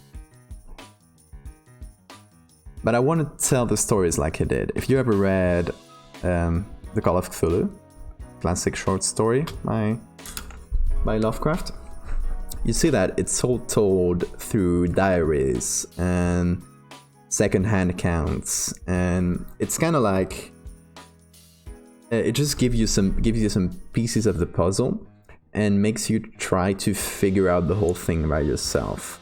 So with this, I'm basically doing a series of short stories with a little, mostly visual storytelling, but also like short stories, short like text to go with them. And I'm not giving a lot of information. I'm not gonna give a lot of information to a viewer. I'm just gonna let people piece everything together by themselves. Thank you, Dunk James. That's very nice.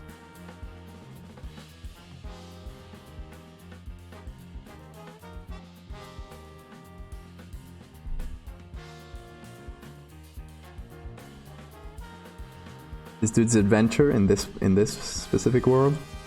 It's going with clothes, cash, and maybe some magic items. What kind of magic items? Because that can range a lot.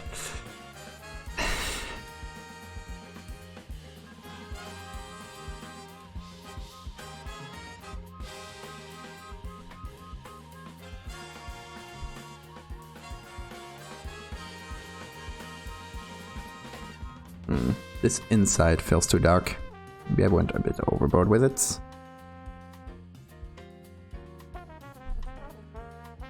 Let's lighten it up.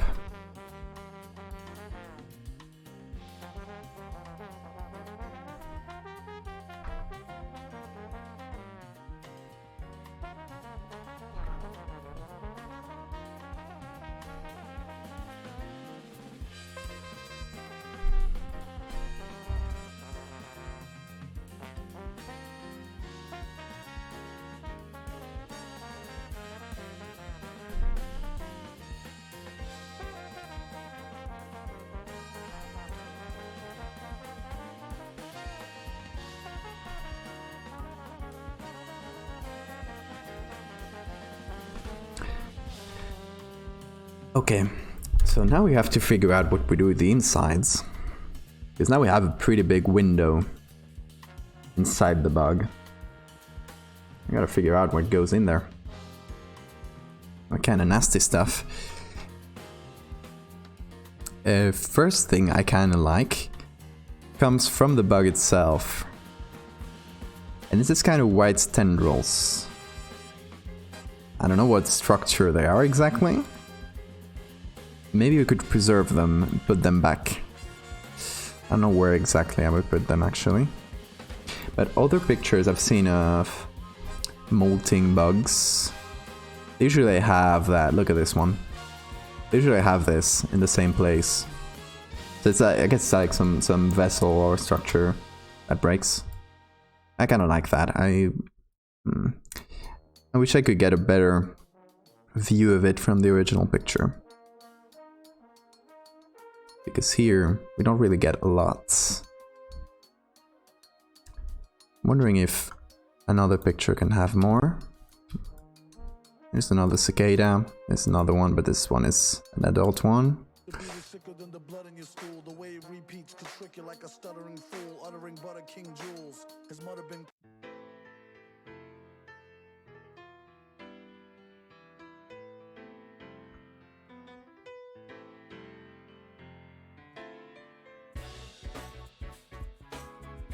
Secret societies of global grocery store clerks.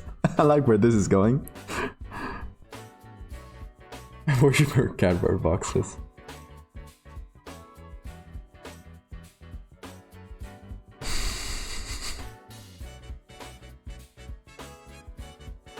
That sounds right, actually. We're gonna see where that goes.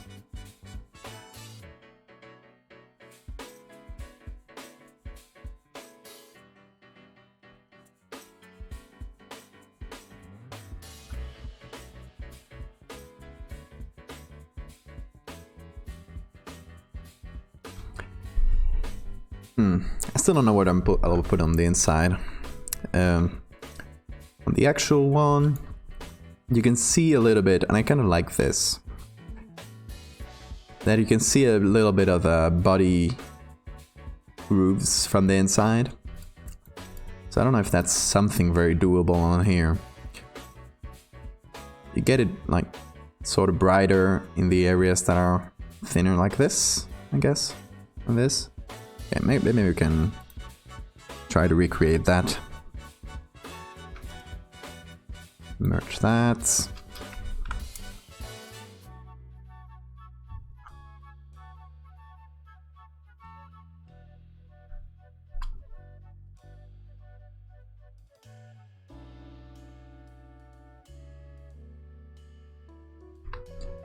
This overweight bald dude. That's how he looks.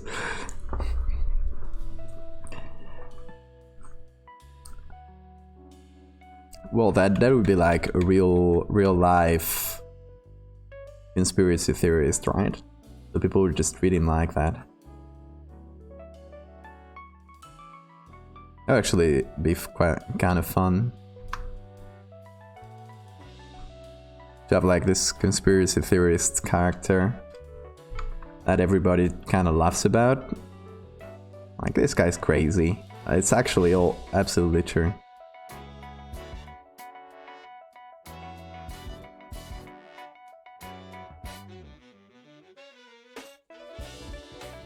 Getting a lot of banding here, which I don't really like. I mean RGB. I don't know if I should switch to another color or I just, maybe that is very hard. Maybe if I blur it, a little Gaussian blur. Okay, that's better. No, it wasn't banding, it was just my brush. How would you react? I'd probably just think he's a crazy conspiracy theorist. I'd probably kind of just let him talk, listen to him, while absolutely knowing that what he's saying is like crazy talk and bullshit. And yeah, but just let him talk because it would probably amuse me. Other people would probably be scared too. I guess you'd get a mixture of these two reactions. I guess depending on how threatening that guy would be.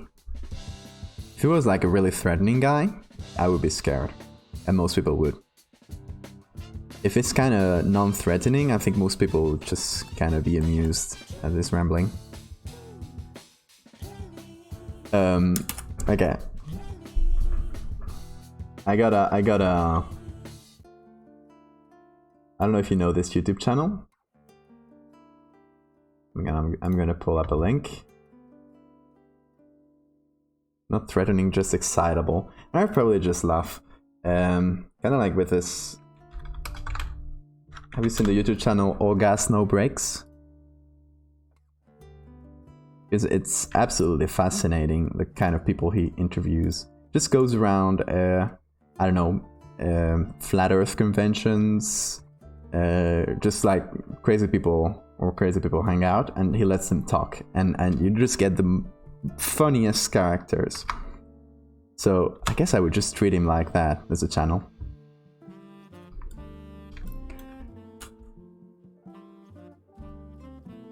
Probably have a laugh.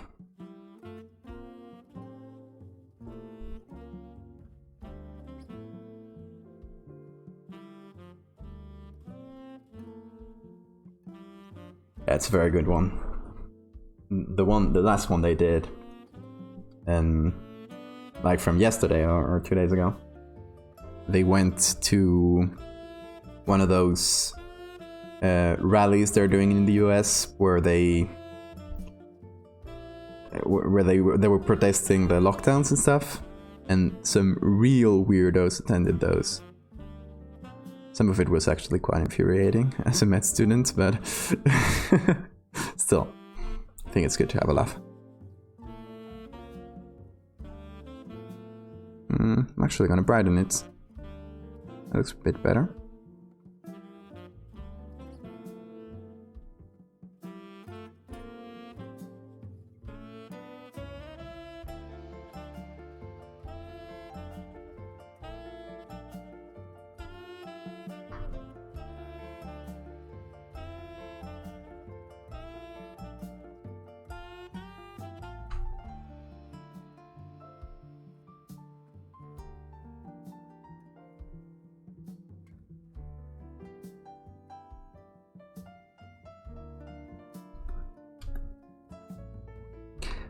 Okay, now I think I can take all of this, can combine it.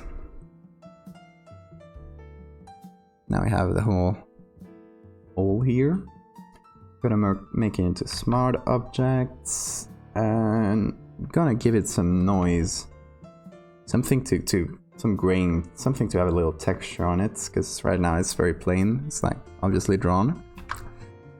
So maybe with this it'll help a little. So we are doing a camera raw filter, effects, and grain. That is where the best grain lives. You ever wondered? You just put a ton of it, increase the size and roughness, and suddenly you got yourself a little texture. That's too much. I was overeager.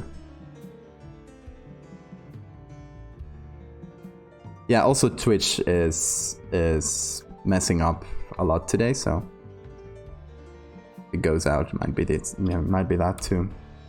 Hey, Liban, boom, I guess. Trying 3D for the first time. Oh, I wish I understood 3D. I'm sorry, I don't know a lot about 3D.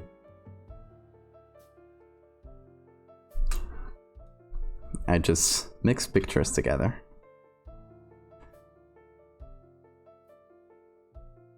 I wish I could help though.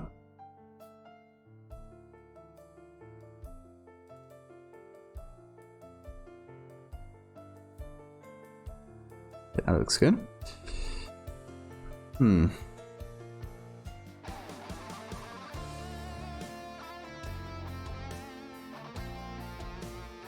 I just noticed this. And this is a smart object, so I can't really edit it directly. Annoying.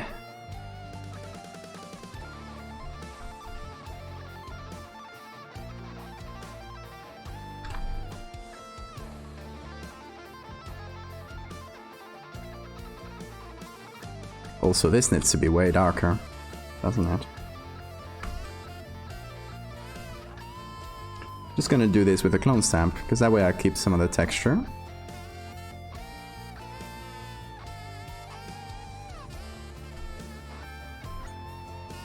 And I'm not doing it with a clone stamp because I misclicked that. Now it should work. Fat fingers.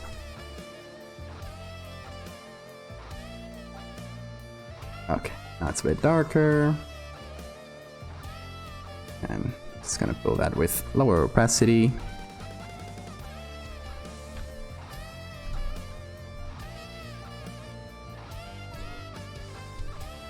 Okay, so it's looking more burst open. It's still not looking entirely realistic to me. So I'll come back to this. I'll come back to the hole here, because I don't know, might put some stuff inside. I don't know what yet, but I might. Who knows?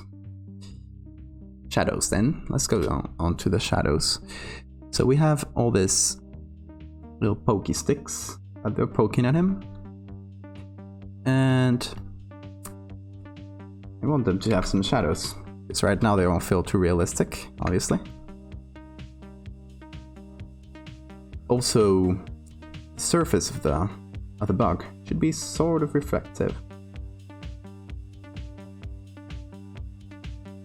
Yeah, it's the main thing. I basically drew it, so it obviously doesn't look photographic. But we'll keep working on it. No worries. It'll get better. So we're basically drawing some shadows. I'm trying to more or less replicate the shadows that are already there. It's kind of a non-specific lighting that we have. It's an overcast day, so it comes like it's very diffuse. It doesn't cast very strong shadows. I also want to add a little shadow on the stick itself, because it has some funky edges.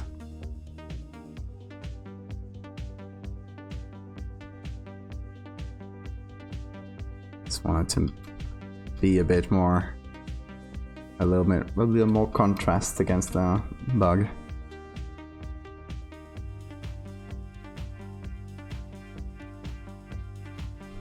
And back to the shadows. So I'm guessing they're poking him on the arm here. Oh, no, that's like a wing thingy. However you call that. Not good at English, as you can see.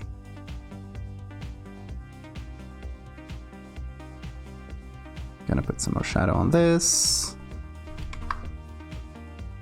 since it seems to be going inside a groove.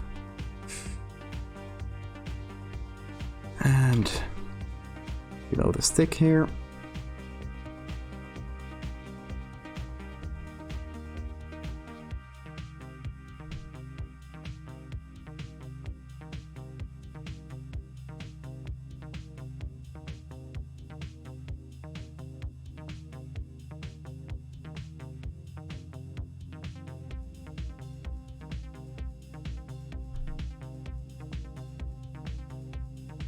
Trying to soften some of the edges. So I drew them a little bit crudely before. Also, this stick here is probably thinner.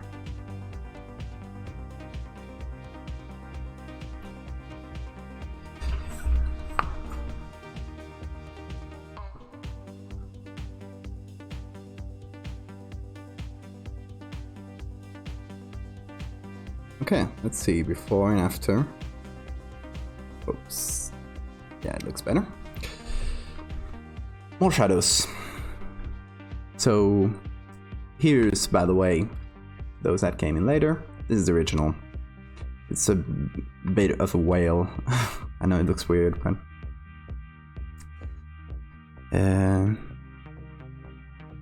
so they're poking it to get the...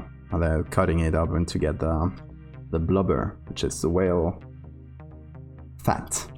They use that for soaps, they use that for oils, they use that for a ton of stuff back in the day.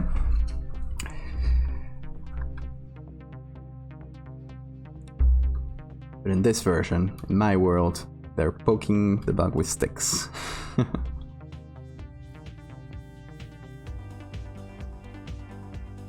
Actually gonna put a little more shadow on this, since it's going kind of deeper to a more shadowy place.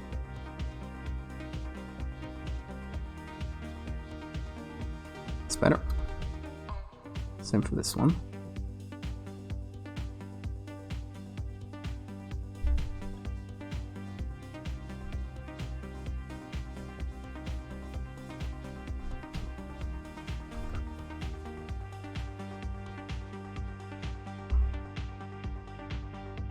But what's this one poking? It's not poking in anything. I just noticed that. I just removed the object he was poking. Oh, of course, it was a bit of whale. But now it's kind of mixed in with the sand, so it just looks like it's poking and invisible. Bit of sand or something. Let me make that better.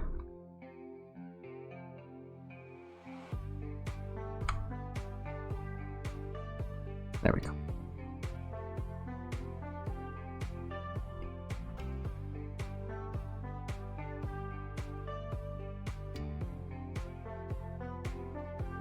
Now it doesn't look like it's poking anything, just holding his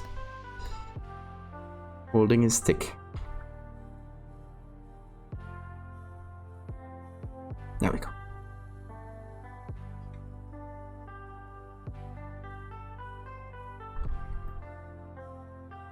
Okay, more things. The shadow below the cicada. So, as before, there's not really a specific shadow. So it should be more or less evenly lit up. Looks like. More or less evenly. But in the parts where there's contact, there should be shadows. Contact shadows, as the name obviously implies. I'm just gonna put those below our little boy. There.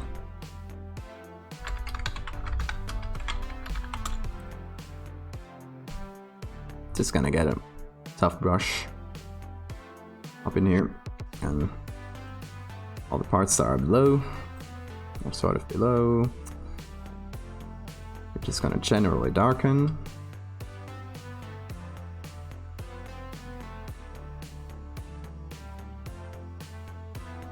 And the parts that are more clearly in contact, there'll be a bit of a stronger shadow, but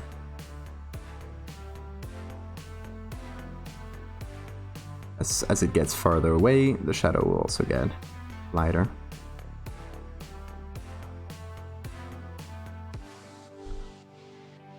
Yeah, it's great, isn't it?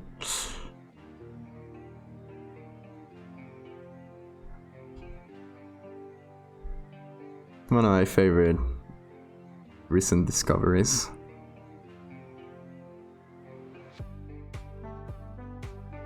He just kind of lets people talk. He's not like he doesn't press them for weird things.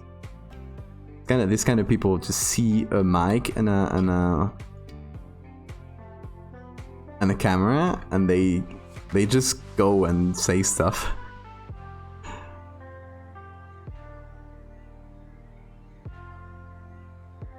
Yeah, I don't know how hard to make this shadow. Gonna soften it a little on the.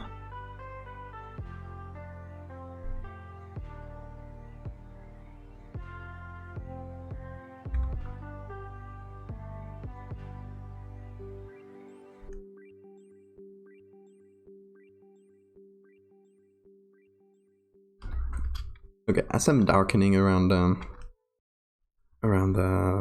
lower area, noticing some stuff that is kind of contrasting in a bad way with them, like it should be in shadow, and it isn't. I'm just gonna place a layer on top. I'm gonna just give some shadow to those worse edges. Like here.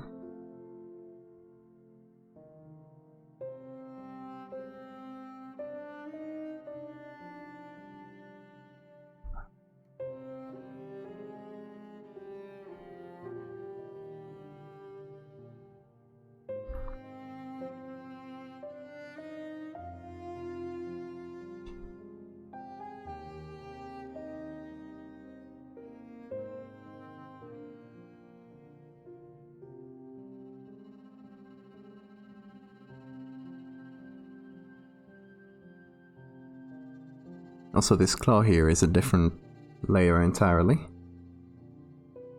I'm just gonna paint over it instead of trying to flatten everything, because I might still move it.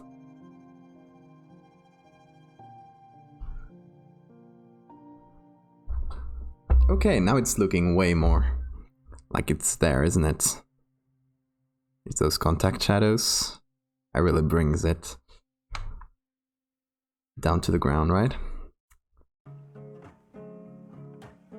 Also, I should also do them in the back here. Because I guess this part of the body would probably be touching. Yeah, that would make sense. So this part of the body is touching, so this should be a strong contact shadow. And this part is not really, but it's pretty close, so there should be some.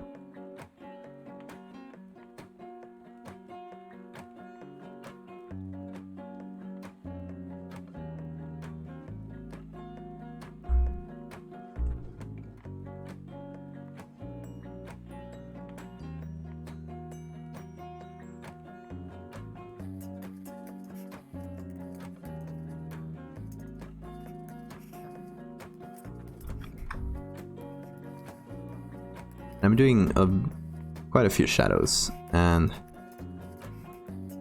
what it'll probably look like once I pull out from this view is like it's very dark. Like it's much darker than the rest of the image, so we'll probably have to just pop in a layer adjustment mask layer later and kind of soften those very dark colors.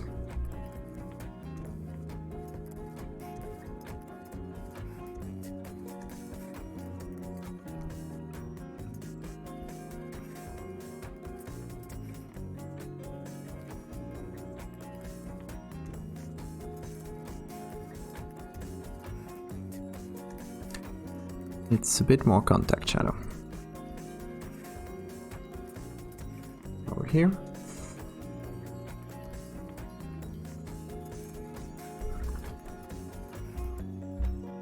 Let's see those. Yeah, looking good. I think it's pretty good. Oh, been live for nearly 5 hours now. That's quite a while. Oh, I guess there was this Twitch dying in the middle, so it would make sense. Kind of feels like it took a break. I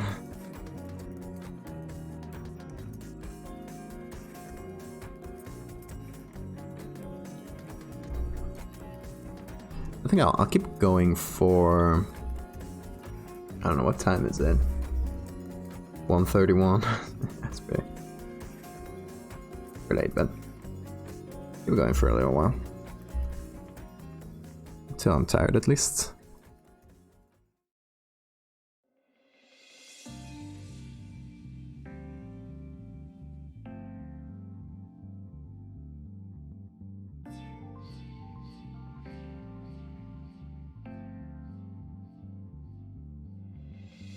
Oh, definitely should be some shadow here. And some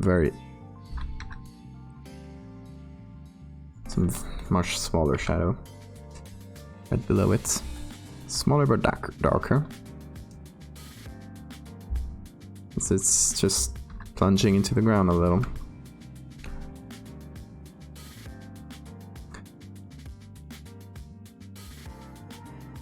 Okay, there's also the problem of the reflection. So, if we look at the original picture, so I'm just gonna put on here, there we go. Look at the original. Well, first we can definitely see that the bug is way too dark. But that can be fixed. I don't think it's too much of a problem. We can just take all of this, call it bug, put a levels adjustment on top, and reduce those arcs. That's already way better, isn't it? Just a little touch and it already brings it together. We'll also have to reduce this, I think, to 75% or something. Same for that. And we're good. I'm gonna darken this. The sticks here. They feel way too light against the bug. Same for this one. Alright.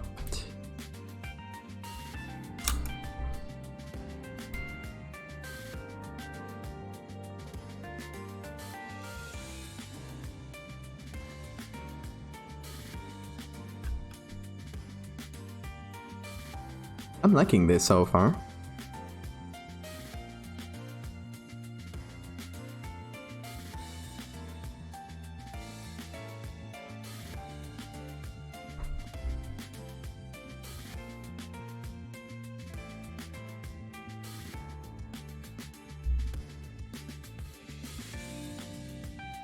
Okay, so what do we need to do? And I'll start making a to-do list. I do this very often because I have bad memory, so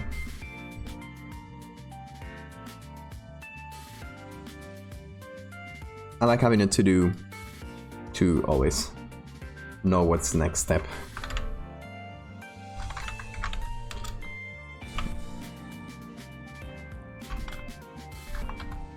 Insides, adding creepy textures.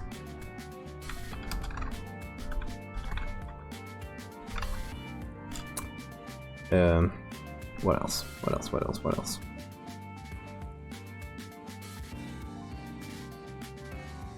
Oh, second picture. Yeah. There's a second picture, you guys. So I believe that doing only one picture is not as powerful as having a couple. So in this one, I had two pictures because they were of the same place, same time more or less. One of them was earlier in the excavation. In the original, they were excavating a Viking tomb. So there were two pictures of this excavation, so I used them both, and with the same slightly different angle, but the same artifact creature kind of thingy. So in this one, it's gonna be this, which is the one you've seen today, the one we've been working on so far. But there's also gonna be this other one. Let me pull it up on top. It's gonna be this other one, which I'm not really sure if it's exactly from the same whale, but earlier, or if it's from a different one, because in the website I got them from, this is from the Library of Congress, by the way, it's public domain pictures. The two pictures have a different year. One if it's like from 1906 and one is from 1907. Different years. But still, they feel so similar in so many things that it doesn't really make a lot of sense. Like, if you look at this guy, and you look at this guy, they're way too similar. Same with this one, and this one. So you can see a lot of similarities. So the ropes they're using, the tools they're using. It's a bit too much of a coincidence to not be from the same place and time, you know? Anyway, it's supposedly not, but I don't know. One of the times is probably incorrect. I also don't have a location for this. I don't know where it is. I'm guessing it's in the US, since it's the Library of Congress. But apart from that, I don't know much. Yes, so these two are from the same place, pretty similar angle. So I'm probably just gonna use the same cicada and change a few things so it looks slightly different. Yeah, basically the same cicada. But first, I would like to, I don't know, spice it up a little bit, because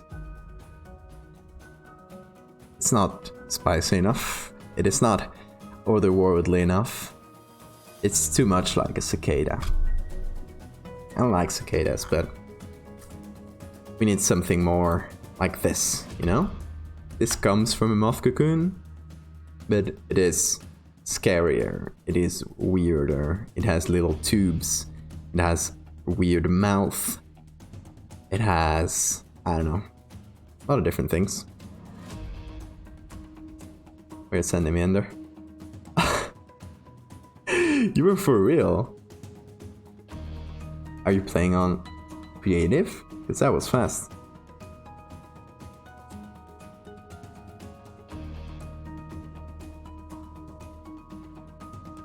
So yeah, this is like much weirder, and I kind of want to go with that feel for this. So I want to add more stuff. I want to add, I don't know, what are the weirdest animal textures? Because I was playing on survival and you did this already. Okay, how long have I been streaming? I know it's been a while, but crazy. Also, I gotta get that minimap.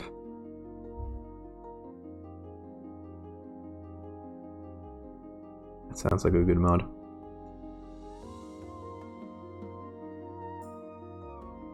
Anyway, I want to go weirder with this, and I need some messed up textures. So in this one, coming back to the example again, but we got, it's annotated, we got a moth cocoon, which is the base, but then we got these tubes here and this one's here. They come from a I don't know how you call this animals, like a cockle, like a shelled animal that looks like a tube. So the shell is tube shaped. So I wanted to add some kind of tubing or to make it look a bit otherworldly, a bit alien. But I didn't want to add a metal tube. I didn't want to add something artificial. So I added this natural looking tubes, animal looking tubes. Then we got this here, this finger-like things. And this are the legs of a horseshoe crab. So if you take a horseshoe crab, I don't know if you've ever seen a horseshoe crab, and you just turn it around, the legs in the back will look like that. In the middle of the legs, I put a lamprey mouth. So a mouth-looking thing with lots of little teeth. Kind of creepy. That's basically all the textures I used for that. And that's kind of what I want to go for this one. So I'm wondering what kind of textures I can use here. Not gonna repeat the lamprey mouth and stuff, because that would be like a bit repetitive. I want it to be special by itself, kind of like its own thing. But I'm not exactly sure what kind of textures I could use. So I have a few pictures saved up. Let me see if any of them have good textures.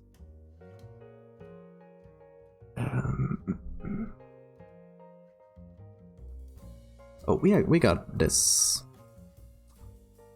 very detailed and hairy cicada head. Well, it's not really a cicada head. It is the discarded shell of a cicada. So that's why it's looking a bit dead. I'm not really sure if I can get a lot out of this. Because it's very dirty, and well, like we could add those dirt textures, I guess, but what else do I have? Not sure.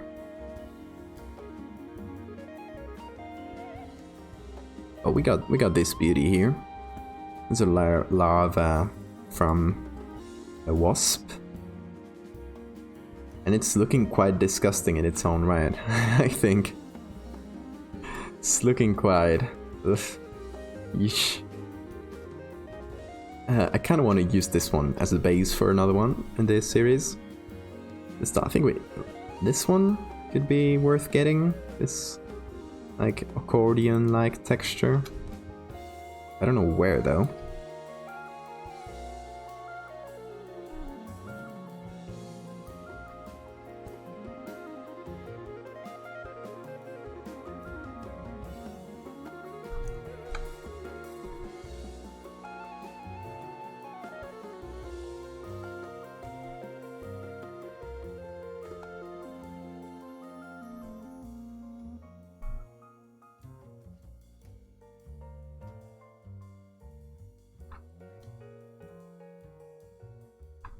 I don't know exactly where I would put it.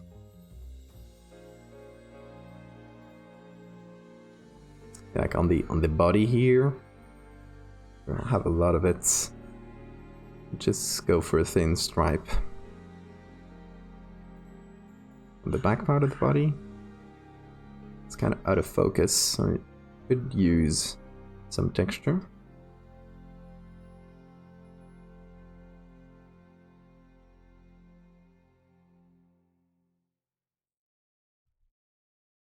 Let's actually get the black colors out. There we go.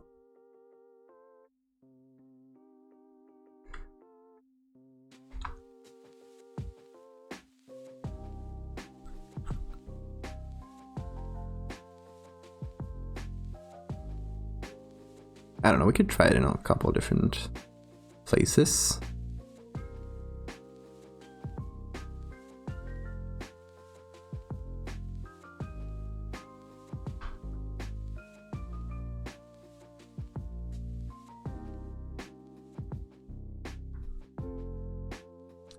Let's give it some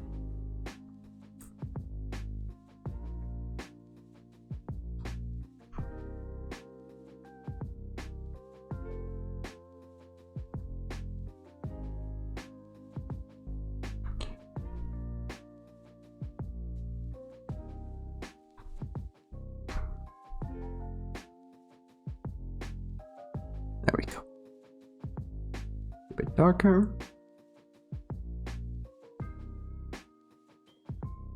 Give it a little contrast.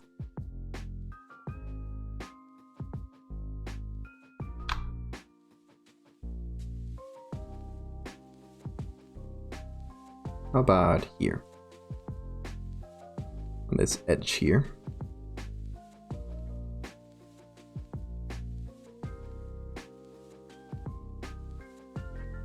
I could also puppet warp it a little. To adapt it to the surface. This is all about just adding a little more, I don't know, granular texture to it.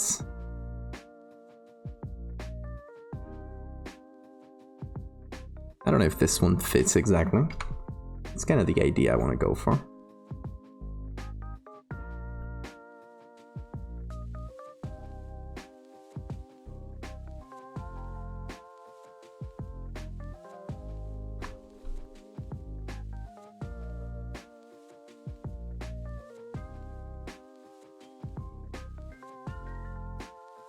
I don't know, we'll leave it for now, because why not, but might go and try other textures too for that. Same sort of vibe.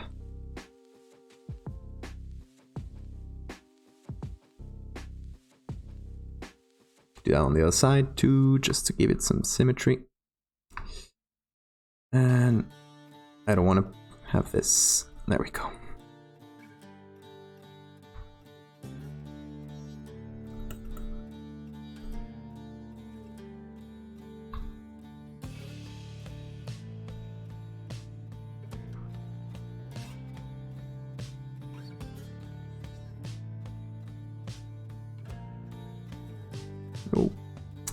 hate when I do that.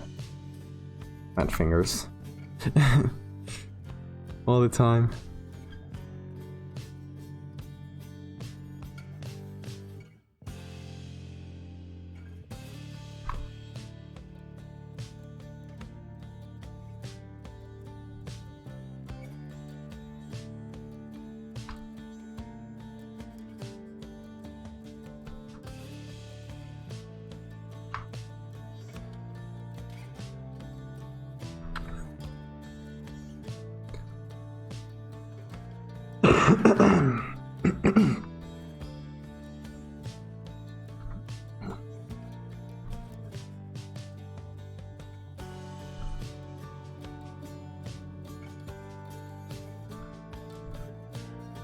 I don't know about this one too much, but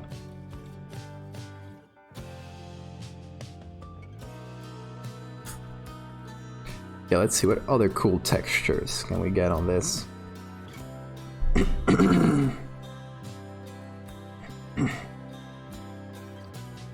Oh, I was actually... Okay, so there's this other picture I considered using.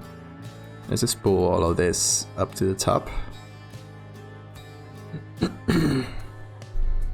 There. So this one I kind of considered using because I like the people like posing with it and stuff. And I kind of liked the whale. This is a whale skull, by the way. Kind of like the skull itself, and I was wondering if I could use it with the bug to make something a bit weird. Although I don't know exactly how.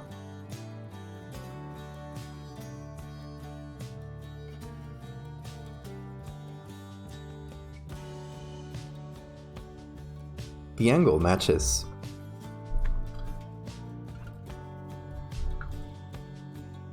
So I mean, I think the least we can do is just give it a little quick cut and see how it looks. By the way, 5 hours streaming, I don't usually get to that much. Well, I guess today we had this hiccup in the middle with the whole Twitch dying for a while thing. Thankfully it came back. And here I'm just doing what I call a rough cut. So, just more or less following the lines, but on the outside. So if I like it, if I like how it is, I can just finish and cut it well. Because sometimes you take, I don't know, 20 minutes cutting something, and then you realize you're not gonna use it, and that kinda sucks.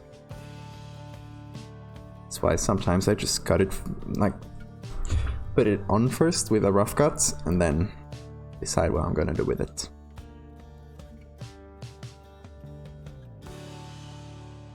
So I don't know what to do with this whale skull. I just think it's neat.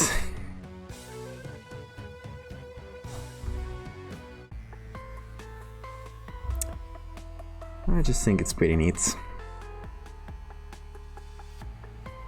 I don't know about this color-like thingy. Probably get rid of it, but...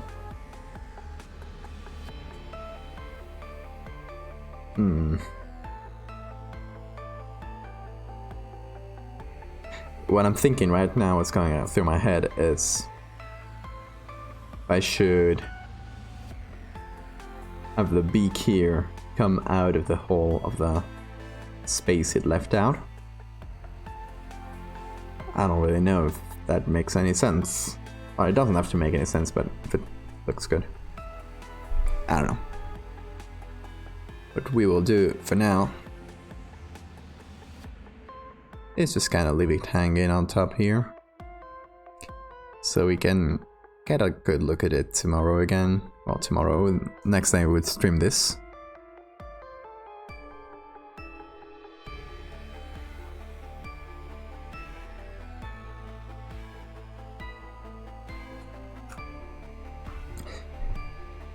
Okay, let's see if there's any other cool things I can try. Oh, there's actually... Oh, we got the base picture. which is not this one. This one.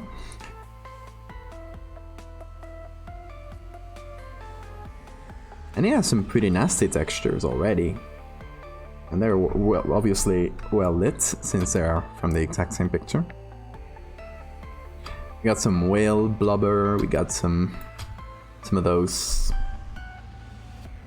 How do you call that? Little hairs in the mouth of a whale. However you call those. Got a bunch of those. I don't really know how this fits in the whale exactly. Like, what part is it exactly? I know it's a mouth part because of the little hair-like thingies. This is probably the same thing too. I don't know how this fits in the whale. I don't know, they probably messed it up so much it just doesn't look like anything anymore. Weird, isn't it? Kind of looks like surreal by itself. I could have just posted this without changing anything. Made up a scary story about it, and I would have been done. Okay, let's see, more textures, more cool stuff.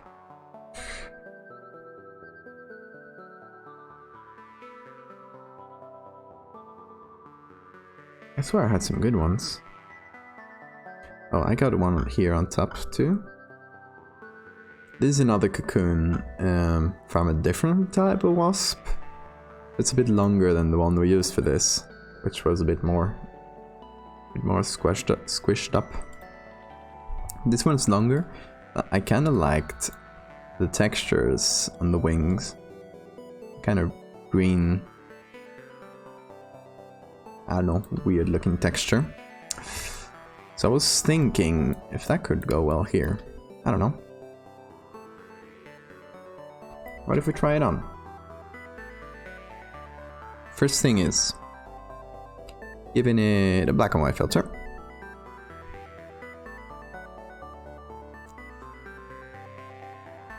Getting those red and yellow lighter. And I don't know what the inside is categorized as. It should be green, but it doesn't really change anything when I change the green. I don't know. Thing is, I kind of want these textures, so I'm gonna do that. I'm gonna do a little.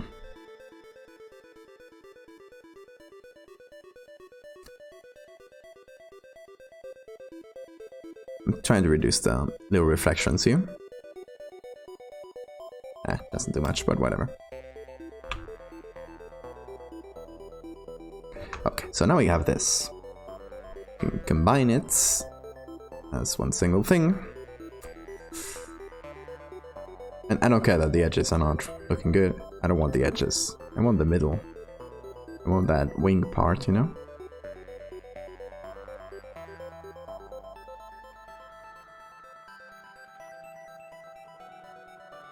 It's kind of what I want. So...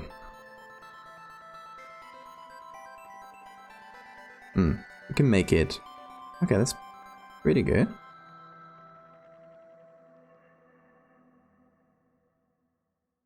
Since we don't really care about the shape of it, we just want the texture, I can mess with it as much as I want. So, I just whooped it a bunch, and now we're gonna put a black layer mask, and we're just gonna reveal it in some places to get that oily, shiny, and textured look on it. Oh, that's not bad, is it? I actually kind of like it. Yeah, why not?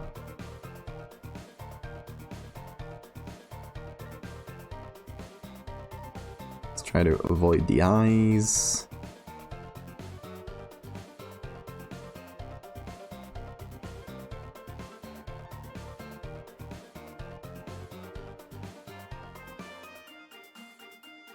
trying to keep this little ear-like, well, it's not an ear, antenna-like thing, because it's the same structure as this bad boy here, and I don't know, just to keep some consistency between the two.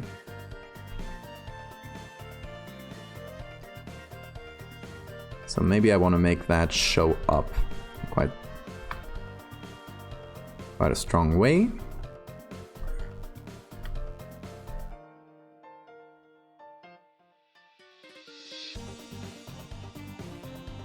That's pretty good. Just around it, I'll leave the marks here.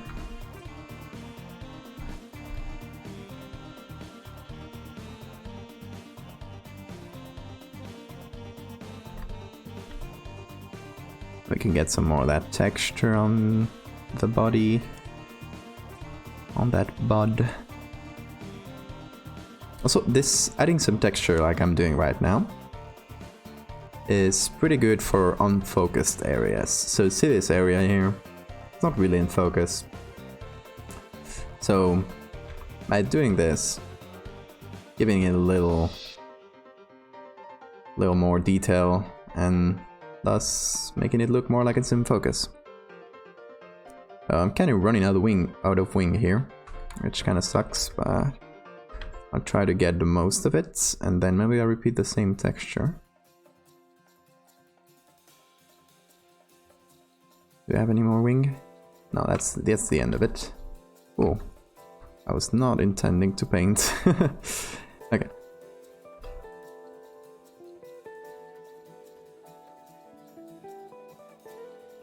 Oh, got the end here.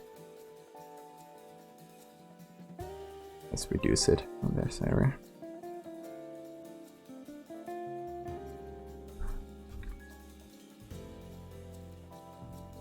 Okay, so this gives it some of that, I don't know, grainy, rugged texture, which I think goes quite well.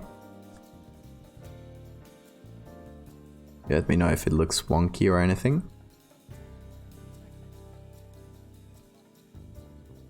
I think it can work. It makes it a bit more gross, and that is a good thing.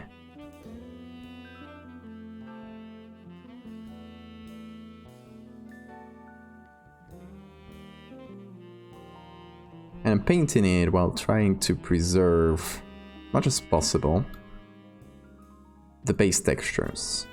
So I'm trying to paint it on the more boring areas, if that makes sense. Even get some of it here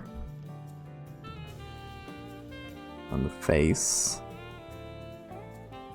Gives him some shininess too, and since this is coming out of the water, that also makes sense. Okay, I'm liking this. I'm liking this little texture we just added to him. And I do want to add more. But I want to add it to the back. I'm gonna try to adapt this. Try to do it low opacity. So hopefully this will look acceptably good.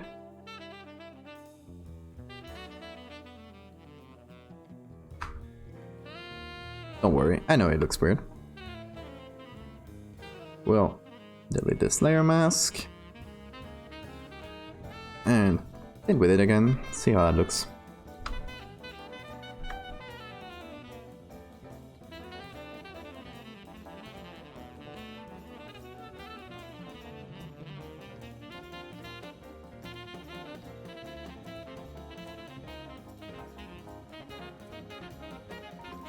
And if this looks too stretched, I think it's gonna look too stretched, we can just keep the layer mask and just move the layer in it. Try to find a good balance.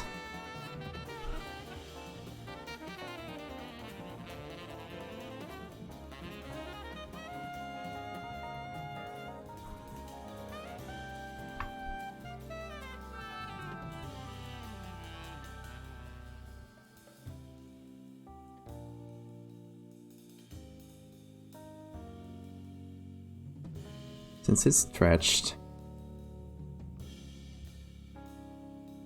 I'll try to find a better position where it kind of covers the whole ground, but it's not too stretched.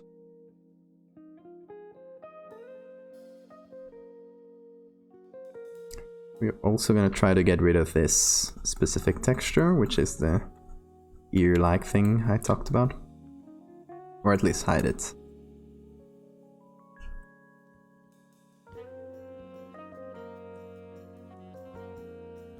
Oh, this is like 46% opacity. That's why it looked so faint. I was trying to paint like so hard with it. Obviously, that wouldn't work. Okay, it's pretty good. Obviously, not so strong since we're painting it so hard. Like 60% sounds good. And now we have some texture down here, which hopefully looks good.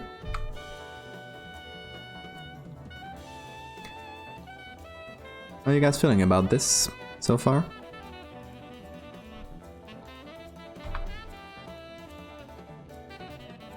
Is it in the looking convincing camp, or is it in the still needs work camp?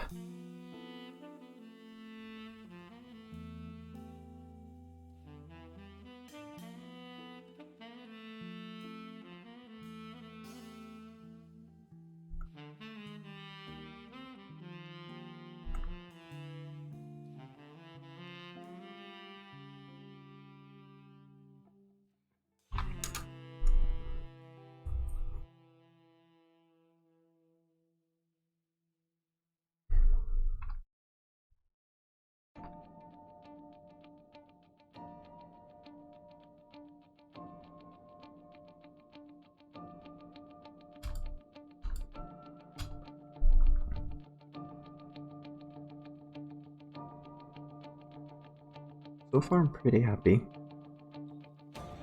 Still needs whatever the to-do list says.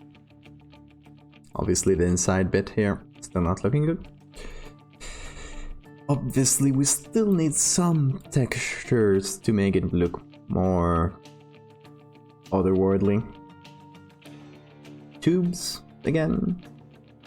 I guess tubes again could go well. Hang on, let me save this. I'm about to open a 4 GB Photoshop document to retrieve a few tubes. I wish I was kidding. Okay, here we go. Hopefully it won't crash. The other day it crashed when I was working on it. Hopefully everything was saved.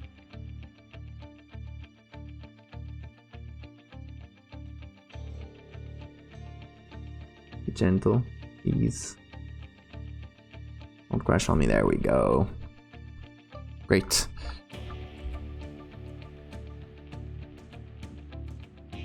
We can just go back into the layers.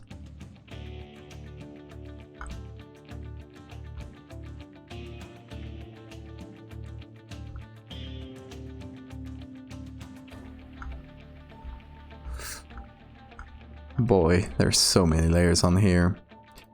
By the way, 234 layers in this document. 2, 3, 4.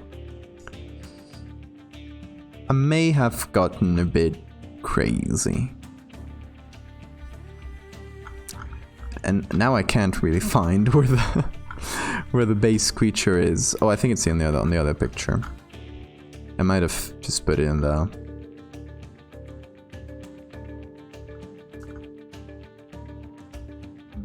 picture 1 folder. There we go.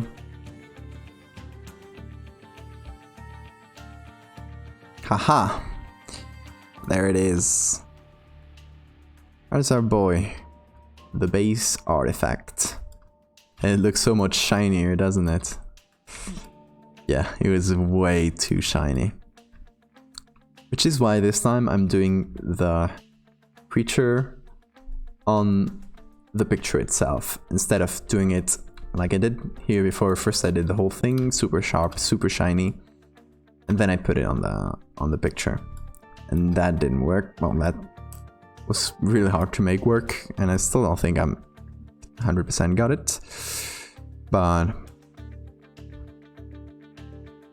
still, we can go in here and just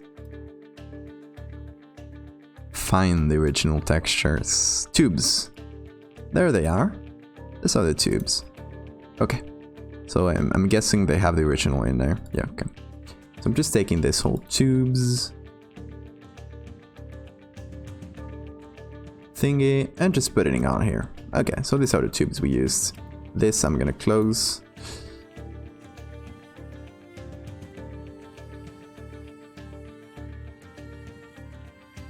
So obviously there's the whole built tubes. This is our base. Just touch something. Oh, that's good.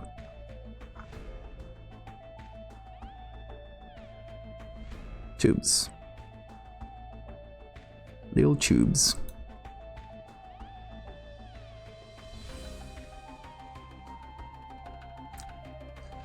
And hang on, because I can probably take one of the already built ones. Just remove all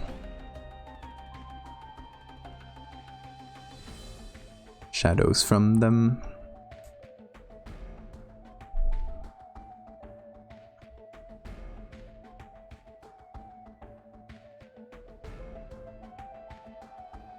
Yeah, just the original one.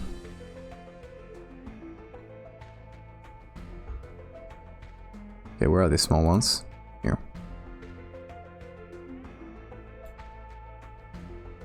Okay. Here's our original black and white prepared tube. We can place on here.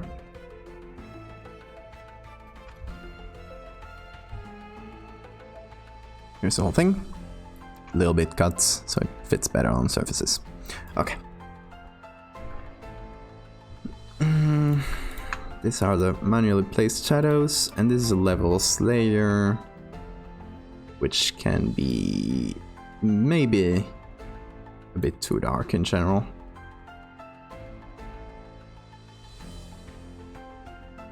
This is better.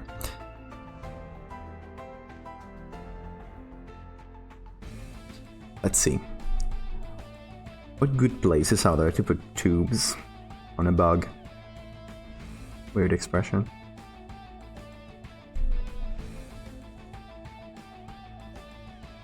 Around the eyes here might be creepy enough.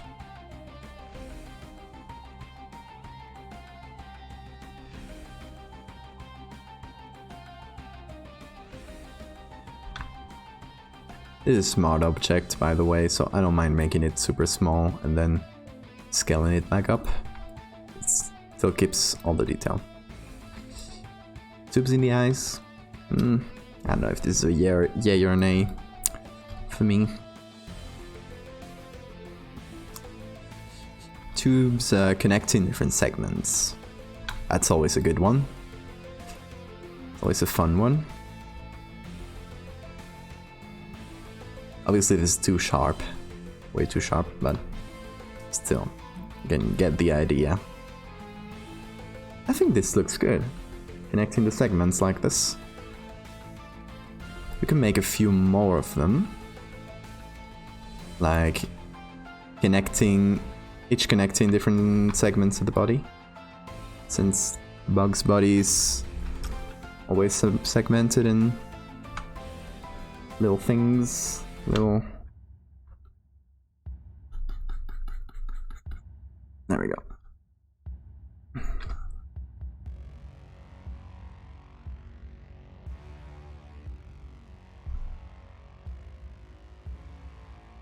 That's like 1, 2 tubes, or segments in here on the legs.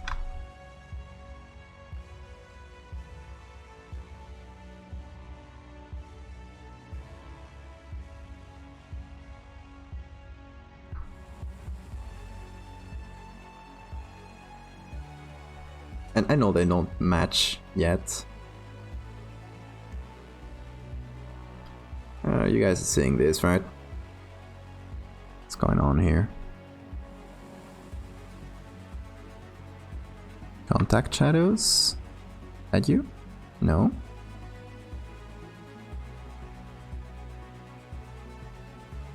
Okay. What looks weird? I'll soften it. Better. Now what about this? Where is there a transition here?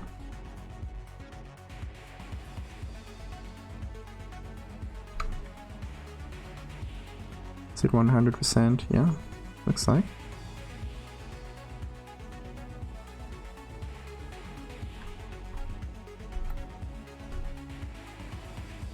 Strange.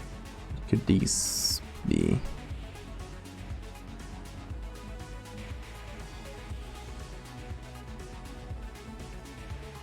It's not the bug. Oh, it might just be the... Yeah, I'm dumb. It just happened to be on the same place as the bug's foot here, or leg here, so it can look weird. But obviously it's just the point of the stick. I'm stupid. I'm stupid sometimes. Sometimes you just try to find something very specific and you realize it's not anything. You're just making it up. Anyway, looks better now. Tubes. That's what we were doing.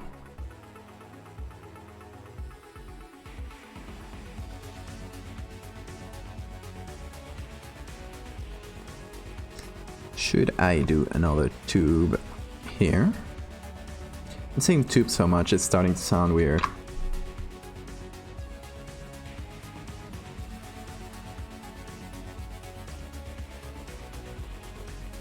Like that, maybe? How many tubes can you add until it's like a fully sci-fi thing? For real, I'm interested to know, because I don't know how many tubes to put on here. Okay, bug.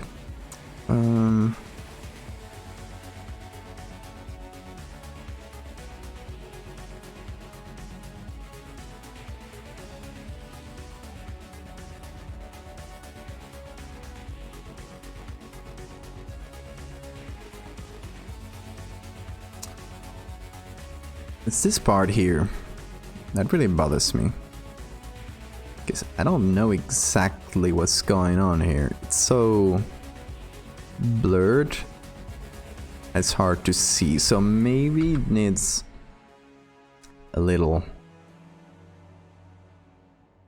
just a little helping, you know?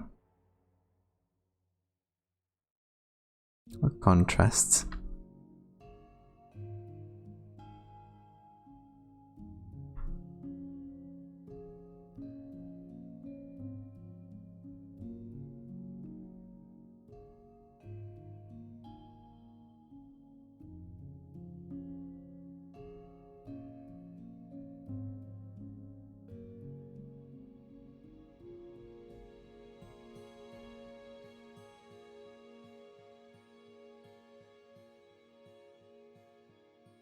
Basically just painting detail that is not there.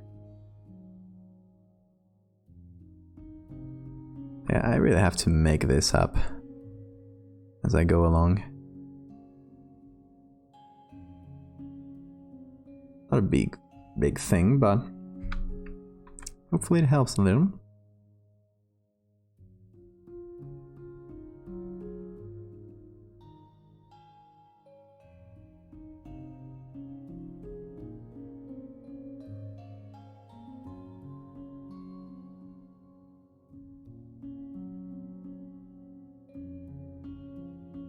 A great deal, but it does help.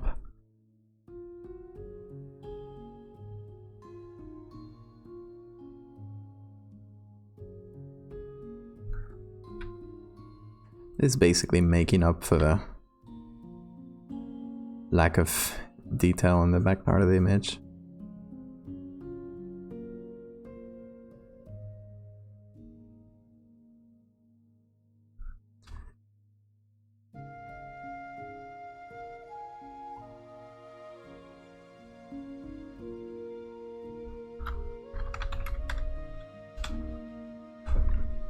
Oh, there's also another thing I could try.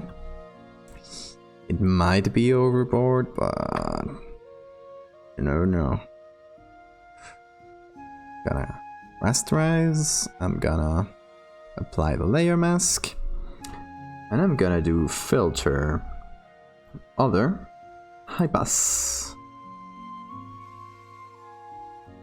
I'm just gonna try to get as much detail as I can.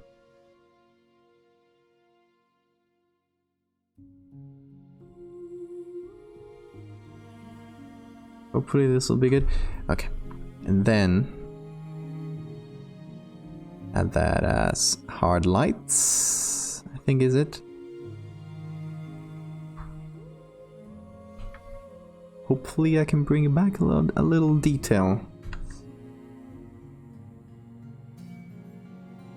in the back here.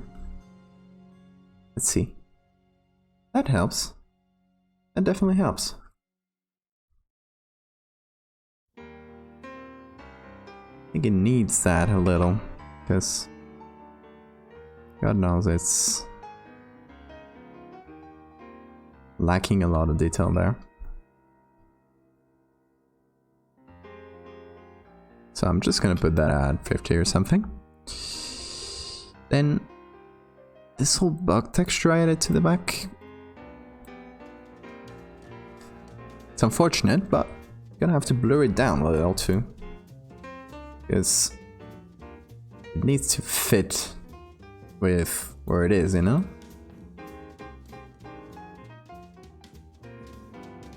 And if it's in a blurry part, it needs to be a bit blurrier.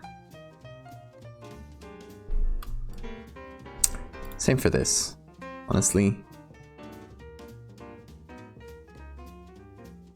There's a bit too much shine on here. Not a big thing, but helps a little.